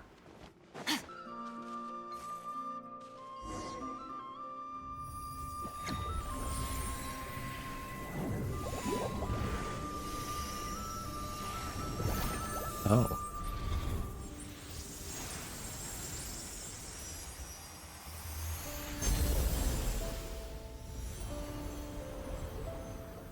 Oh. There's a chest for us. Your hard work is paying this off, feather. as it should. Oh. Now that's strange. Did you see that? The tree just lit up all of a sudden. And these little things. Too bad they're not fish. So, that thing in the center must be its root, huh? Paimon doesn't understand how it works, but now that it's all shiny, it looks way better than when it was dull. You explain what happened earlier. It's pretty hard to believe, but you've got no reason to spin me a yarn. Looks like that fishing buddy of mine, that half Frostmoon Scion, was right after all. But so what? They're just remnants of the past. Whatever they sing or say, it's not gonna stop us living folks from catching living fish. Anyway, you folks are treasure hunters, aren't you? That thing you picked up earlier. Yeah, this thing. This is the proof of the... Oh, this is the proof of cognoscenti? It looks like an ordinary feather. A trader I know once said that if you collect 5 proofs of the cognoscenti, you'll uncover that great treasure east of the moon and west of the sun. Who knows if it's true? Still, a lot of treasure hunters seem to believe the stories. They're all rushing after it like crazy. Well, it's treasure after all. If you ask Paimon, she's kinda curious too. If I were 20 years younger, even then, I'd still be out here fishing. That said, another day, another empty bucket. Very interesting. Let me read that thing that we just got. A feather as dark as night. It is said to be a keepsake from Reed Miller, the founder of the Treasure Hoarders. Oh, so this is the Reed Miller fucking quest line. Oh shit. Yeah, so we're basically on the hunt for the One Piece, essentially. Oh, Jesus Christ. Okay, let's read all of this. Back then, the pitch-dark muddy currents had not yet crept into the barren tundra, and even the poor and lowly could sleep peacefully, protected by the noble Fae. But a life of dull toil lived without dreams cannot be termed as suffering at all. Everyone was assured a small reward for their labor, enough to stay warm. For the Tsar of all Snezhnaya had a merciful heart as vast as the icy sea, and was generous even to the small and short-lived. Besides, the noble princess understood the ancient wisdom that living in unbridled luxury could corrupt fragile mortal souls. Hence, they alone would not struggle amidst hunger and cold, but it is they who had to bear the sin of fullness for the sake of the people. Such compassionate wisdom, what paragons of virtue! The nobles and commoners alike sang praises to the ruler's holy name, praise unto the master of all Fae, who, like a stern father, had painstakingly established a hierarchical system of governance for all beings living through hardship. But just as the pure white light cast deep shadows, The noble's good intentions were often lost on the foolish. And wherever a high wall was built to guard a treasure, those covetous of heart would always be tempted to steal it. In the days before the dark torrent that swallowed up all life arrived, the master of Elysium and the ravens barged into the theater of history. His name was Reed Miller, the man who would become the master thief renowned across the nations. No one knew where this master thief had come from, just as no one could uncover his true nature, hidden beneath the endless lies he spun. Perhaps to mock those dressed in the sacred white, or perhaps to rouse those living in festering hunger, poverty, and resentment. The man raised the emblem of the black raven. He gathered the forsaken and the despised, and preached bold blasphemies to the very first band of treasure hoarders. To the poor, to the hungry, to the cold, to the oppressed and the abused, to my brothers and sisters, all of you who have found your way here, if you have ever suffered injustice at the hand of fate, or if you have ever wept through the night for your neighbor's pain and suffering, if you too long for a refuge without fear, and if you too dream of a world where no tears are shed, then you too must break free of your chains and join us, your brothers and sisters. Let the dead bury the dead, and rise to build the Elysium for the hungry and the poor of the wealth of the high and haughty. Interesting. About the proofs of the whatever. Cognoscenti, yeah. A great treasure that lies east of the moon and west of the sun, if you ask me. Folks who greedily chase what isn't theirs rarely comes to a good end. Take the Atlas, for example. I heard Captain Grettir was bewitched by all the talk of treasure. In the end, he met his fate at the bottom of the sea. And the treasure, it's not like it stayed buried with him. All that fuss for nothing. Okay, who the hell are these people? And why is there this ship here?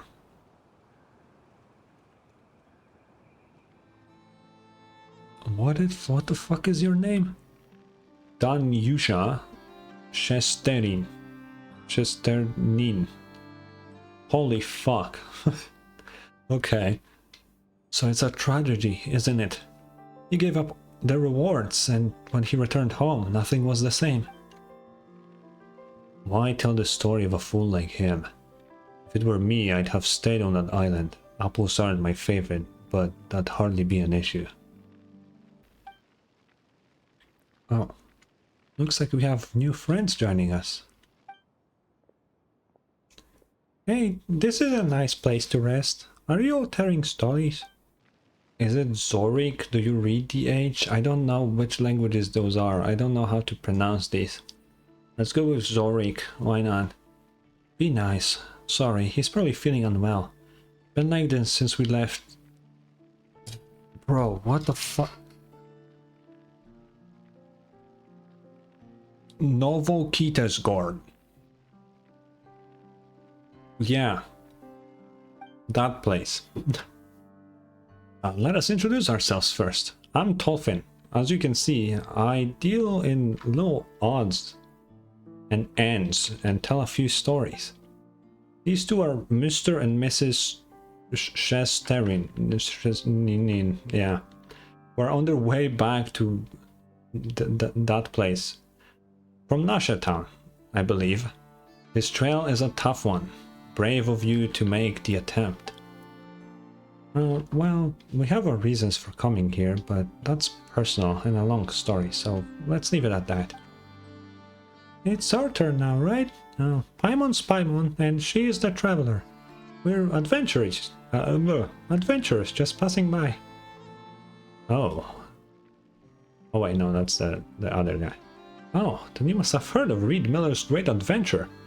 They say that the key to unlocking its secret lies with the 5 proofs of the Cognoscenti.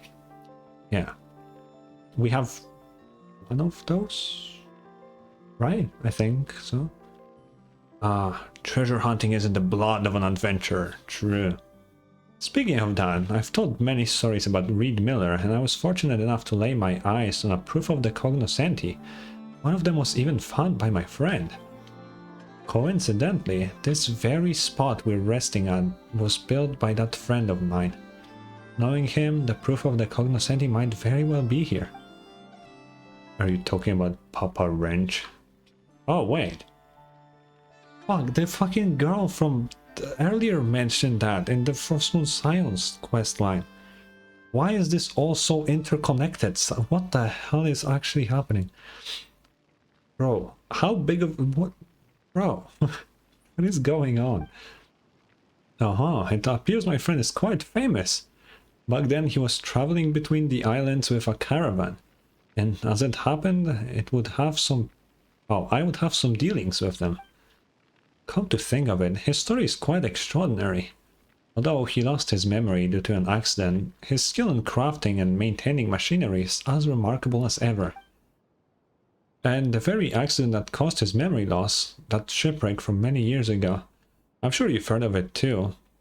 Mr. and Mrs. Shesternin believe him to be a survivor of that incident. Could there be such a coincidence? Sorik survived that incident too, but my father wasn't as lucky. Danusha, didn't we agree to leave all that behind? Are they talking about the same thing that we did in the previous World Quest thingy? With Reed Miller? I don't remember the name. We did that like before the weekend started, so what, like Thursday? I don't remember it that well. But they mentioned like a crash and there were ghosts and stuff, so maybe. Yes, I know, but lately I've been thinking, Father loved me, loved us so much. Where he's still alive, he wouldn't sit and let this happen. Are you two in trouble? Perhaps we could help. You? Right, your adventurers. Then could you find the great treasure for us? Easy. On it. As long as the treasure exists, we'll find it, but we can't just let you take the great treasure off our hands for free either. Money, money, money. It all comes down to money in the end. Nothing's negotiable without Mora, is that it? Why are you suddenly so agitated? You're the one commissioning us to find something for you, so of course you need to compensate us. We enjoy helping others, sure, but it's not right to expect us to work for free. Working for free? The Papa Wrench I knew was exactly that sort of person. But how would he make a living like that? He was lucky that the caravan leader looked after him. If it weren't for that, I don't think he would have lasted so long. He only charged nominal fees for making and repairing machinery. Sometimes he even did it for free. He did the same when it came to teaching others about machines, sharing his knowledge without reserve. The children in the caravan loved him too, because he had endless stories to tell. Though, I should clarify, I could go toe-to-toe with him on that. Too bad I didn't prepare candies for my audiences like he did, though. His loyal listeners were, without exception, all captivated by the sweet candies and fantastical stories. Now you've gotten Paimon all curious about meeting him. It must have been fun listening to his stories. Oh, Paimon wants to hear about how he found the proof of the cognoscenti. Unfortunately, he's no longer with us. But you were saying... He built all the mechanical devices here for a child called Tinette. She was rendered eccentric and hard to get along with by an illness and tormented her. Oh, that tormented her. It took Papa Wrench quite some time to get close to her too. Those devices were originally made to make her happy and fulfill a small wish of hers. But that poor child didn't make it. After that, Papa Wrench also passed away from a chronic illness and overwhelming grief. How do you have so many sad stories to tell? Madam, you're mistaken. Other than tragedies, I also have plenty of stories about righteous bandits robbing the rich, to help the poor, and tales of underdogs getting their revenge to share. But for now, perhaps the two of you could provide some story material. How about a family-friendly treasure hunting tale? The The treasure in this case would be, of course... Wait. Of course, be the proof of the cognoscenti that Papa Wrench left behind. He once said that should he pass, all his belongings would be mine to handle, as I see fit. I'm sure he wouldn't mind a couple of adventurers taking it in exchange for a great story. After a thrilling adventure by the mirror-sheened blue amber lake, the two adventurers find the treasure at last. Cliché, perhaps, but a captivating evergreen tale nonetheless. What do you think? In that case, we'd be happy to, but, rather than our story, could you tell us more about Papa Wrench later? No problem. Like I said, all the mechanical devices here were built to make Tinette happy. According to Papa Wrench's vision, Tinette would need to go on a quest like a true adventurer.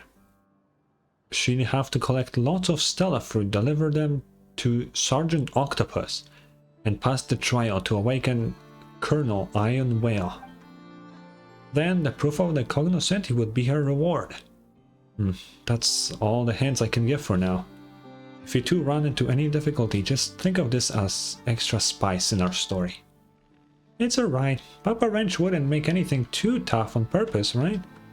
It should be way easier than those mechanisms in the ruins. Alright then, show me what you're capable of. Sergeant Octopus has command over 2 areas, and you can start the challenge from either one.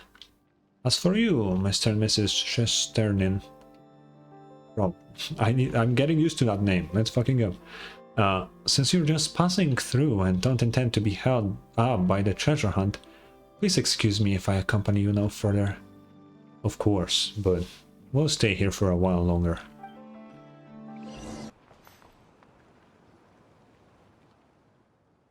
It seems this device's awakening Colonel Iron Whale is missing some parts. That figures. Even guarded treasures are coveted by others, let alone unguarded ones. So, the proof of the cognoscenti, the treasure is hidden here. It's certainly nearby, but why don't we just take it apart then? It's a little more than a pile of scrap anyway. This way you won't have to play this little game of pretend anymore.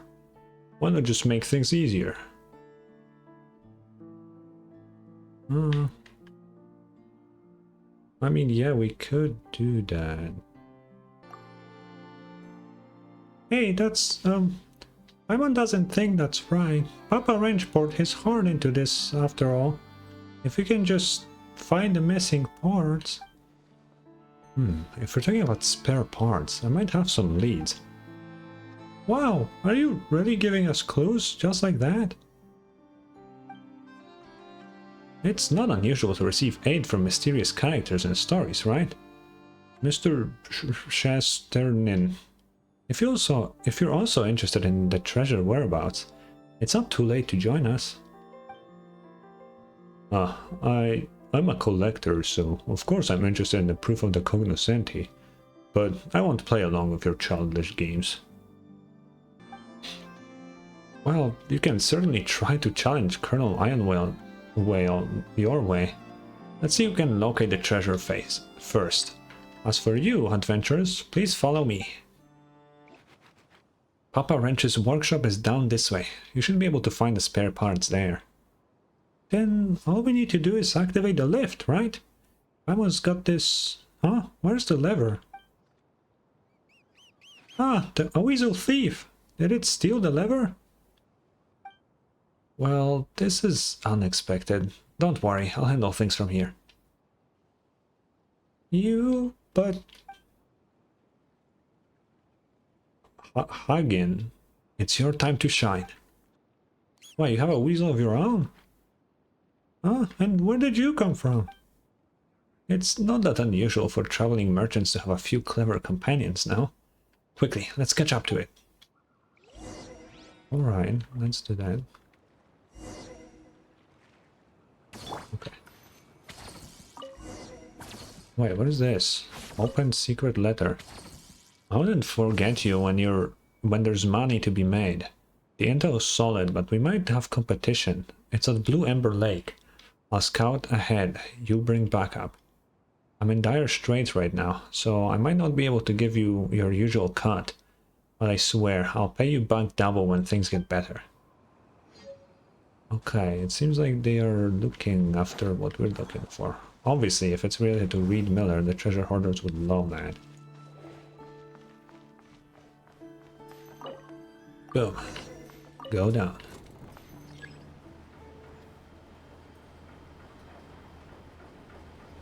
Wait, there was stuff up there as well. Are we gonna...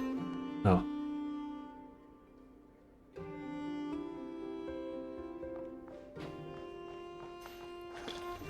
Oh. Why the hell are helitrals here? Bond is strong. Busted. You poor lost lamb, for the everlasting forest.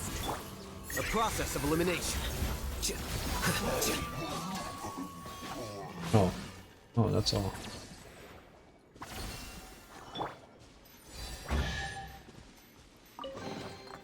The world wishes you well. Tinet's illness has taken a turn for the worse. Danielle has taken her to see the best doctor we can afford, but to no avail. We dared not... Wait, this is note 3. Okay, we dared not to give her the diagnosis in full, but she had already guessed it. Clever, all too clever, that girl. Sometimes I wish she were not so... Perhaps then a smile could yet prevail on her grunt face. Poor child, I know she has a difficult temper and does not love to speak. Those sudden outbursts of rage surely stem from the sickness's torments. The light in her eyes flickers like a dying candle. What must I do to keep that feeble flame alive? Tinet has grown so ill that she can no longer travel with the caravan. We have decided to make camp at Blue Ember Lake. Here lies an underground warehouse left by Archon knows who, one that contains quite a few so-called legacies of the Golden Age. That suits me perfectly. I have had the underground space modified into a workshop, something that Daniel and the caravan members also helped greatly with. So he found this place, huh? This isn't a spare pawn. Did Papa Wrench leave this here? So it's like Tolfin said, he stayed for Tinet's sake. I didn't expect Hagen to dig up something like this, but judging by your words, did you doubt what I said? Well, they did come from someone who'd give away their friend's treasure. Oh, when you put it like that, Traveler, it does sound suspicious. Paimon was just playing along earlier, just so you know. And we had to see what tricks you had up your sleeve. What are you planning now, bringing us to this place? Best be warned, Traveler's super strong. To me, you are both unexpected guests, but great spices for the story all the same. I can hardly thank you enough. Why would I ever mean to harm you? Oh, mean you harm, yeah. Well then, let's keep searching for the spare parts. I really don't know where Papa Wrench left the proof of cognoscenti, so it's all on your own. Oh, it's all on you now. Fuck, I can't read. What the hell? Go right.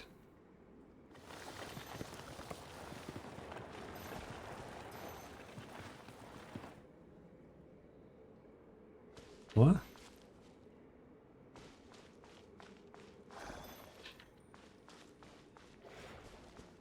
Hello?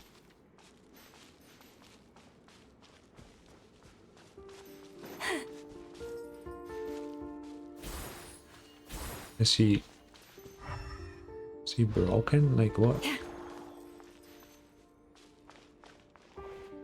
Oh, I'm supposed to corner him here. Okay, that's what's happening.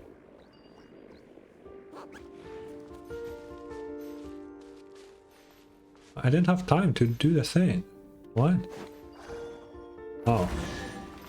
Okay, what the? It's so weird. Perhaps this treasure has been waiting for you all along. No, we have a... Ooh, what the hell is this place? Huh? What's going on here? It seems Sergeant Octopus isn't feeling well. Perhaps it's getting aggressive because it's not used to the environment. After all, underground caves aren't exactly where octopuses usually hang out. Sergeant, pull yourself together. Your power is essential in awakening Colonel Iron Whale, Sergeant. So how exactly do we make it stop? Looks like we'll have to get closer to make it stop. Well then, I'll leave it to you, Traveler and Paimon. Yeah, of course you... Oh, okay, Auto got us the waypoint. Is there anything in here? Doesn't seem like it. Whoa. Whoa. Whoa. It was very fucking easy. Phew, it finally stopped. Maybe this guy needs a demotion to Corporal Octopus. It's safe now, Traveler. Let's look around for the spare parts. 3 humans and a weasel, Sir Job. Wow. Is Paimon really a human? Are we even a human? Not really, right? Awesome. Now we can go and wake Colonel Iron Whale up, right? Uh-oh. What's going on? Ah, the path we came from has been blocked. Oh, it looks like this is becoming quite a spicy story.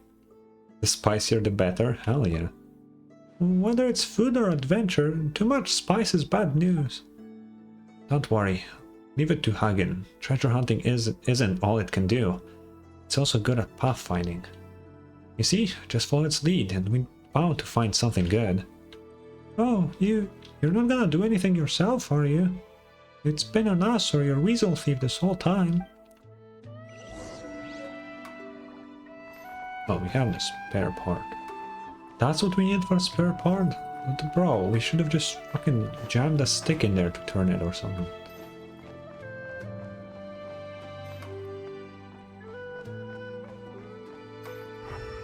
Oh, wait. Wait.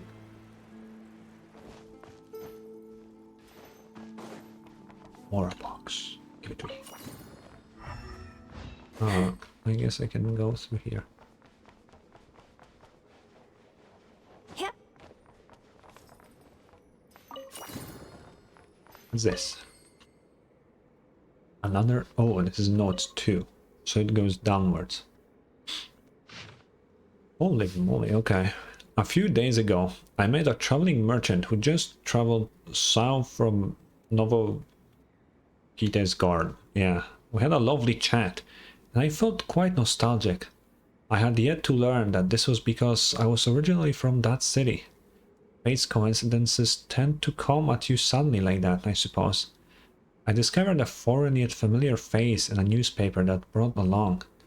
The person in that picture had the hair not yet stained by hoarfrost. What the hell is hoarfrost? And a carefree smile. This was me 10 or more years ago. It was only upon reading the obituary in the corner that I truly remembered all I had lost. But old Shesternen was the one who owed all this, and he is dead. Danyusha has inherited his family. Oh, his family name and possessions. As has Zorik. 10 years on, I still know not which hands those were that pushed me off to the side of the ship. It was all too sudden. Surely Zorik simply could not react in time, and the incident that occurred abroad the fortunate one was but a tragic accident. Surely. Danyusha, my child, what can I now do to mend the losses you have suffered since your mother passed?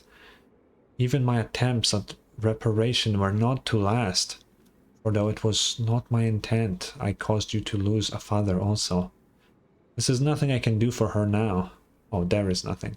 Surely a visit from a dead man, uninvited, will not find any welcome.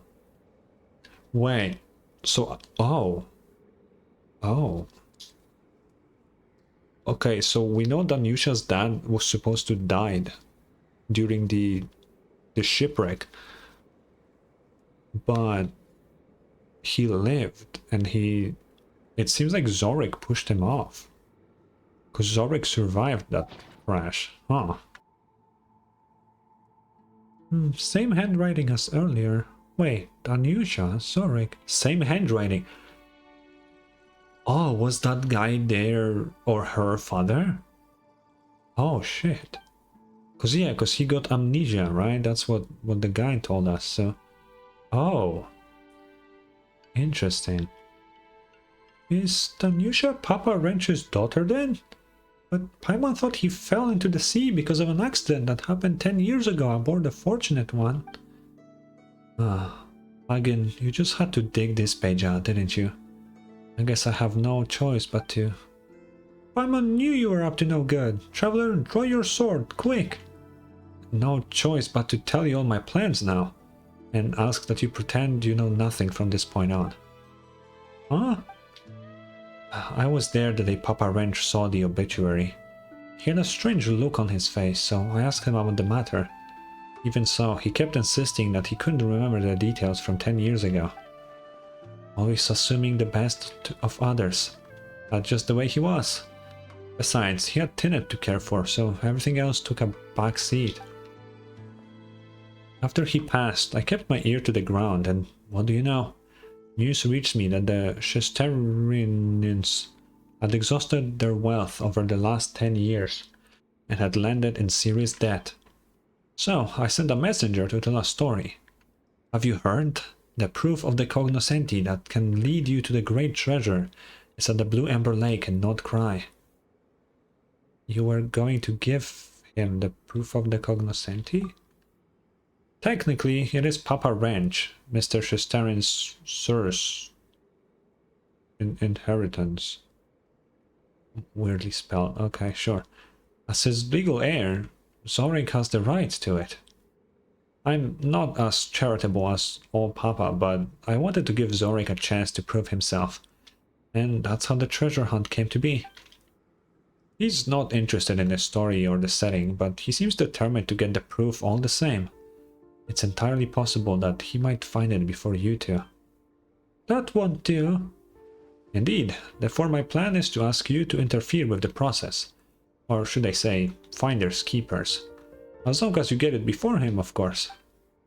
Though, if your conscience permits, you can let him find it first before taking it off his hands. Not a terrible strategy either, lad. So, that's your plan. Paimon doesn't get it. Do you want him to have it or not? And what if we didn't come this way? What was your original plan? A scheme abandoned hardly matters in the present, does it? I have great faith in your treasure hunting skills. When we go back out, please pretend you've heard nothing. It would not do me... Oh, it would not do for me to appear biased after all. That's fair.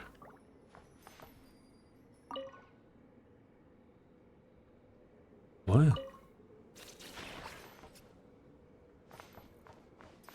Oh. Ooh. Oh, that's where we came from.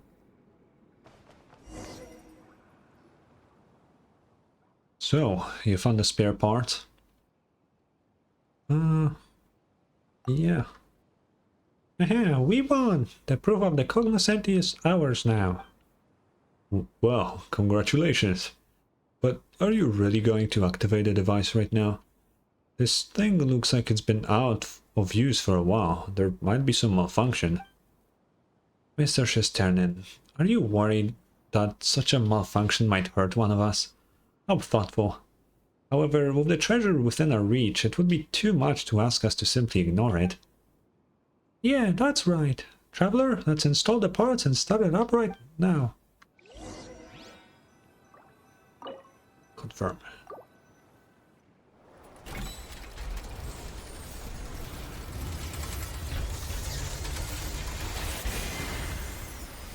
Yippee!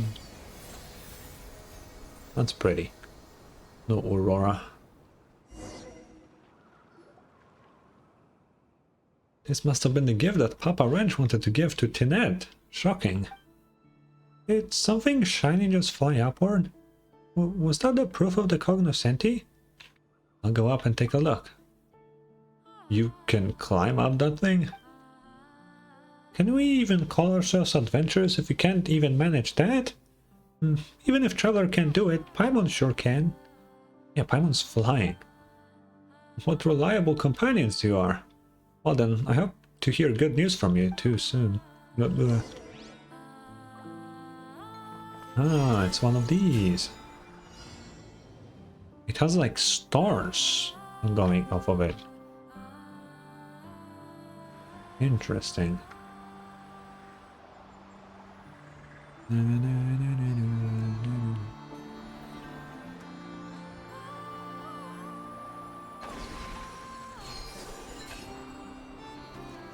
don't know what these shinies are, but we're getting them.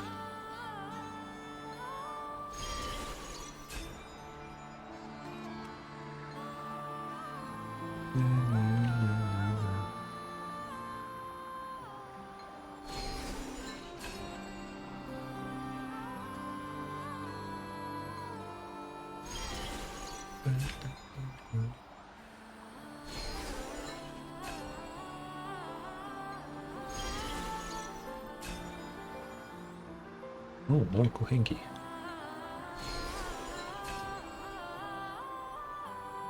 Very pretty music.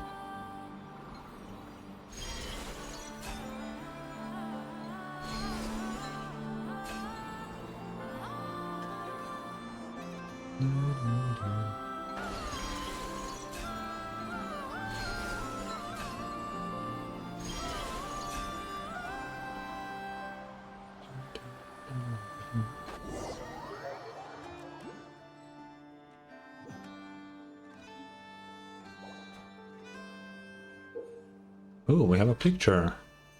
Oh, it's that guy. Okay, so he was legit. She looks just like that girl that we that we had a quest at the Frostmoon Scions. Straight up. Those shiny things we collected earlier, they look like pictures. But where's the proof of the cognoscenti? No one doesn't see anything like it like that at all. Maybe someone already swiped it. The experience and memories we gain are the most precious of no. If someone already took it, then that guy was leading us around all the time, wasn't he? Ah, that's it. That's one score we've got to settle. Not that we can do anything about that right now, though. Let's go back first.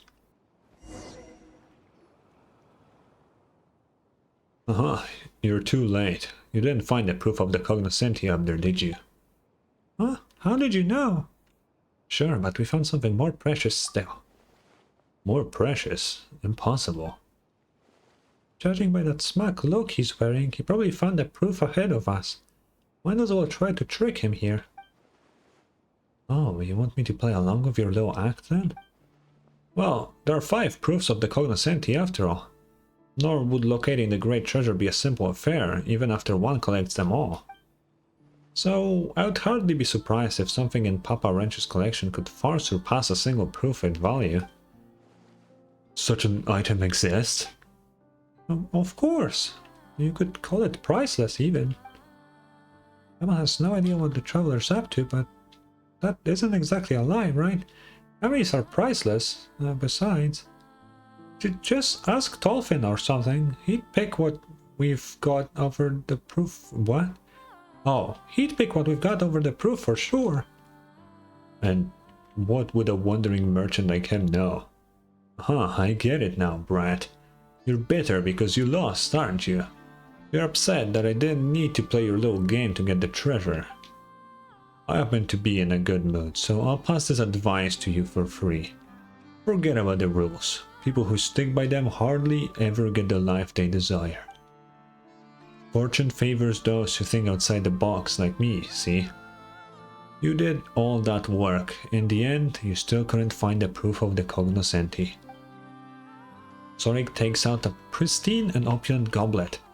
It is hard to believe that it also belonged to Papa Wrench's collection. Ah yes, it is indeed true that one of the 5 proofs of the cognoscenti is a goblet. But as far as I know, that one is in the Fatui's possession. Many treasure hunters have their eyes on it, in fact. The proof that Papa Wrench found was a mask, and he would often let the children play with it. As for this goblet, I do believe it's a gift the caravan leader brought from Snezhnograd. But Papa Wrench never could bring himself to use such a precious thing. It's valuable, of course, but nothing compared to the proof of the cognoscenti. which in turn makes it even less valuable than the treasure Traveler found, I fear. That's impossible. It appears even a seasoned collector such as you can be mistaken at times, Mr. Chesternin.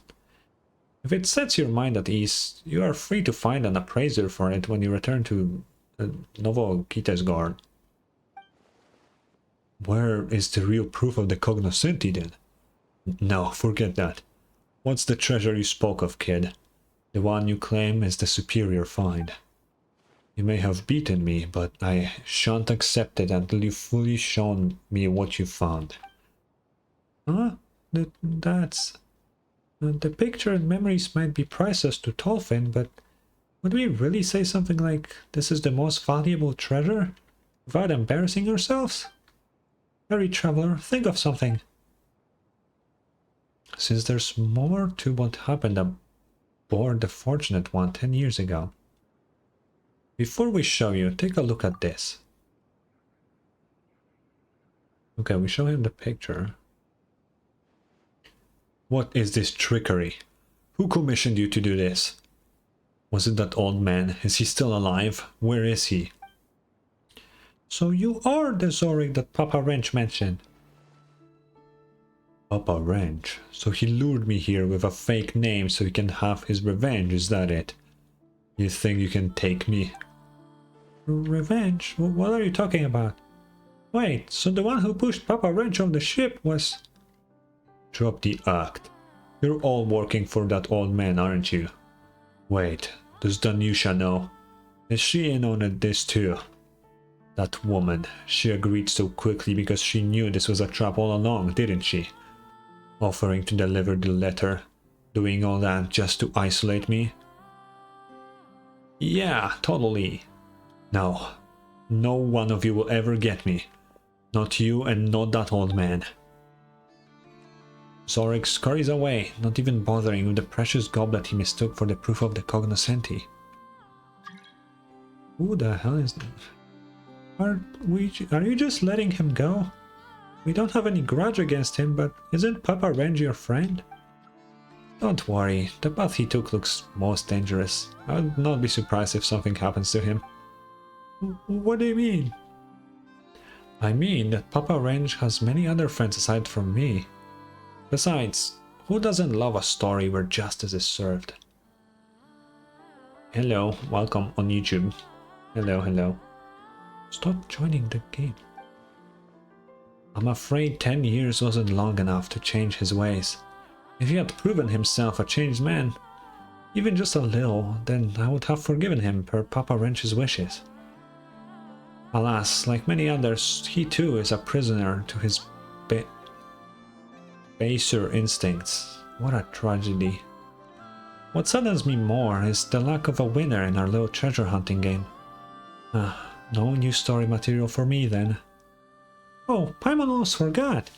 Where exactly is the proof of the cognoscenti? Will we find it here? Can we ask Hagen for help? Might this be what you're looking for? Oh, he just had it. A mask? Is this it?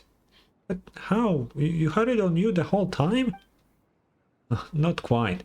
Zorik did find it first, but he thought the flashier, fancier goblet was the real proof, so he tossed the mask aside. And now that he's forfeited it, the treasure is yours. Feels like a freebie, but wait, we worked so hard for it too. It's our just reward. That's right, if you end up revealing the great treasure's secrets, oh, that would make for a fascinating story. Wait, I need 5 of these. I have like 2, right? Yeah, I have 2. A cold mask that once concealed a true face. It is said to be a keepsake from Reed Miller, the founder of the Treasure Hoarders. No adornments grace the mask, but for the frosty moonlight that dances across its pure silver facade. Oh god, okay, we gotta read all of this. According to the tales that circulate in Nasha Town today, the master... Wait, is this the same thing? No, it's probably different, right? Yeah, it is different, okay. A master thief once walked the world without a disguise, free and tall. It was only after the cold goblet in front of the royal court failed to take his life that he began waving the silver mask that might have covered his handsome face forevermore. Had he not taken it off once more, and for good, after the pitch-black calamity swept the borderlands? Over the centuries, countless rumors have circulated about the reason behind the Master Thief's actions. Some say he did what he did to keep himself safe from the relentless searches happening in Snezhnaya, while others say that he wore a mask to hide certain marks that had been left on him by the executioner. Some tales claim the Master Thief put on the mask after growing weary of the love or hate of the madding crowd.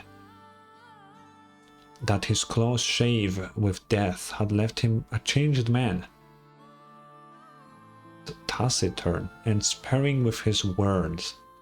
No matter the truth, the Master Thief's silver mask has become his symbol, and combined with the spectacular heist of countless treasures at the Borderland Governor's Place, its legend has become as golden rain to the poor, nourishing their sleep with countless lovely dreams. You once prayed to the gods, to your masters, but none answered your wails. That is because the gods are just as helpless. Just like us mortals, they are trapped in the mortal world beneath the moon. They cried out in horror and despair, but none heard them. Brothers, the gods can save no one. Like us, they couldn't even save themselves. All we could do was take pity on each other. The thief who wore the silver mask held the gods in open contempt, scorning the empty fame that the nobles vied for no disparity. To the taciturn thief, both the Northland Tsar and the mistress of the Frostmoon deserved his contempt, and silence equally, until that rush of moonlight poured from the high tower, incinerating both the silver and the resolve reflected in her eyes. Great. I need 3 more of these, and I don't know if all 3 of them are even here. People there. Oh, and you start.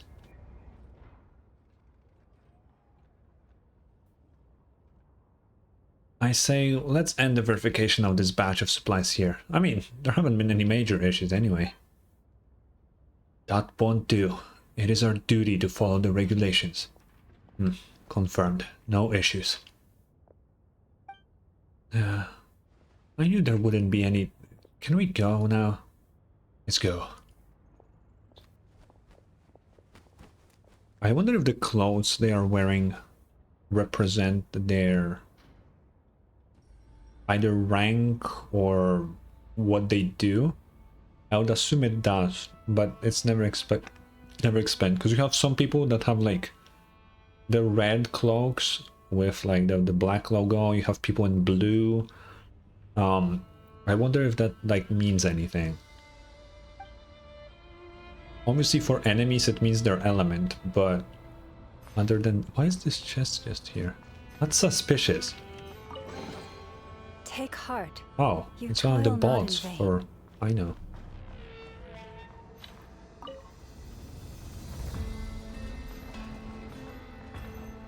Oh. Okay.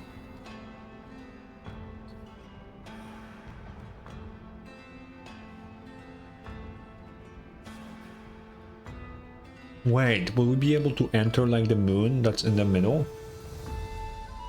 Because I really wanted to do that, if it's possible, because it has like a hatch on the top. I don't think that's what we're doing, because now we're inside here.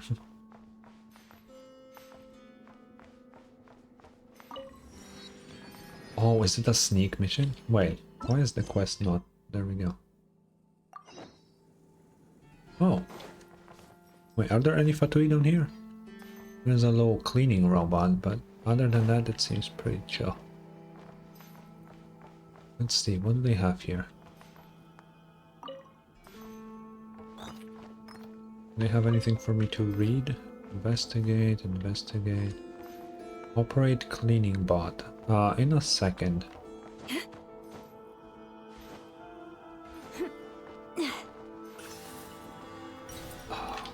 What does the map look for this? Oh god. Oh my god. This is worse than the fucking... Oh my goodness. This is way worse than the fucking Fortress of Meropide, dude.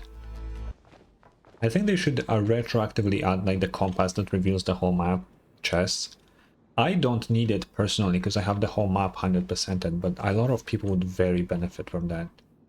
Because some areas are kind of painful to explore. Say, the good old Poruchik collected the proof of the cognoscenti. Think that counts as an abuse of power for personal gain? I mean, we're here on a mission. The heck are we doing digging holes for him like moles? What happens up here is none of our business. Okay, I need to look up what this word means. It showed up so many times. I don't actually even know what the fuck it means.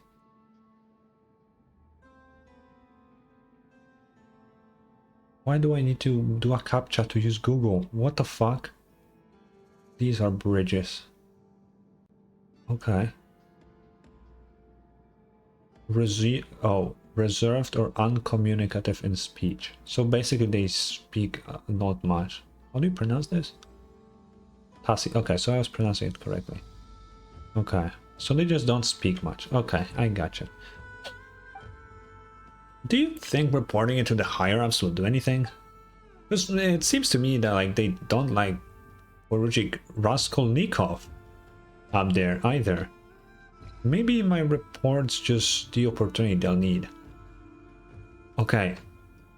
So first of all, I can't believe it that I know it, but this is a reference to a book. Wow. I know that even though I don't read books. I think it's Crime and Punishment, right? I think it's the book titled. I think this was the main character, right? I only remember that because I had it in school. It's one of the books that you have to read in school, so... And no, I have not read it. I was pretty good at passing literature stuff without actually reading the books. That's like a skill of mine. Also, I may be wrong. I'm doing guesses here because I don't speak Russian, but I do speak Polish, so I can make educated guesses. This sounds very similar to a Polish word for like I know I usually hear it. It's like you couldn't call like a police officer that. I think it's like a certain level when you're like a cop or something. Then at a certain level you're that. Because you know you have like different ranks, and this is one of them. I don't think it's like really high up there, but it's like pretty high up there, I think. But you know, I'm guessing here because I don't speak Russian. It's just guesses. You should keep these words to yourself. Huh? What? Are you trying to get ahead of me? That's low of you, real low.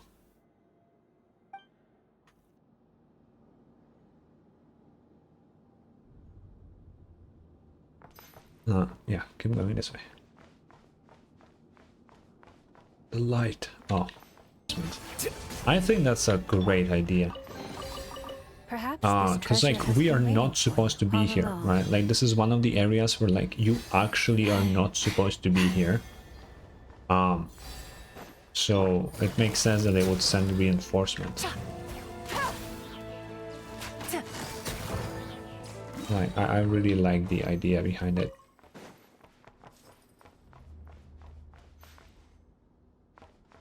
What is this corridor for? Oh, listen.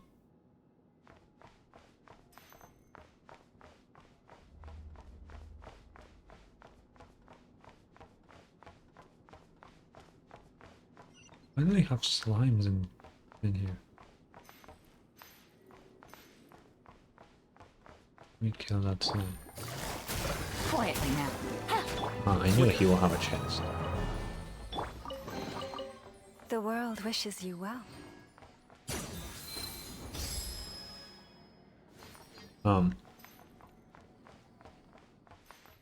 Okay. How do the Fatui okay, why do the Fatui have these waypoints in here? Lore-wise. go down? Oh fuck, I was supposed to go up. Oh. So many chests.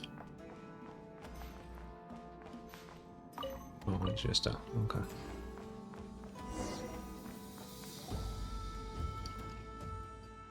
Hey, they're all empty. This is the only one left. We've looked up and down and we haven't seen hide or hair of what that thief. Oh, of that thief, not okay. Where in the world could she be hiding? Maybe she's gotten what she wanted and already made a big escape. That's not gonna look good on our monthly reports. Let me tell you, or original Raskolnikov something. Someone's approaching. Let's hide. That container looks like a good spot. Oh, I need the chest, Paimon. No.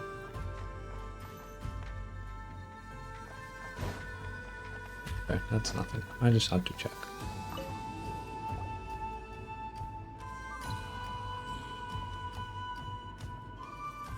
Quick, traveler, scooch over a bit and make some room for Paimon. There's plenty of room in this thing. Oh, what are you doing? Huh? For some reason, the container seems to already be occupied.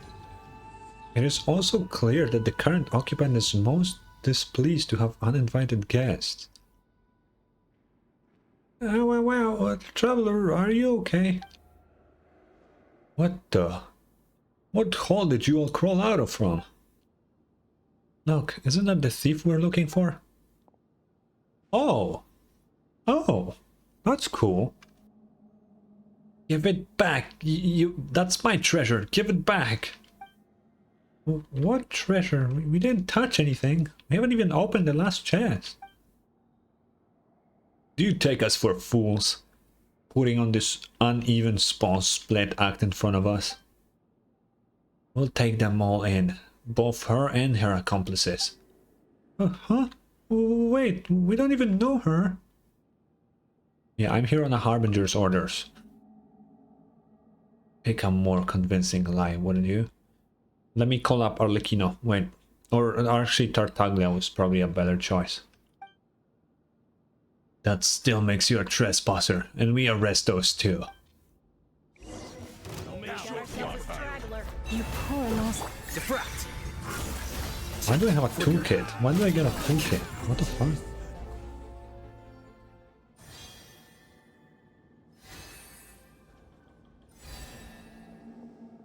Hey, where do you think you're going? Oh, you weasel trying to ditch us. Say what you want. A true master thief only has her eyes on the treasure. I couldn't care less about anything else. She's gonna scream now. Oh, never mind. That way, hurry! Stay put! Oh god. More of them. Change of plan. Go! Gotcha. Quietly now. Leave this place. Phew, finally we're safe. At least for now. Just our rotten luck.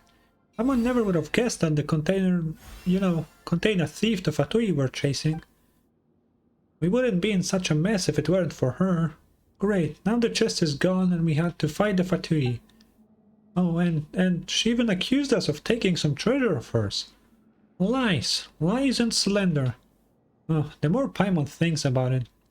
Speaking of... Oh, that's why we got it. We did actually not... we actually stole it. What's this? Something I swiped in the dark just now. Huh? Is this the treasure she mentioned? What should we do now? Let's take it to the lost and found. Sure. Yeah, wait, no. We don't even know if there is one around here. And even if there was, it's not like we can just waltz in there, much less her. Paimon wouldn't have cared as much if it were just an item from a chest no one owns. We should find a way to return it. As long as it's returned to its rightful owner, everything will be fine. But we've probably caught the attention of the Fatui here, so let's keep it on the down low to make things easier, yeah? Yeah. So... luckily those robots didn't wake up. Oh.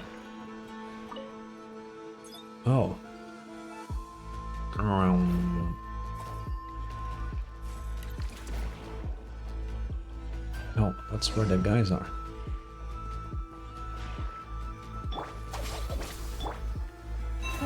Better hear that this time. Couldn't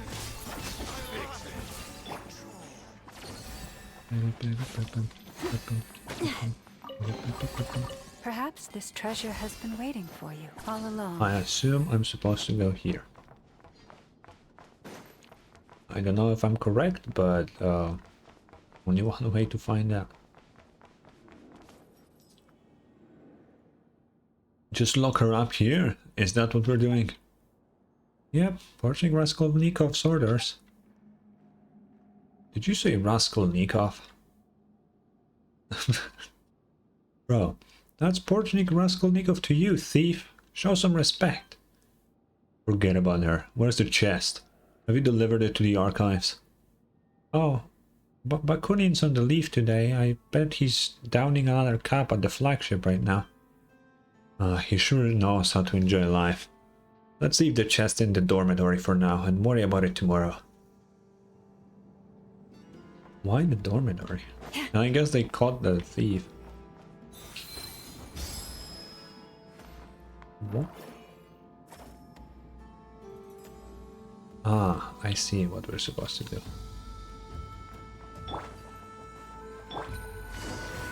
Oh. After some effort, you convince the Fatui guard to go take a break elsewhere. What do you mean by that? You two! If it hadn't been you, I'd have snagged the proof of the cognoscenti and gotten away by now. And you also stole my... Whoa, calm down. Things were chaotic back then, and we didn't mean to take anything from you. And see, we're here to return it to its rightful owner. Anyway, we'll return it to you right now. How should we do that? Did you open the door? She probably can't. Maybe we should just leave it here? You can't be serious. What is this cold indifference you're showing to a fair damsel in distress? If it were Reed Miller, he would have rescued me in a heartbeat. My name is not Reed Miller. Of course you're not. No one in our time is his equal. You're also here for the proof of the cognoscenti, right? How about this? You help me get out of here and I'll consider sharing some clues with you. Well, technically, I think like I'm on a path to become like Reed Miller.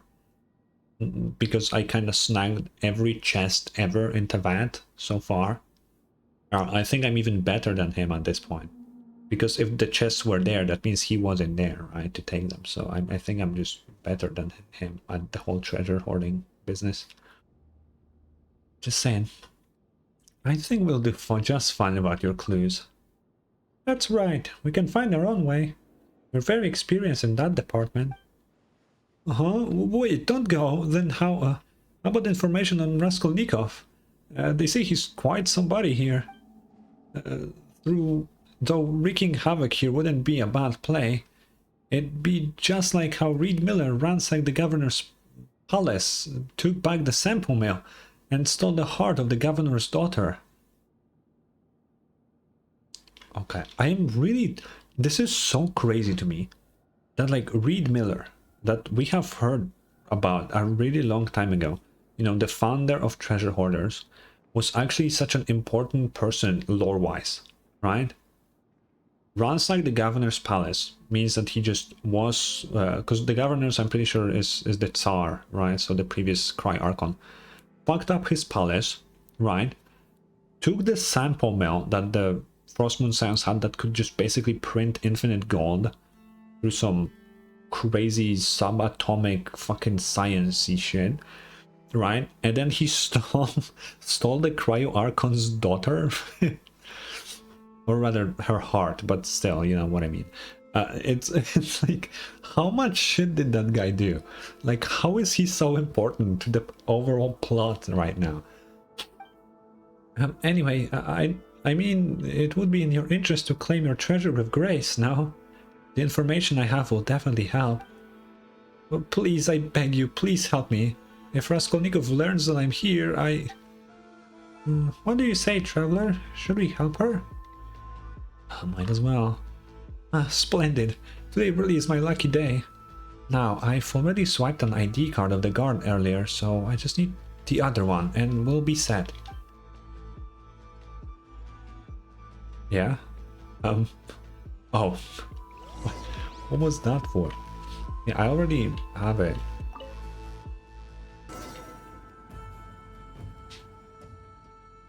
Nice! Now we can return the stuff we took from you by mistake earlier. I didn't expect it to go so smoothly. I even got something as powerful as the Moonstriders. I'm sure they'll come in handy later. Speaking of, you aren't bad at all. Maybe just a bit shy of Reed Miller's level. Even though we look the same age, and is that a chatty Fae next to you? It's interesting that this is the second person that seems to think Paimon's a Fae. Which means they probably look somewhat like Paimon. Wait, but fucking Flynn's is a Fae, and he looks nothing like Paimon at all. Wait a minute.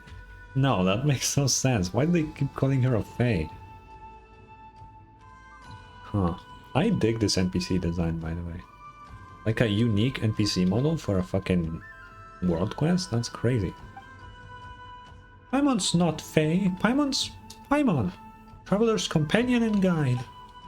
Also, why do you keep comparing us to some thief? We're probably registered adventurers. Were you commissioned by the Adventurers Guild to come here then? So you weren't. Makes sense. She did say she only told me. Well, this isn't exactly a commission from the Adventurers Guild. Also, why are you getting so nosy? You haven't even told us your name. That's not fair at all. Name? Call me Ned-Krai. Soon enough, though, I'll be known as the reincarnation of the legendary thief Reed Miller, heir to the great treasure... Oh, okay. Ned-Krai, the thief extraordinaire. You have a competition. There's this kid at the Frostmoon Scions place. He claims to be, like, Reed Miller's descendant. You better be wary. I think you have higher chances because your model is just different. My title would leave you quacking in your boots. Oh, quaking, not quacking. What the fuck? Oh, I get it. You're just trying to act tough. It's fine to be a nobody, as long as you make something of yourself later. Like me. How do people not know the Traveler, bro? Don't understand that. Anyway, you're not here for a commission, and you don't like Reed Miller. So, why are you interested in the proof of the cognoscenti? I love Reed Miller. Hello, speak for yourself. Is this about the great treasure? No romance or destiny involved, just here for the loot? I'm a practical person. What about you then? Aren't you here for the treasure? Yeah, well, I must say, her shoes are horrendous. Anyway, I kindly ask you to return the sample mill and all the ill-gotten gains stolen from the Frostmoon Scions right this instant. Remember, Nod-Krai is our Elysium, and we need neither gods nor pompous lords here. Wow, what are you doing? Haven't you read The Legends of Reed Miller, a Thief Extraordinaire? Never mind, of course you haven't. I mean, who wouldn't fall for him after reading that? I came across this book when I was still in Novokita's guard. From that moment on, I knew my mission. Upon my arrival in Nasha Town, the very first person I met gave me a clue regarding the proof of the cognoscenti. That's destiny for sure. Just as the oppressive greedy governor stole treasures from the Frostmoon Scions all those years ago. The Fatui now have seized things that don't belong to them. I must retrieve the proof of the cognoscenti from them and find Reed Miller's great treasure, so that his name, now forgotten, will be held in esteem once more throughout the world. So you're a die-hard Reed Miller fan. There's nothing wrong with that. And just like how Reed Miller had his trusty companions, Shadow Weasel and Wagtail, your unexpected arrival must also be fate. Otherwise, I'd probably still be stuck there, even if you hadn't taken my treasure. So what exactly is this treasure you're talking about? It's a thief's starter kit that someone sold me at a heartbreaking discount. However, none of the doors here have keyholes, so it's completely useless. That person was like a prophet from the old tales. She seemed to know everything about me and my intentions at first glance. Not only did she prepare everything I needed, but she also pointed the way forward for me. Just for me. Was it Dory? Even Paimon wouldn't fall for that. What do you mean even Paimon wouldn't fall for that? But you're right, all that heartbreaking discount and exclusive information stuff sounds like a scam. Wait a minute, did you get all the intel from her? That's not reliable info at all. That can't be, she was so sincere. There's no way she was lying. You just haven't met her yet, I think.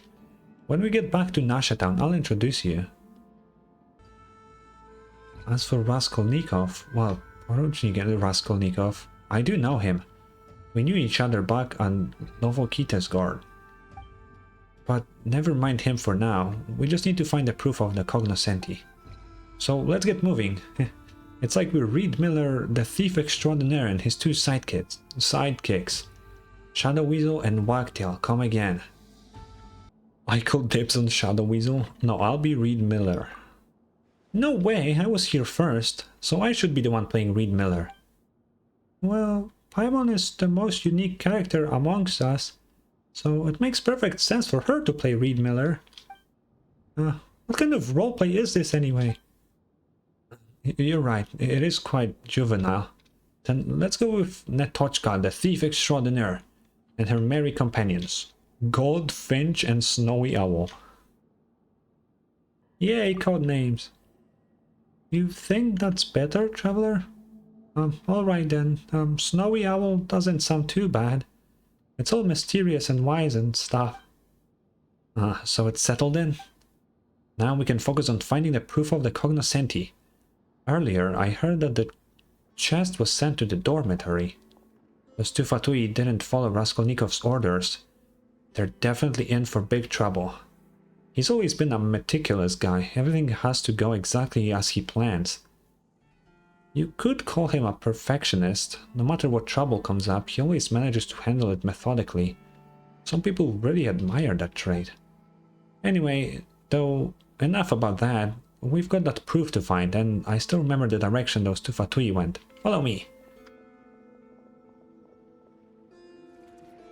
Yippee!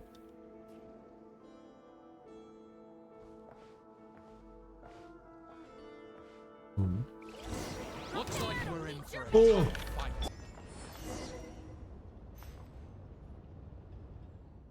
Netochka, are you sure this is the way? It looks dangerous. Trust me, this is definitely the right way. Besides, isn't sneaking across rooftops what cool rogues do? We need to keep our voices down. Don't worry, Snowy Owl, I'm here with you. Let's go.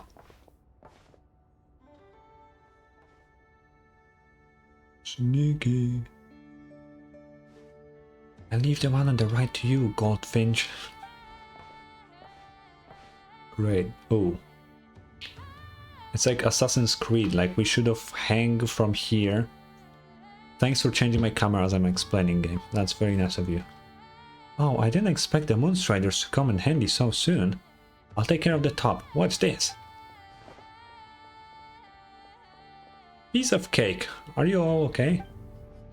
I didn't expect you to be this good, Netochka. Of course, how else will I live up to the title of the Great Reed Miller? Return to the vat at last. You can count on me from now on. Eh.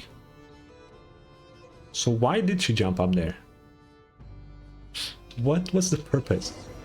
Also, imagine if these guys were here, right? And like in Assassin's Creed, we're just hanging from here, right? We do a little whistle and we throw them down all the way there. Now that would be crazy.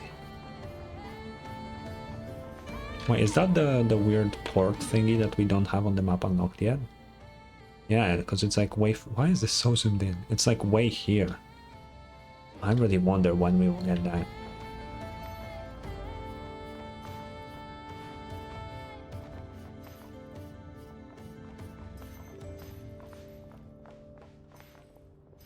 Huh.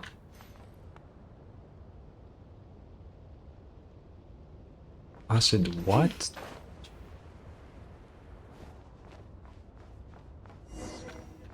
Yeah. Uh-oh. Looks like we're in Change for of it. plan. Forest, things are about to get dicey. Scatter.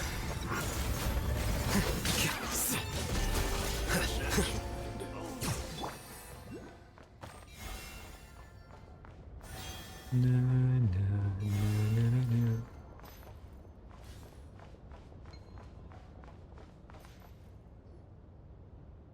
It's just down here and inside.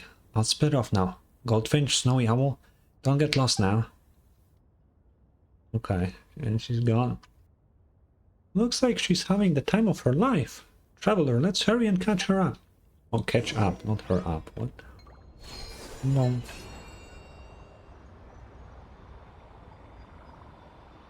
Ooh, Lunoculus, let's go. Oh.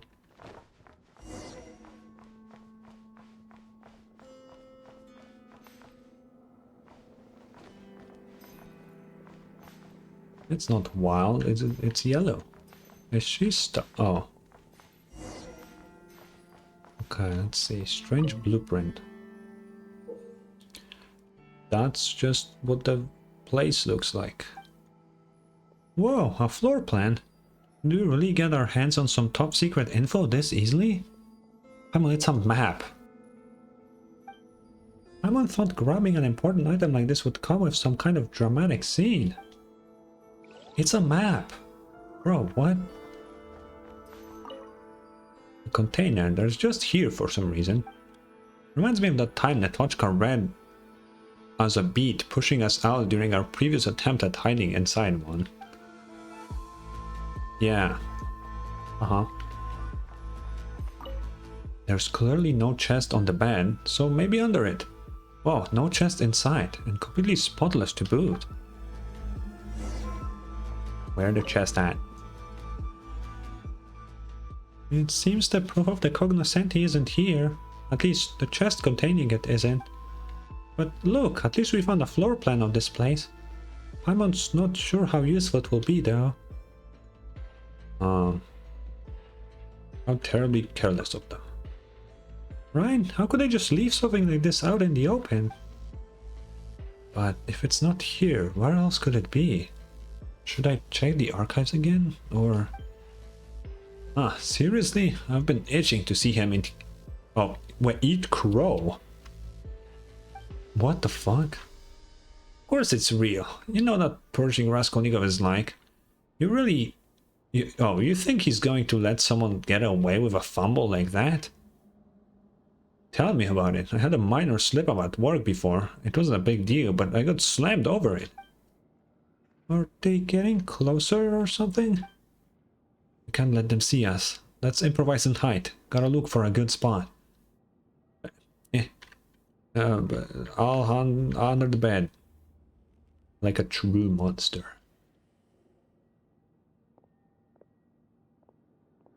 Huh? Where's the floor plan? I thought I left it right here. You didn't see it? Did you lose it somewhere in the archives when we were moving the chest earlier? I don't think so. Maybe I lost it back at the message hall. Man, fine, I'll go back and look. I don't want to get into trouble again. What you said the thief and her lackeys were gone? For all you know, we'll soon have... Stop it. Who is... The hobbits, no crooks pending copies of the floor plan up down Nasha Town. Don't scare me like that. That's it. Let's split up and look for it.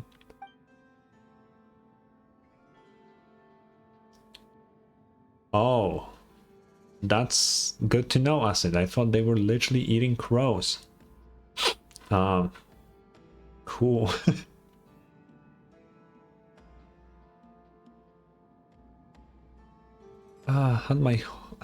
Had to hold my sneeze and all that dust. It's pretty clean and spacious under the bed, but we're completely exposed. I got Paimon's heart racing for a moment. Yeah, she should have hidden with us. We would have made it, just about. Even if we're both girls, Goldfinch, that's still too close. What a child. Nod-Krai, it's just for a second, what's the big deal? In any case, keeping a polite distance is only proper. It's about etiquette, I'll have you know. Well, if you wanna be like Reed Miller, you gotta get them bitches, right? He stole fucking Saur's daughter, after all. So you gotta get used to this shit, man. Aren't we intimate companions? Intimate? Paimon doesn't think we're intimate yet, but we can be considered companions, can't we? We're role-playing companions if nothing else. True. That we are. Well, Goldfinch and Snowy Owl are already here. What about you, great Netochka? Are you ready to keep looking for the proof of the cognoscenti? Give me a moment. They ended up moving the chest to the archives. We should be able to find it there. We've been all over the shop looking for this thing. I would rather take a commission from the Adventurers Guild. No, Paimon, fuck that. We are becoming the new Reed Miller, so we need to get the thing that we're here to get, okay? That will put us at 3 out of 5 things, of which the other 2 I don't think we can get yet in the game. But we're gonna do it anyway, because Reed Miller, yay. This is the key to the secret of the great treasure. You can simply compare it to a commission from the guild. Besides, we have the floor plan now. That's our treasure map now. Come, Goldfinch, Snowy Owl, let's be on our way. Yeah, my name, Goldfinch, yeah. I keep trying to say goldfish. But I'm not a goldfish. Where am I? Also, do we need to find that chest? We have one perfectly fine right here. Why do we need that chest, man? Oh, shit. Chain of lost land. By the frost. Our bond is strong. Quietly now.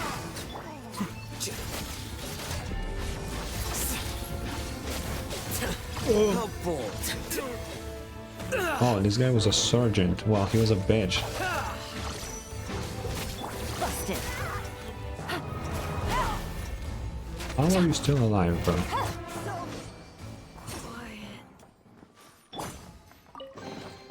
Oh, Perhaps this treasure has been waiting for you all along.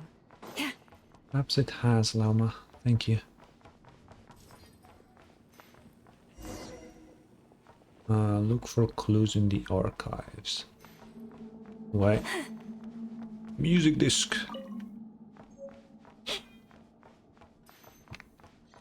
Oh, there's nothing here. Okay. How come I cannot read anything in the archives, basically? Oh wait, I can. Nod-Krai regional safety something. A few thick volume. Oh. Well, ain't that something? Technology research. No usable information can be discerned. Motherfucker. Well, why put it in front of me then? Staff casualty, reward, and punishment records. The section about the nothing passage seems quite intriguing. What? What do you mean? Oh. Paimon can see something from here. Looks like the disposal workshop. It's on the floor plan too. I guess this is where they get rid of defective products. Look up, I think I see someone. Zoom in. It's Raskolnikov and the chest. Damn, he's big. I brought the goods. What about you? What? What's the rush? Are you telling me how to do my job? This is indeed what we agreed upon. As for what we brought, if you want to inspect them, come right this way. Wait, why did Paimon get so caught up in acting? Looks like you're both masters of disguise and infiltration. Goldfinch, Snowy Owl, you sure are reliable partners. However, it would be better if you both were more committed to playing the characters in terms of speech and mannerisms. I did say that, Acid. I did. What are you, a film director? That's asking way too much. This is nothing compared to what's required of ballet performers. So you watch ballet? Paimon thought you only watched... Wait, that's not the point here.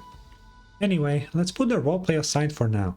We can pretty much confirm that the guy called whatever has retrieved the proof of the cognoscenti, right? By the way, why are the Fatui collecting the proof? Are they also interested in the great treasure? Could they be in the middle of financial crisis? Doubt it. You're right, building a huge structure here and deploying so many people doesn't sound like financial crisis to Paimon at all. Is this that Rust guy's personal interest then? Wow, asking his subordinates to find treasure for him, that's living the dream. Yeah, reaping the fruits of other people's labor while lounging on a comfy chair. If it's the Raskolnikov I know, he wouldn't do this out of personal interest. In fact, he doesn't have anything that could even be considered a personal interest. There must be some motive. The only thing he's interested in is getting ahead of the game. So maybe he plans to bribe his superior using the great treasure. Come to think of it, Paimon never asked. What exactly is your relationship with that guy, Netochka? It's unusual for a thief to know so much about a Fatui officer. He's her dad, calling it right now. We just knew each other from before. We're both from Novokitas Guard. So it's not that strange that we know each other, right? Besides, think about it. No one ever questioned why the Fey governor in the story wanted to seize the sample mill, right? The point is, the mill didn't belong to him, just like how the proof of the cognoscenti doesn't belong to the Fatui. So naturally, we, the ones on the side of justice, must take it back. Goldfinch, Snowy Owl, this is where we carve our names in fame and glory as Reed Miller's successors for the great treasure. Well, if Goldfinch says so. But that guy is also an officer here, right? How are we supposed to get the proof from him without exposing ourselves? We kill him, Paimon. It's that simple. What can one measly Fatui do to us? Nothing. He's nothing. I don't care how powerful he is. He's nothing. Sampu is real. I don't even, believe it or not, Sampo here is an acronym. I already don't remember what it was because it was fucking crazy. I'm pretty sure like the first word was like subatomic. Which should give you kind of enough to tell why I don't remember the rest. Anyway, based on the floor plan, we can quickly get to the second floor of the disposal workshop from the archives and get it done before he leaves. He thinks everything is under his control, including the chest, which ended up in his hands just as he wanted. But he can't control us. That will be so Reed Miller, appearing at unexpected times and places, making a dashing entrance and then gracefully departing. A perfect performance. Wait, find a way to open the gate. Okay.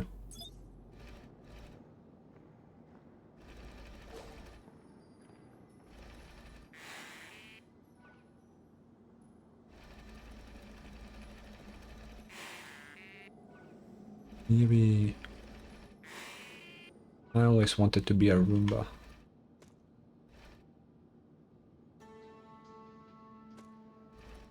It's not farting, it's cleaning. What am I supposed to do? Hello? Oh.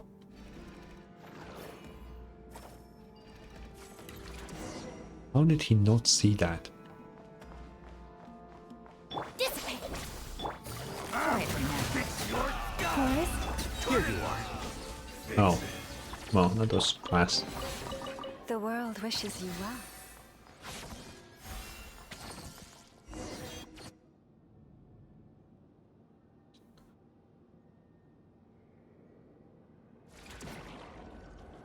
Oh. Okay.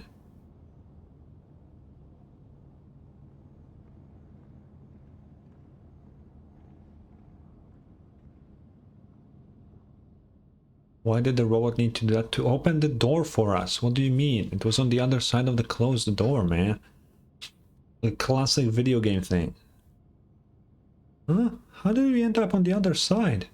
We followed the floor plan exactly. Do ants in a maze know that they travel along pre-designated paths? I am surprised that you took the bait without a speck of doubt. You've fallen right into my trap, little thief. He looks kinda cool. Raskolnikov. Okay, I don't care about your fucking status in the military or whatever. I don't give a fuck. I'm not with your group. I don't care. It's been a while, Netochka. I never expected Police Chief Stalanov's daughter to end up playing thief in this godforsaken place. Oh, so he's not her dad. Fuck. My theory was wrong. Police Chief's daughter? It seems these two playmates in your game of house don't know you very well. Not that it matters. I must say, your little farce helped me root out quite a few deceptive two-faced subordinates. Organization members who fail to execute orders to the letter should be terminated immediately. Never mind Netochka's background. We've met lots of odd ducks, so what if she's just Police Chief's daughter? Snowy Owl. And all that talk about executing orders to the letter. You're all just moving a chest back and forth. The one giving nonsensical orders is the real weirdo here. Yeah, hand over the proof. Oh right, all this nonsense almost made Paimon forget that. That's what's important here. And it doesn't belong to the Fatui. I must take it back. That's my mission. Take it back? Ridiculous. Of course Reed Miller's treasure doesn't belong to the Fatui. It belongs to Her Majesty, the Tsarita. Whoever brings the great treasure back to Snezhnograd will be rewarded. Should I do so, I could even be promoted to staff officer. I knew it. You're as obsessed with these titles as ever. Yeah, I really feel like this questline will continue into Snezhnaya. Which sucks, because I will have to wait all the way until Snezhnaya comes out. Fuck. That's awful. Enough. Since you claim to be Reed Miller's successor, you must be prepared to follow in his footsteps too. This place shall be your execution ground. If you have any last words, now is the time. But I will not relay them to Chief Stalanov on your behalf. It's best that he never finds out what happened to his precious daughter. I owe my former teacher this much respect. Precious daughter? Huh. All he ever cares about is his endless cases and promising juniors like you. Huh, you're no better. Still as arrogant as ever. But it matters little, because this will all end shortly. So you really don't know who I am? So long as you're an accomplice of the thief illegally infiltrating the Experimental Design Bureau, this place will be your grave too. He has no idea who he's talking to. Can you see this fucking dumb idiot? He has no idea who I am. Oh my god. We're about to beat his ass. Looks like we'll have to do it the hard way. I'm sorry, I lied to you. I do know him, but none of what I know will help us. I can't even help much in battle. There's no point saying that now, Netochka. Just leave the fighting to us, the Traveler. Yeah, it always ends up like this. But you better prefer things this way, right? Straight up fights are better than wild chest hunts. Whoa, watch out! Oh, that's a lot of robots. Fun's over. No, our bond is strong. Where am I? Oh, where did these come from? What?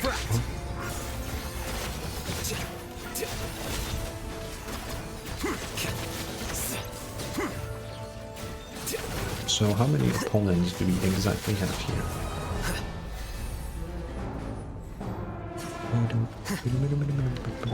Stand with me For the everlasting forest. Leave. Gotcha. The process of elimination. Take this. Uh-oh.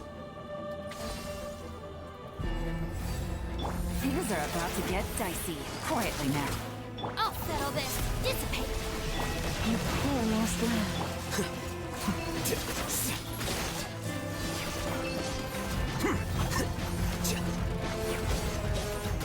Oh.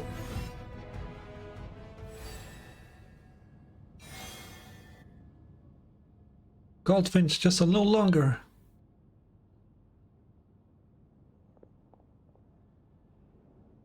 Tactical roll.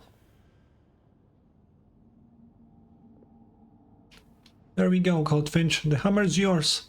Smash that big guy into pieces. Okay.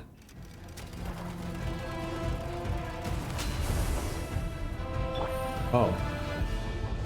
Bust it. Still alive. Quietly now. Stand with me. Leave this Flicker.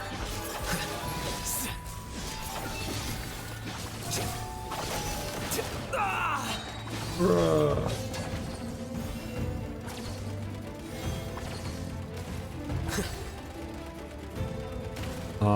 I cannot pull it. Oh, there we go.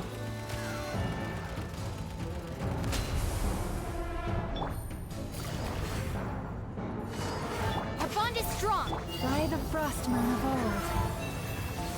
Why does it not take any damage? Oh, I'm supposed to fully like squash it now. Let's see.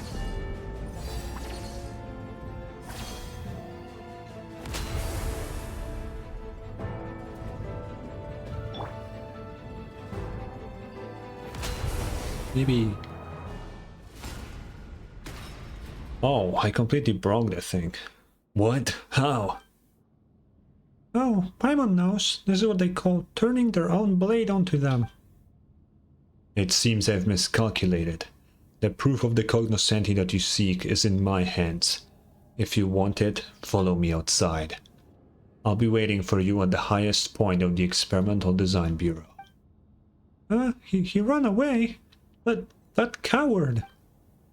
Leave it to me, I'll go after him. It's a bad idea, I don't think she should do that. Stand with me. Let me heal her a bit. Wait, where am I going?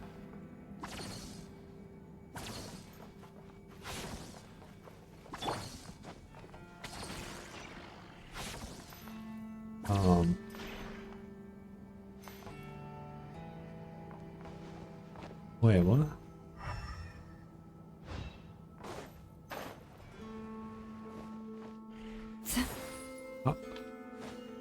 How do I get in there? Does this do anything for me? No. Am I stupid?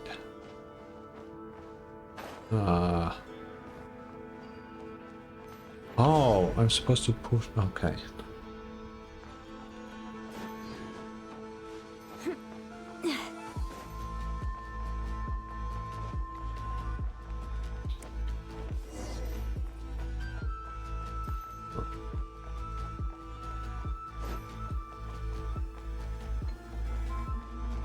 Okay. I assume this will take us to the top, maybe? Oh shit.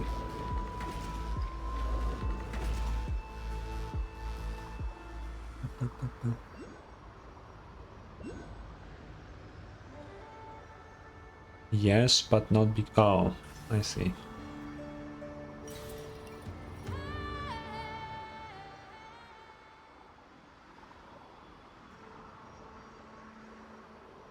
How far am I going?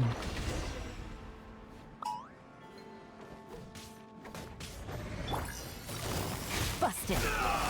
Gotcha. Defract. Why did he attack that way?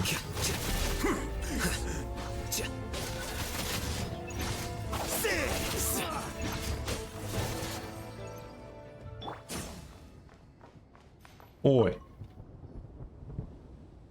Sorry, I made trouble for you again. We're used to it at this point. Now, if you ditched us or tried to shoo us off at this point, now that would make us mad.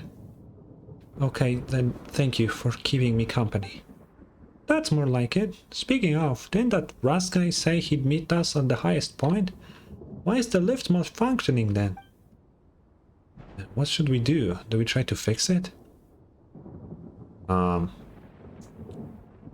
Yeah, maybe knocking it a few times will do a trick.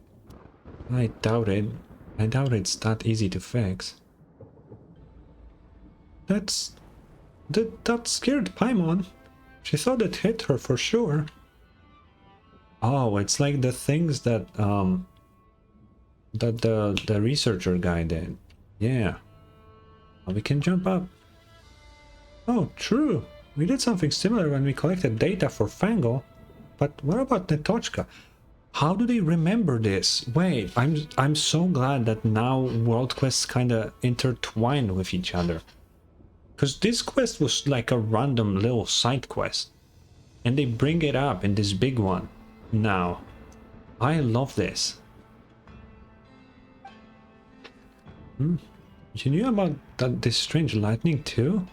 A treasure hunter I met told me that jumping from where the lightning strikes to the top level should be a cinch with the Moonstriders. Should we go now? I need to do some prep first. I don't. Then I'll wait for you. I don't need prep. Are you crazy? We're going. We're going?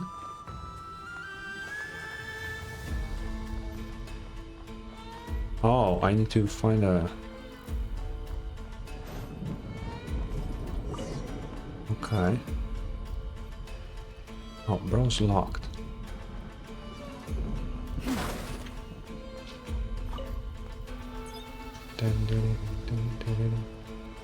So, how is this cleaning bot gonna help me?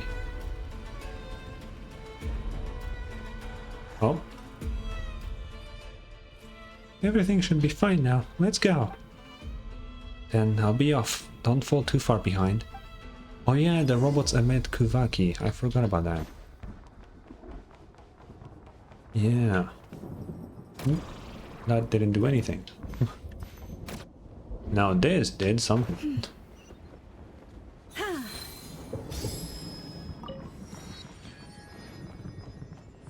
Oh, dude, he's just standing there ominously.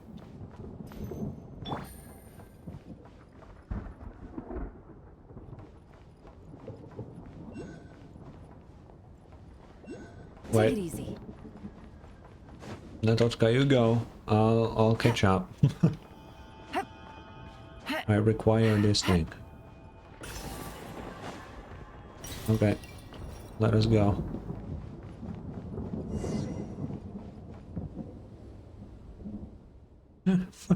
Finally made it up here.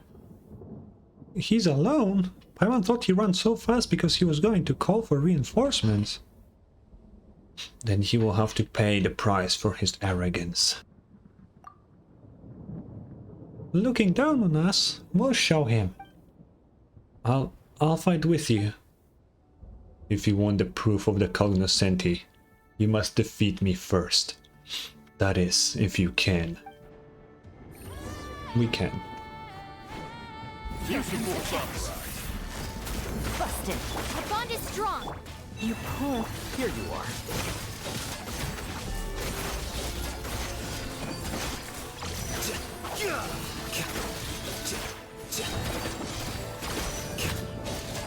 Out of my way! Stand with me! Quietly now. For the Fuck everlasting it, go all out. Scatter.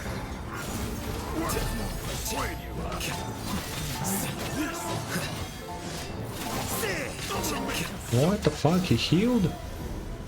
What is this shit?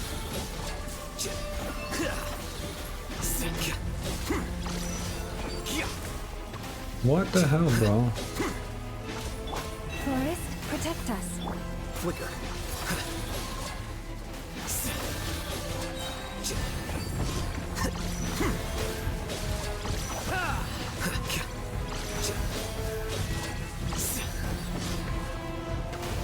Leave this place.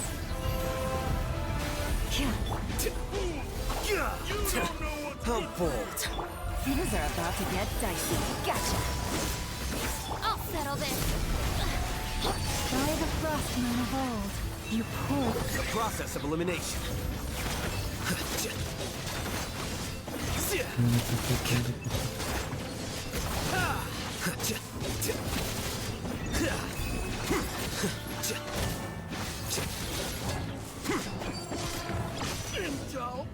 Let's go.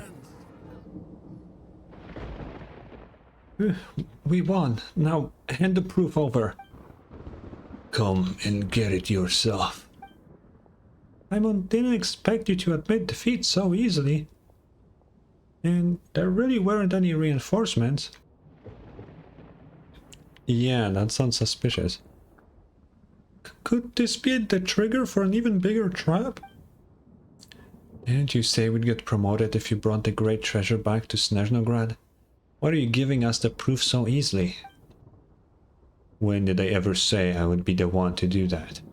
Keeping the proof at the design bureau will bring nothing but trouble. As long as it stays here, there will be an endless swarm of rats covering it, trying to infiltrate this supposedly impregnable stronghold just like you lot. I am the guard the design bureau...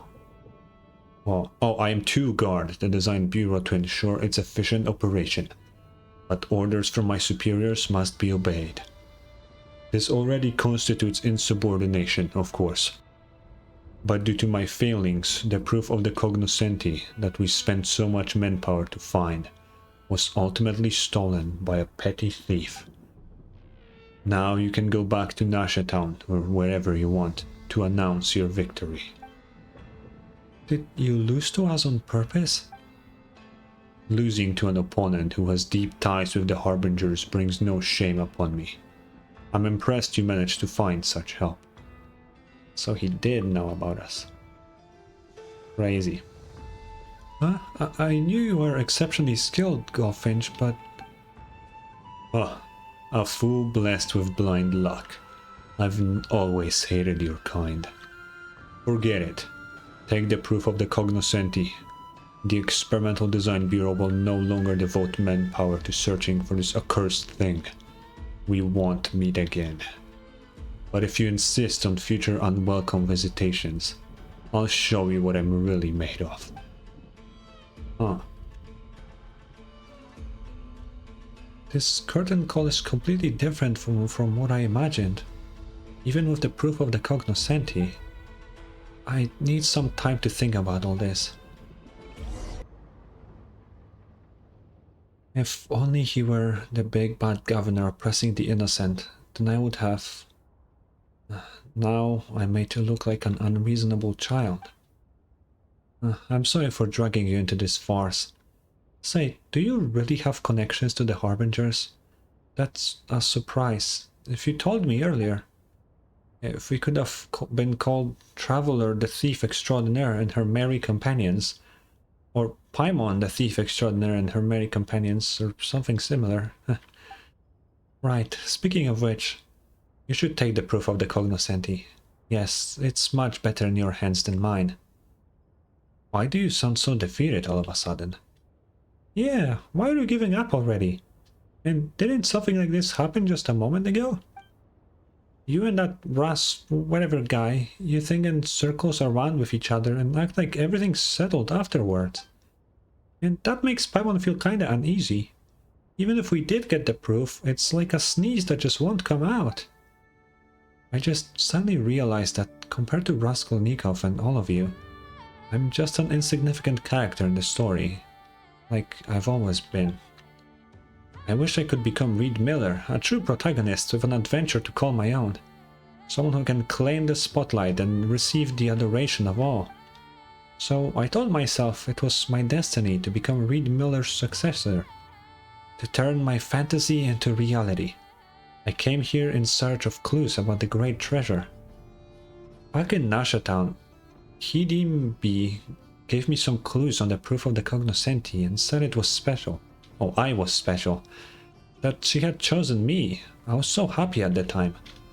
But now that I think about it, how could I possibly have been the only one? She must have had other motives. All that talk about Reed Miller's successor, about destiny and mission, they were never meant for me. I'm still just a pebble by the roadside, worthless and unnoticed. You write your own story. Yeah, how does that saying go? Everyone's the protagonist of their own story? So what's wrong with us being Natochka being... Oh, wait, what? So what's wrong with us being Natochka the thief extraordinaire and her merry companions in your story? But like we agreed, Snowy Owl is the character who embodies wisdom and beauty, and who's just the slightest bit mysterious. It's a role made for Paimon. As for Traveler, sorry, Goldfinch, she can be the beautiful and cool character. I envy you, Paimon. I wish I could think that way. Do you have any tips on finding happiness? Well, Paimon's happy just being with the Traveler. Whether it's eating chicken mushroom skewers in the wild or feasting in a fancy restaurant, it's all good as long as it's done with the Traveler. So, if I want to be happy like you, Paimon, need a companion like the Traveler. That doesn't sound right. Why do you always have to imitate others, Netochka? You just have to be yourself. Everyone has a chance of becoming Reed Miller's successor, but only you can be you. But if I'm just being myself, would I actually deserve it? To be a brilliant character in people's eyes, or a special someone? Hey, why are you still going on about this? It doesn't matter what others think. Paimon doesn't get why you keep worrying over it. Even if you're not someone's special someone, or a big name, you can still be happy. So, you think none of that matters? That's really broad-minded, Paimon. Broad-minded? Yeah, that's right. That's the secret to happiness. Paimon can drop insightful lines too. Well, since you think none of this matters, then, Traveler, would you become my best companion? I don't expect to be your special someone, but... Wait a minute, best companion? That won't do. That title belongs to Paimon, right, Traveler? Yeah, Paimon, I don't know. I don't know about that one, Chief. I don't know if I want Netochka to have that title either, but Yeah, you talk the talk, but can't walk the walk, Paimon. Netochka, are you making fun of Paimon? Since you're already feeling well enough to joke around, and here Paimon was, just a teeny bit worried about you. Quick, say thank you to Paimon. Thank you, Paimon, and thank you too, Traveler. Snowy Owl, Goldfinch, you're both my dear companions. By the way, what are your plans after this, and the proof of the cognoscenti? I'll let you take the proof this time. You've earned it. But if we cross paths elsewhere in the future, don't expect any mercy from me, alright? There it is. Oh, so we'll be rivals next time we meet. The two of us share formidable rivals to have. Oh, are formidable rivals to have, you know? It's a shame we can't become best companions, but I'll work hard to become your greatest rival instead. Just you wait and see. Yeah, you can't do that. Do you know who I was up against already? You have no chance in becoming that. Raskolnikov discovered. What the fuck does that... What else does she have to say? Can't see Novokita's guard from here. Oh, yeah, tell me more about it. I felt stifled while I lived there, but now that I've left, I find myself missing it. This is the first time I've been so far from home. I thought there would be plenty of Fae living in other places too, like back home. Even Snezhnograd has its fair share of them. But then I ended up in Nod-Krai and haven't even seen a single one of them. Paimon also said she isn't Fae. It's got nothing to do with the climate here, right? There's no snowstorms here, and you won't be left without options if you're caught without a stove in the wild. Oh, and I even saw someone drinking liquor from Novokita's guard in Nod-Krai. We're known for our liquor industry as much as our mining industry, but still, seeing stuff from home makes me sentimental. So she's saying that she cannot see it while looking this way. Here? What? No shot, it's that way. What else does she have to say about her? I don't care about Raskolnikov, I'm not gonna lie. Okay. I think the last thing that is in this questline is for us to read the final thing about Reed Miller. A goblet lavishly adorned... Oh, okay. It is said to be a keepsake from Reed Miller, the founder of the Treasure Hoarders. Legend has it that once upon a time, the Master Thief's wine glass held the world's best wine. It is also said that it once also contained the filthiest, most bitter rotgut, as well as tears that one might glean from the alleys. That was the time when the Block Bloody Rain was slowly becoming a terrifying legend, when the Torch Forger had pleaded with Snezhnaya's new mistress for amnesty for the borderlands. What? Perhaps out of gratitude for the Tsaritsa's mercy, the Master Thief no longer chased the wealth of nobles who had fallen from grace. Instead, he assumed countless identities, seeking to soothe the people's sorrows with song and wine. Legend has it that the Master Thief who took off his silver mask had a face as beautiful as any Snowland Fae, and thus he moved through the banquets of the nobles with effortless grace, yet could lounge amidst plebeian revelry with easy abandon, spinning the same electrifying legend for the two equally hollow and unremarkable sorts of people he encountered. Sing for this time of free-flowing wine, my beloved Fae. Sing for the crown destined to rot and for the name of the immortal thieves. Make off with all the tears and sorrow in the world and kiss the gods with a mocking smile. Not for pleasure, not for authority, but for a lover's radiant joy. From lovers' whispered pillow talk to drunkards' agitated shouts. The tales of the thief extraordinaire enhanced all who heard them. So the legend grew, until the singer and the subject of the ode blurred into a single riddle, passed from poet to poet across the worrisome nights. Okay. And based on what I saw on the wiki earlier, this is the last quest from the Reed Miller questline for now. There is gonna be, I assume, at least 3 more. 2 to get the other 2 missing roofs, and then a 3rd one to actually find the treasure. Who would have thought that Reed Miller's fucking quests will go this hard? They were really cool. I do still think the craziest one is the one from the Frostmoon Scions. That one still had somehow managed to intertwine Reed Miller into itself. Because apparently he's like a fucking goat that did everything everybody ever done. It's just crazy. But that was cool. That was really cool.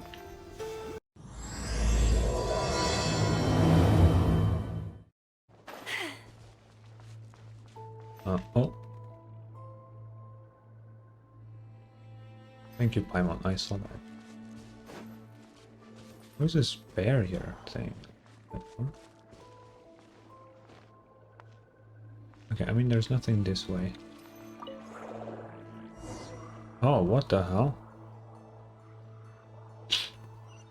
Quest spotted. Wait, but how do I do? Oh. Oh, I just have Kuvaki now in this area? It's like that? Perhaps this treasure has been waiting for you all along.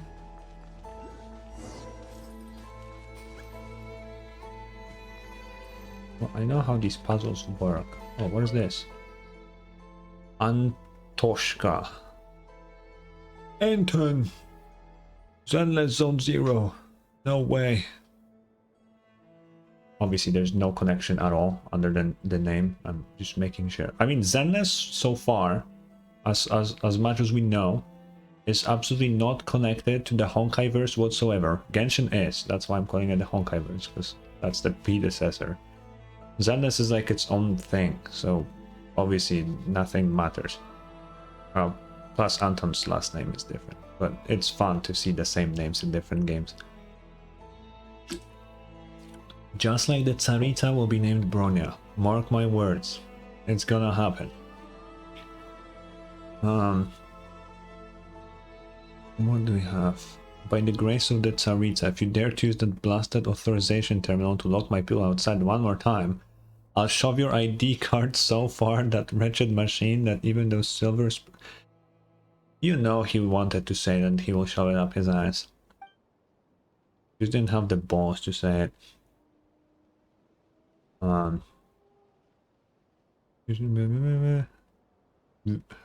the fuck? It's a big ass name. I don't know if Hoyo is aware that there are like shorter names in Russia. Like you don't need to have a novel for a name.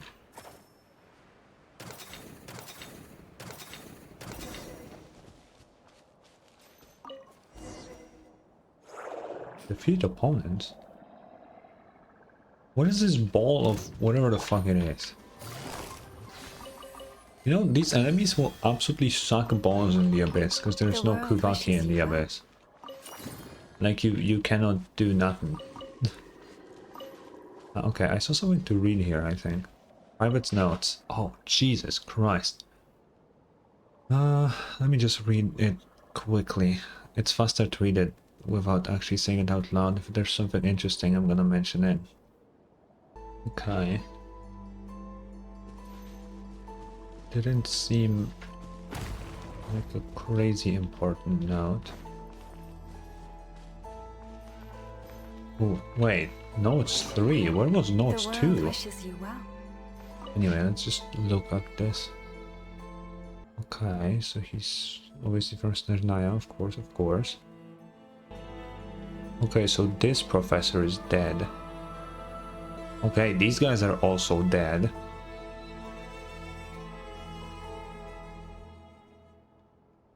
Blasphemy. That color devoured everything. What the hell?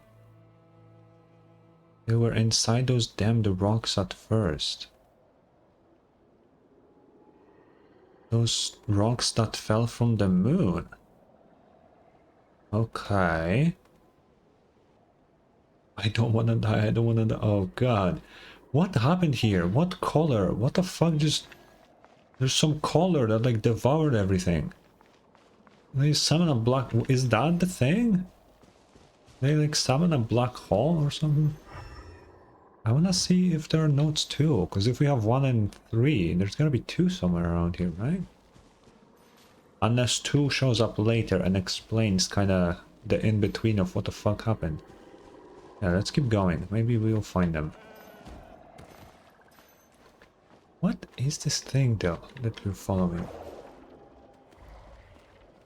What? It's in a goat now. What the fuck?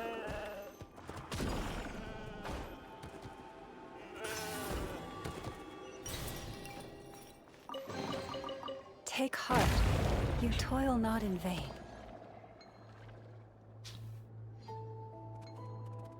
Oh shit, it locked.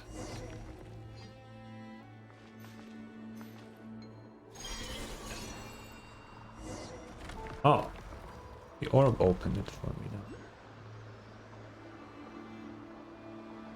now. This is really weird. Oh, the plants are growing as it's passing.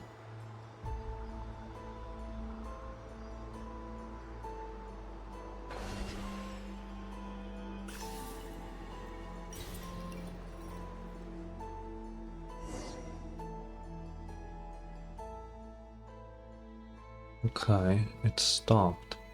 If it really is a Sealy, then there should be a treasure around here. That did not look like a Sealy at all, Paimon. What the fuck? Where did you get that idea from? Why don't we keep going on a bit? Yeah, I'm curious.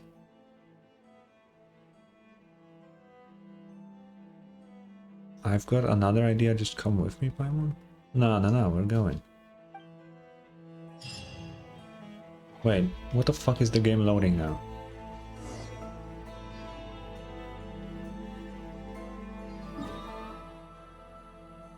I was here, right? And I just moved to here? What? How did we end up at like the opposite end? And now we're going back. Like what? Slightly aged notice.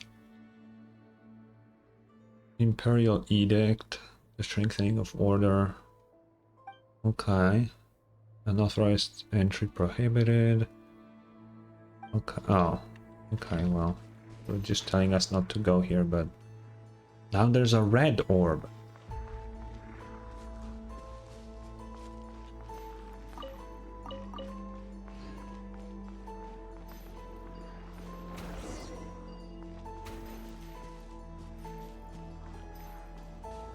Oh. Did it absorb it, or? Oh, Kuhenki, that's what those are called. I just remembered. I think it absorbed the Kuhenki. It's not particularly good, I don't think. And I think we're getting into the blue one. What if they like commit annihilation and fucking the world explodes? Traveler, we don't know what the fuck we're dealing with here. I think we need to take it a bit more seriously. Ooh, notes too. Wait. He heard a blood-crawling wail in the night. Somewhere between the rugged breathing of a vile beast and the dying screams of a wounded man. Oh god. But nobody else heard it. Whatever it was, it can't have been alive. The purest primal light from the moon. Moon shard, but still. Now he would tear open the veil of the world, igniting the first spark for Her Majesty's wishes. Does the Tsarita wanna get rid of the fake sky? That's kinda based. Or not, we don't really know what will happen if they do that. I mean, Fatui, out of everybody, are like the only faction other than people of Natlan now that are aware that, like, the sky is fake. Right? I mean, obviously the Hex and Circle know, and all the, like, big shots that are, like, smart, you know. But, like, your average person, like, Mondstadt, they don't know what the fuck is going on. Why would the sky be fake, you know? What the fuck did they summon? What the fuck is going on? Well, all of them died, so they did not leave. Take heart. You toil not in vain. Oh.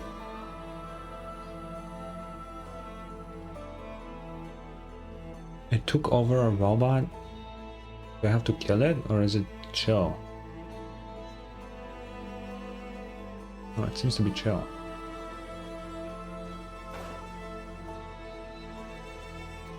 And that's where the blue is.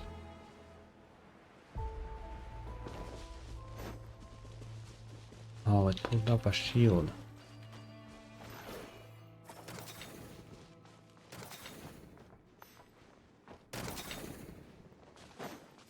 Alright. Perhaps this treasure has been waiting for you all along. Oh, this treasure chest is not on the map. Didn't get Quiet marked. now. Only because it's quest locked. For the everlasting forest, leave this. Where the fuck are you going? The process of elimination.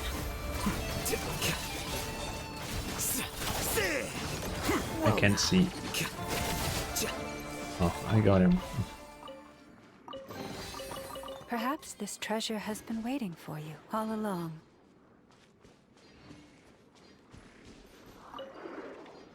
Check inside the container. What? I mean, we have these rocks.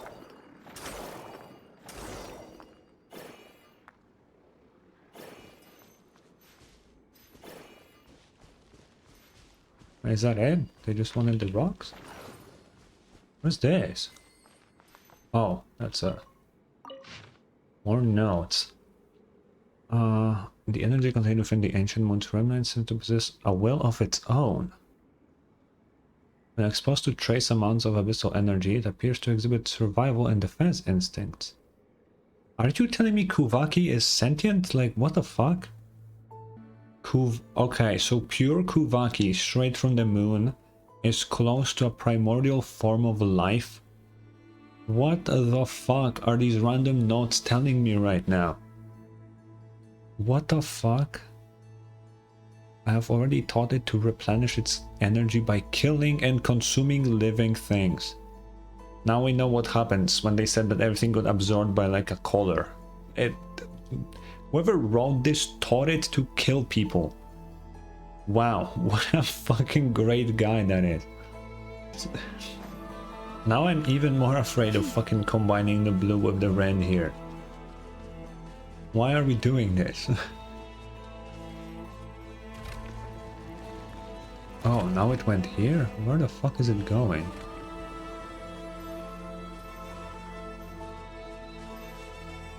Wait, I don't have... Oh, there we go. Oh, I need to break this one too.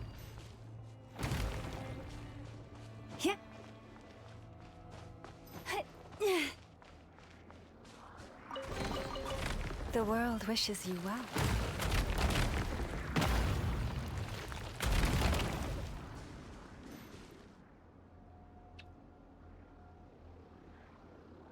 Okay.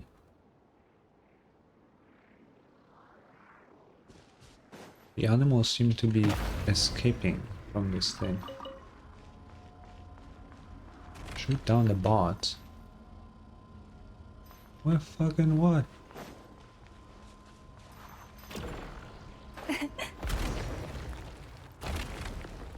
What does it mean bots? There was one robot. Okay, what the fuck will happen now?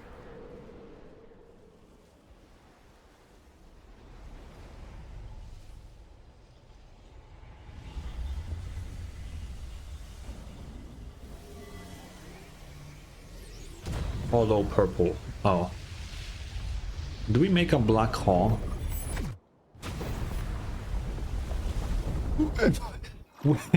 We did!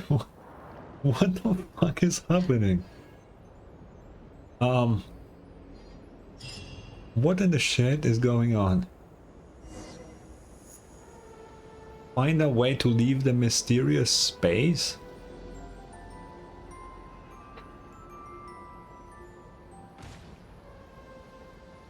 What?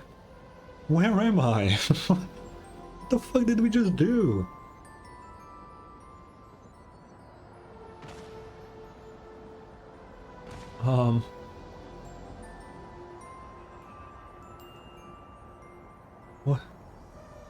What is this place? Is this like the abyss? Is this... Although we combined Kuvaki energy, that shouldn't be the abyss. And where the fuck are we? Can I move? Oh, I can sorta move.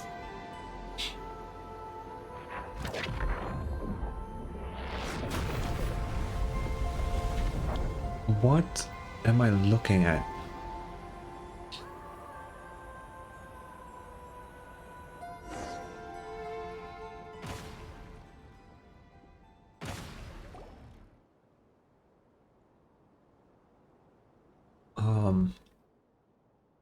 It like fucking... What the fuck? There you are, traveler. When those two glowing things crashed into each other, that explosion sent Paimon flying. It absorbed only us. Paimon went away like it blew up. Why did that happen to us? Where the fuck were we? It took Paimon forever to fly back here. Paimon's just glad you're okay. Yeah, I was in some weird fucking dimension. Paimon's never heard about a place like that in Tevat. Are you sure you weren't just seeing things, traveler? And I don't think we were in Tevat. I don't know what the fuck that was, but it was not Tevat. Anyway, as long as you're okay, that's all that matters. There's just way too much weird stuff on around here. Let's leave this place before it's too late. Paimon didn't think they'd be that dangerous, and we didn't even find any treasure in the end. Why would something like that show up here anyway? And if those two glowing things weren't Sealies, then what were they? Pure Kuvaki, I guess, based on the notes.